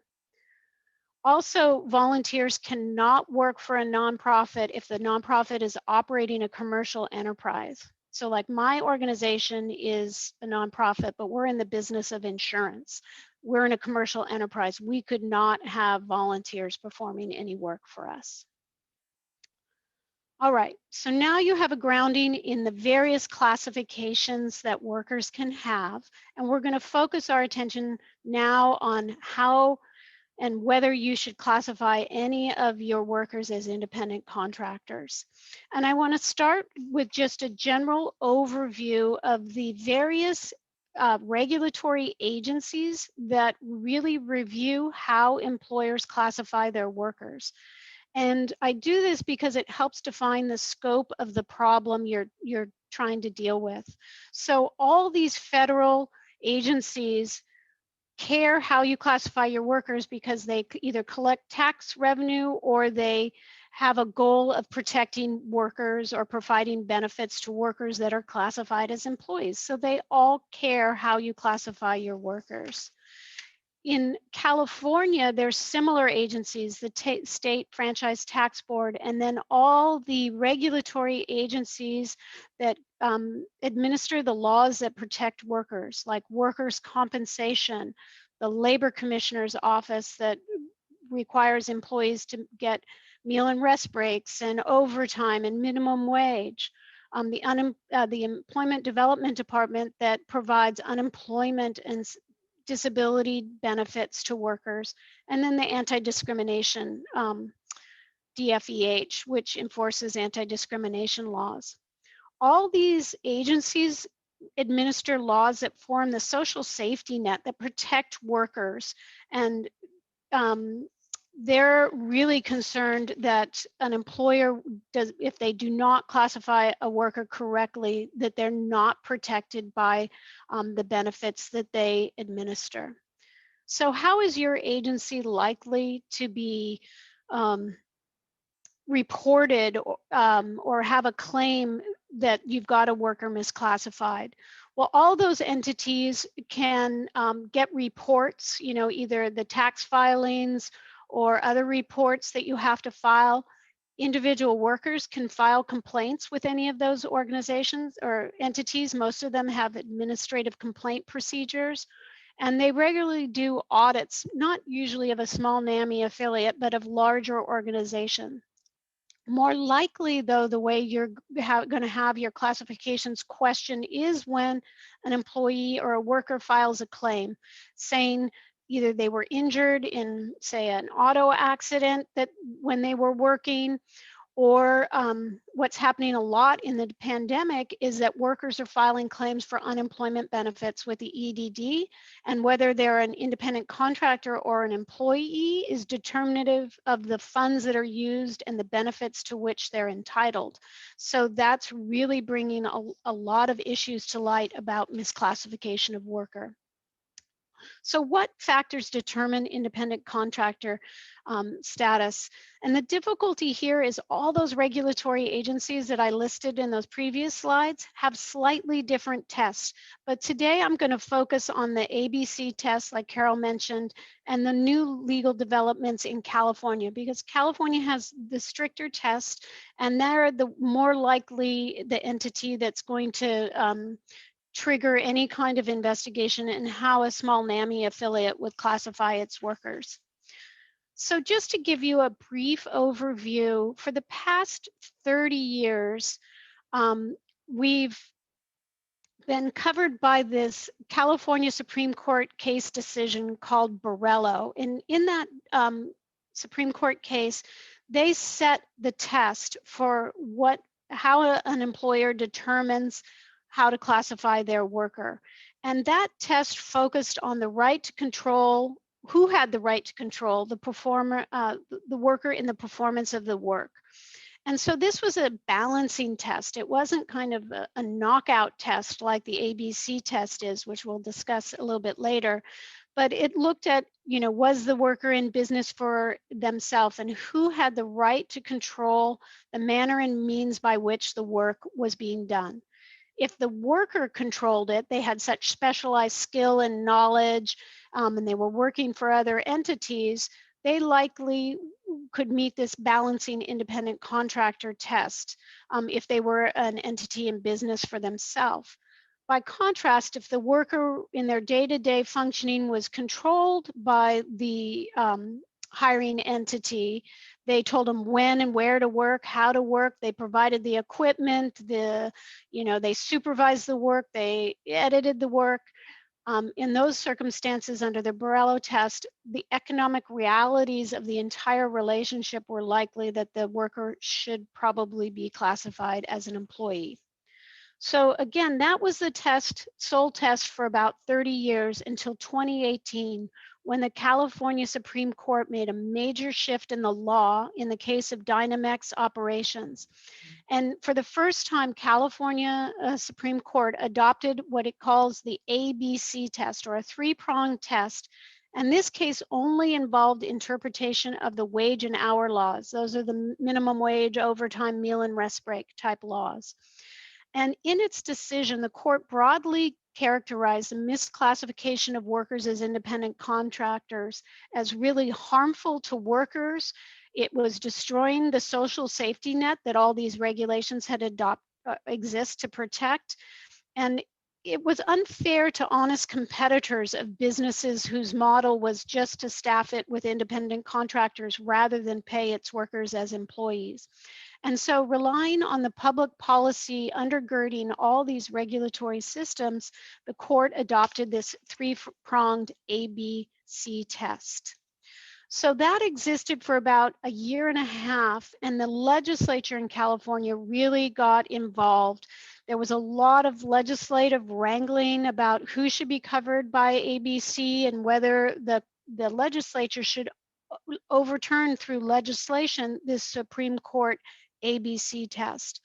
And in 2019, Governor Newsom signed AB 5, which was the legislature's attempt to rectify the ambiguity that was caused by the Dynamex system. And in that AB 5 legislation, it adopted the ABC test, not only for wage and hour laws, but also for coverage under workers' compensation system and the benefit system that is administered by the Employment Development Department, which is the unemployment insurance system and the state disability and paid family leave system.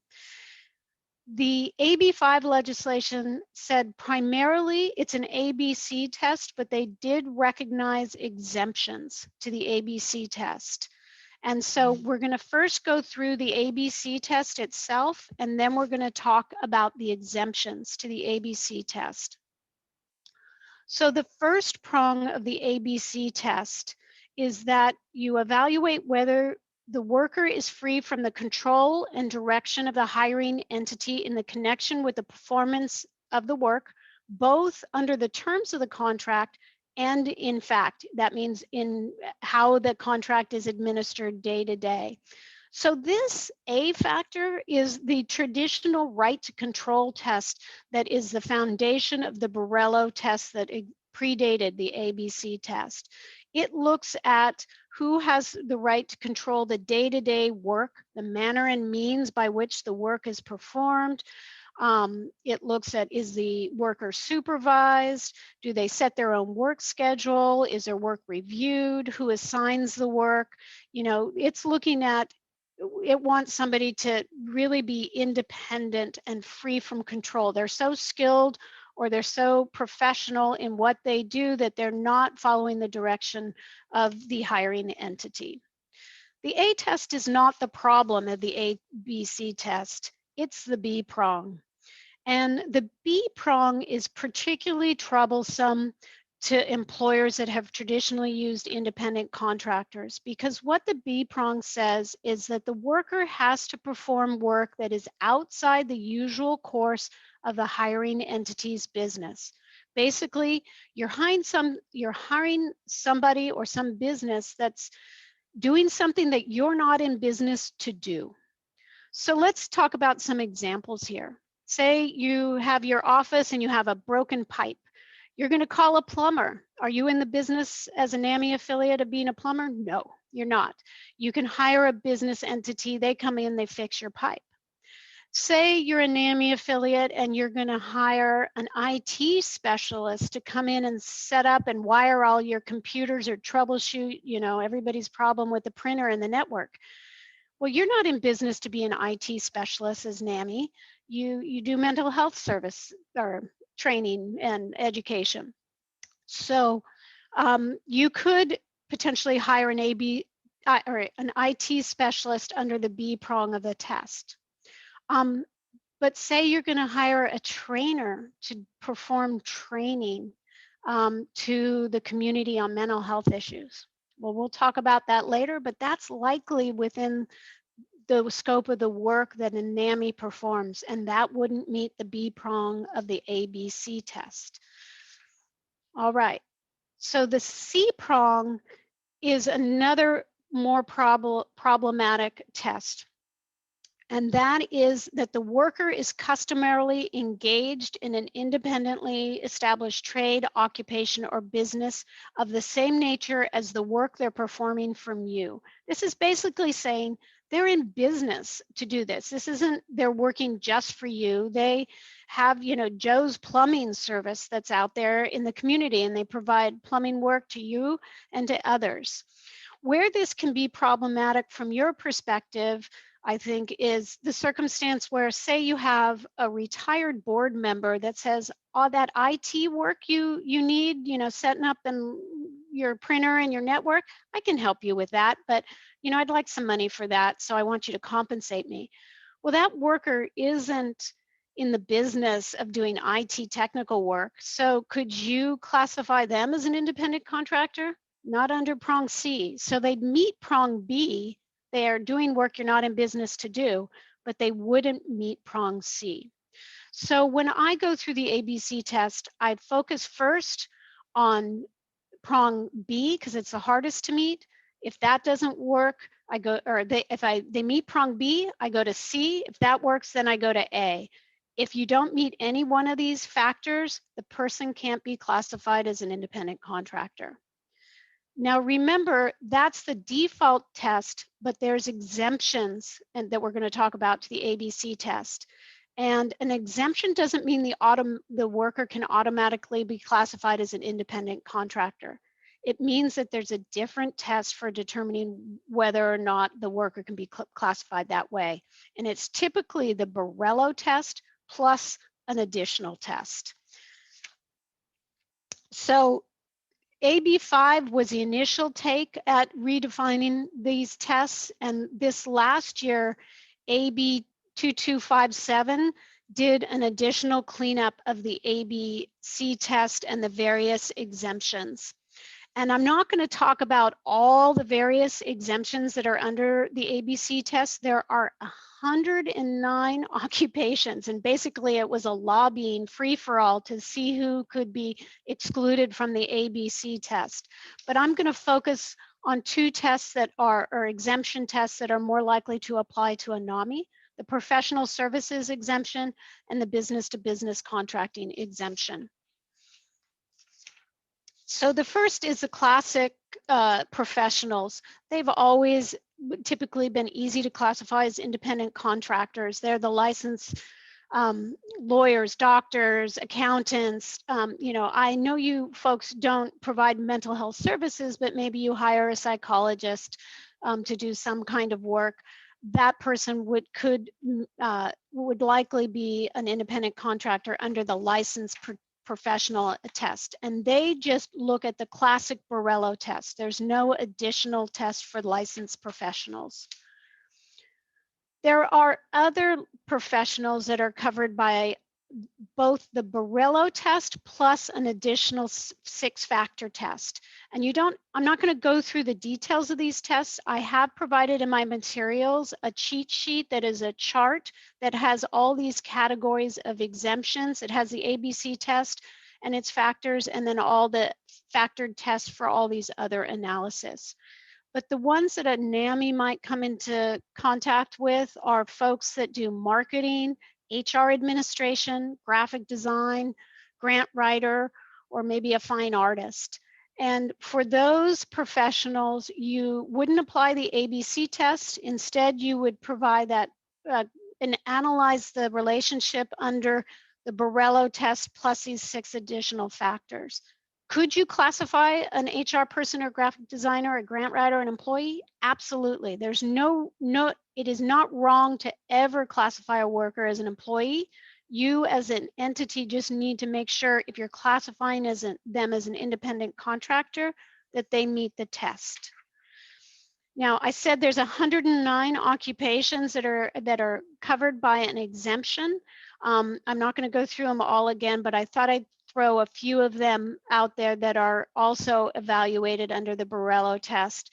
The most common that you might come into contact with are freelance writers or editors. If you're creating some collateral or training materials like a videographer or photo editor, that might apply. So you want to look at that exemption test. Or perhaps you're dealing with clients or community members who don't speak English and you need a language translator or an American Sign Language translator. Those translators are listed specifically as professionals covered not by the ABC test, but by an exemption test. All right. Business to business contracting is one of the most narrow exemptions to the ABC test, and it is a humongous test that you have to analyze. It's the Borrello test plus an additional 12 factors, and it's really the narrowest construed. And the easiest way to look at this is when you're really contracting with a business, you know, Joe's Plumbing, ADP Payroll, nonprofit accounting firm, right? It's really a business, and that entity's workers are employees of that business. But if you have an individual person without workers that says, I'm a business, you would look at them under this business to business contracting. Like say, I'm an independent IT troubleshooter. Whether or not you can classify me as a business, you could potentially look at this business to business contracting test. If I meet all the factors, you can classify me as an independent contractor. If I don't, you'd fall back on the ABC test to analyze it. Are you seeing that this is kind of difficult and maybe the best thing is to hire everybody as an employee? Well, that's the intent of the law. I mentioned that if you do have a business to business relationship, the workers of that business are analyzed under the ABC test by that entity to determine whether or not they should be employees.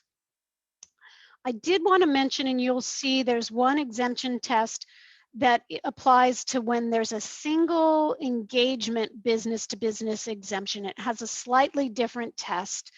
And how I envision this single engagement test, it's maybe you have a conference and you want to pay a trainer or a guest speaker, or, and this is a professional. It's not one of your peer folks. It's somebody who is in business to do a certain profession. This would cover the event planner or potentially a caterer for a gala event fundraiser. And just realize that there's a specific test that requires a written contract and that entity to definitely be a separate business entity. Okay, so I'd like to just wrap up here with kind of a more detailed discussion of common NAMI workers that you might be wondering whether or not they should be classified as independent contractors. So let's talk about fundraisers. Well, them you're going to analyze first under the business to business exemption. You know, is it a fundraising firm? You know, they've got a website, they've got office, they've got folks that do it, and they throw these gala events, or they help you put on and coordinate a fun run, and you're paying for them to do that, or they run an auction.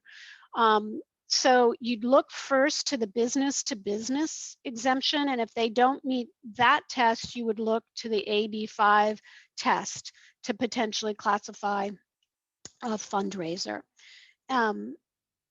They can, of course, be fundraisers can be volunteers, but then we fall back on you can't pay them. You can pay them for their expenses, but you can't just pay them money. So if they aren't classified as an independent contractor and they're not a volunteer, they'd need to be an employee. Grant writers are one of the listed professionals. So if they meet that Borello plus 6-factor test, you could classify a grant writer as an independent contractor. And let's now focus on the more problematic. I know from talking to my local NAMI affiliate that you folks use a lot of peer mentors to do training or engage in speaking events. They go to the high school, to the health class for the freshmen and talk about mental health issues, and maybe they're a consumer of mental health services, or they're an educator about this topic. And they speak about their lived experience, or they share the knowledge that they know as someone who is a family member or other community member knowledgeable about the mental health system. So those, of course, can be employees, and you follow the minimum wage and overtime and meal and rest break and workers' comp rules, all the rules. They could be volunteers, and you can pay them for expenses, but you can't, as volunteers, pay them compensation. No, we'll give you $100 if you do this training, right? That would be compensation, and you'd need to have them classified as an employee.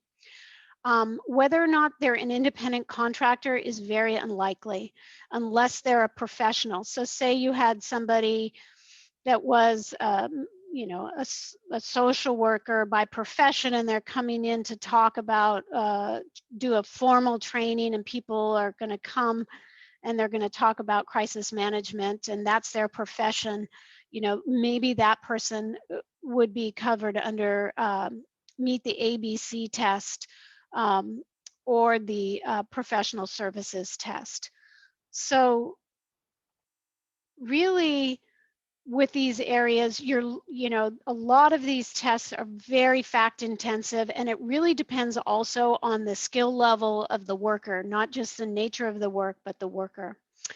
I have to bring up, you know, the reason you want to get this right is because all those enforcement agencies can come after your organization. They can audit you. They can impose penalties. They can impose back wages if it's a worker that should have been paid. And they can go backwards 3 years in these audit systems. If you get caught up in the system, a lot of times they look to see who you've classified as an independent contractor back 3 years or more, or excuse me, just 3 years. And the other bad news I have for you is these penalties and wages that are owed are not typically an insured loss. So this is something that your organization, if it was, you know, fined by any of these administrative agencies, or a judgment was held against you, that your agency would be on the hook for that financially. So what do we do now? You can obviously reclassify all your independent contractors as employees. You can reclassify some of them as employees. You could hire people through a staffing agency so they're other people's employees. You can really evaluate your classifying workers as volunteers and only paying them for expenses, reimbursing for expenses. And one of the reasons I think that's particularly helpful to a NAMI is I know some of your peer folks are recipients of Social Security disability, which limits the amount of compensation they can earn. And if you're reimbursing for expenses, that is not an amount that is reported to the IRS because it's a cost they incur. It's not considered income. So that is something that is helpful. You know, I'm going to just say I talk to nonprofits all day in the work I do for years and years. And a lot of nonprofits don't do it correctly, and they know they're not doing it correctly, and they're okay with that. They're accepting the risk. They pay people stipends, they just pay flat amounts, they don't report it to anybody, or maybe they report it on 1099 at the end of the year, and they just are crossing their fingers and hope they don't get caught. So do be aware that a lot of employers out there misclassify their workers. The IRS estimates that 40% of employers they audit misclassify workers. So if you're doing it, you're not alone, but you just need to be aware of the risk and evaluate it so you're mitigating known risk and being willing to accept any risk you have with how you classify your workers. So anyone who's doing this analysis needs to really understand the business, apply the legal tests that are applicable, start with the ABC test, but also look at the exemptions. And if you're really in doubt, you want to potentially get a legal opinion.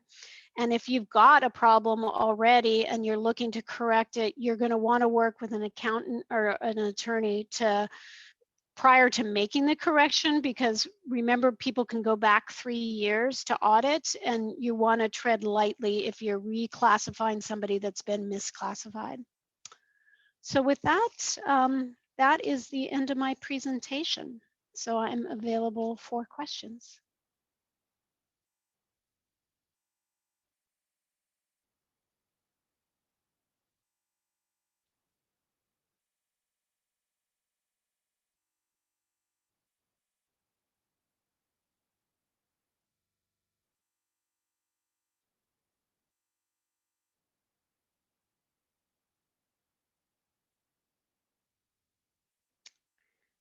I'm not hearing anyone out there, so I'm not sure how maybe this question function works. There we go.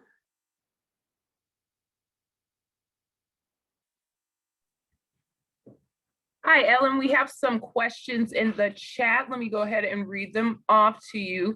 The first one is, can you reimburse volunteers for mileage or give them a stipend to cover this? So you can reimburse volunteers for mileage, and included in my slide deck on that chart with a listing of the worker terminology is a link to a really good article from Yolo Press that talks about what a nonprofit has to have in place to reimburse volunteers for expenses. Next, let me see. I have a question from Joe Rose. That question was from Kathy Ford. Thank you, Kathy. The next question from Joe Rose. What about the use of an Ally Now trust to shelter earnings? It's ALE Now, actually, sorry. An ALE Now trust. Unfortunately, I don't. So employment laws look at whether or not how you should pay your workers, not where you can put the pay rather than give it to the employee, but put it into another vehicle like a trust. That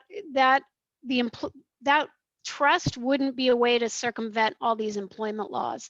It would just be a mechanism to maybe not have the workers' disability benefits affected. So it's really not relevant to how you classify your worker. Karen Levin says, why is paying a stipend a problem?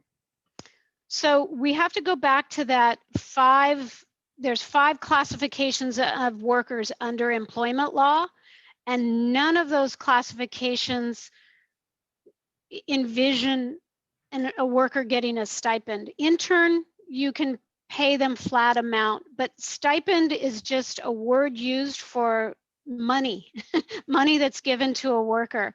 And you first have to determine what classification a worker fits in. Is it employee? Is it independent contractor? Are they a volunteer? A volunteer can't get a stipend. They can't have any compensation other than reimbursement for expenses. So then you're left to go back first to the classification of the worker to determine what you can pay. A stipend is a form of pay, not a classification of a worker.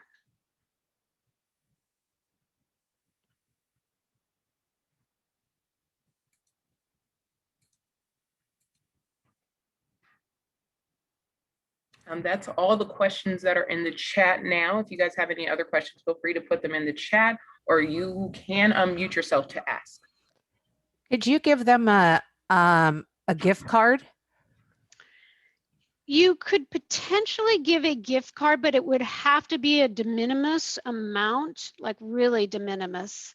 And you'd have to talk to your accountant, because the IRS has rules. If you can't, give somebody a debit card with money on it to circumvent this either. So the IRS does have rules about what amount would have to be reported on as income on either a 1099 or a W-2 if it's given to somebody who's performing services for you.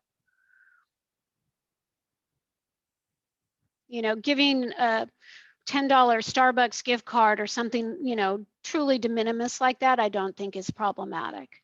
But, anything greater than that, you could probably, get in trouble. You can't use gift cards to circumvent the rules. So is there a monetary value, like below $25 or something like that? That's something you're going to have to ask an accountant that knows the tax laws. Unfortunately, I don't have that information for you. Joe Rose would like to know, what about employee sharing between affiliates? So that's fine. And you can have, that's almost like the professional employer organization. And a lot of nonprofits do something like that, where they have one nonprofit that acts as the employer for all employees. And then they have an agreement with the other entity, and maybe they charge, the total costs of the worker plus, a 5% administrative or 10%, whatever, administrative overhead for the staff that administer all these programs. Many of you might be familiar with the concept of fiscal sponsorship. There are these big umbrella nonprofits that act as fiscal sponsors for other nonprofits, and they handle all their accounting and like employment functions. And so they staff the program, do all this compliance work, counting, payroll, workers' comp coverage, all of it. And then they just charge the program that the worker works at. And there's a written agreement between the two entities.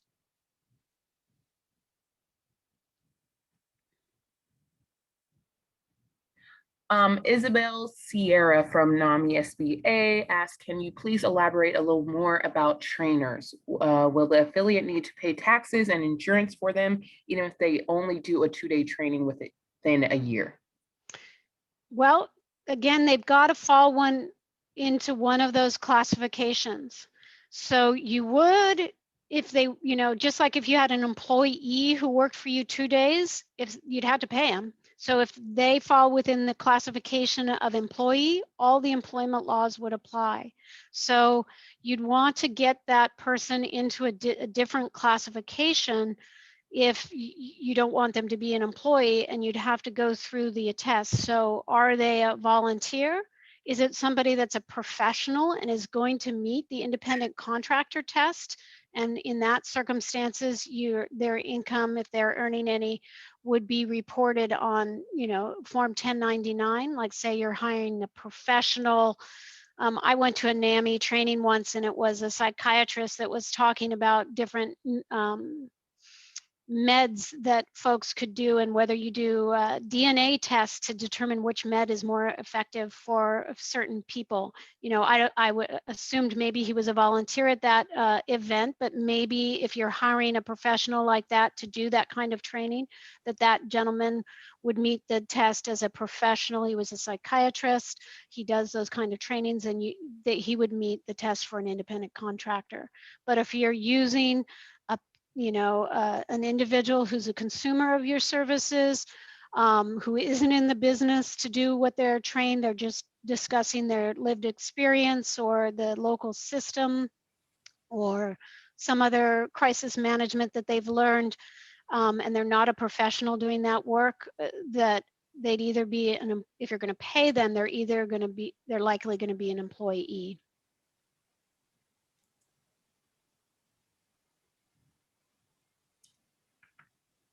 I believe that is all of the, actually, NAMI staff from SoCo. Does the fact that NAMI state trainers are specifically trained to meet a standard for an IC, even if they have separate careers?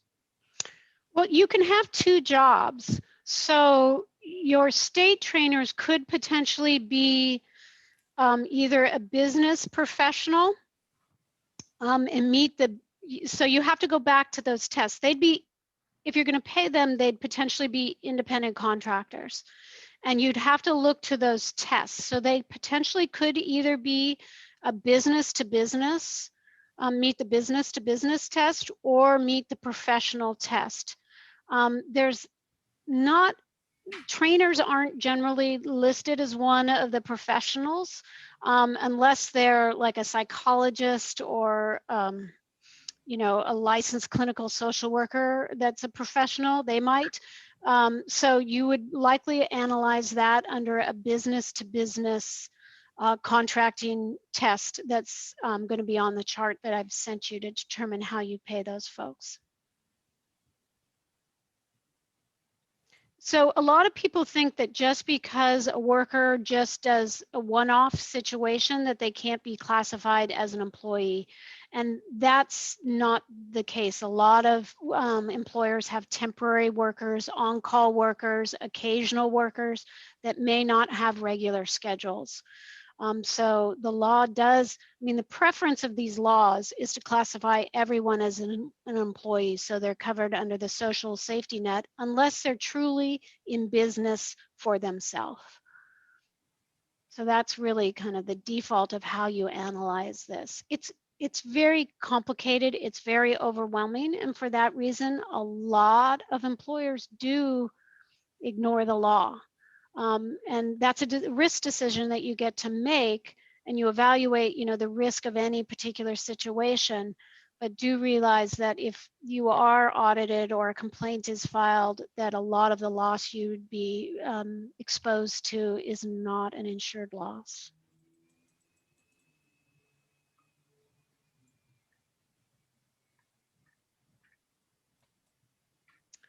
So I thank you for inviting me today.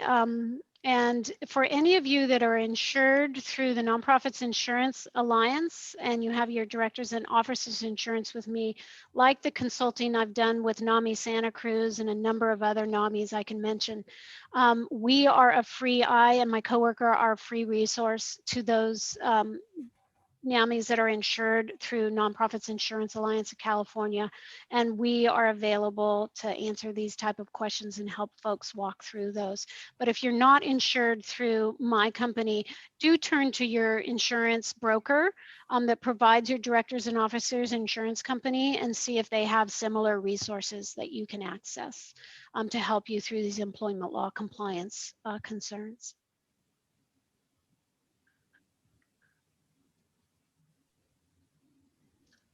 Hey, Eugenia, you're good to go.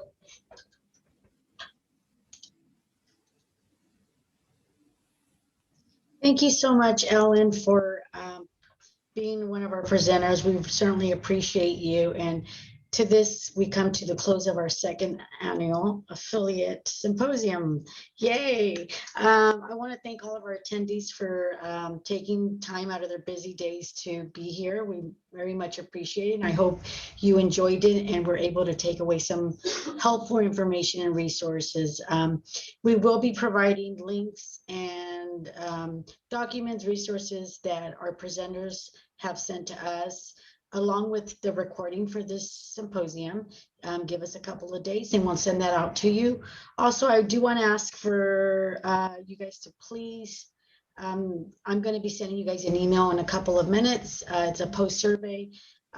It's just 4 questions. It's going to help us organize next year's affiliate symposium so we can make it better and better each year as we go. Thank you so much again. You guys have a great afternoon. Take care. Bye, thank you. Thank you. Have a good evening. Bye. Bye. Bye. Bye. Thank you. See you next year. Yeah, see you next year. Bye. Bye. Erin, Isabel. Thank you, Bye. guys. Great job. Thank you, guys. Bye-bye. Bye. Brenda, Sharon, Peggy, Paul, Kathy, Loretta. Loretta, you made it. Hi, everyone. This is awesome. Thank you so much. Bye, Joe. Hopefully we can see you next year. Yeah. Oh, we Yeah. hope so. Air hugs.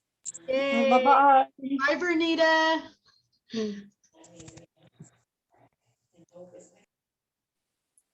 Bye, everybody. Thanks, Ralph. Thank you.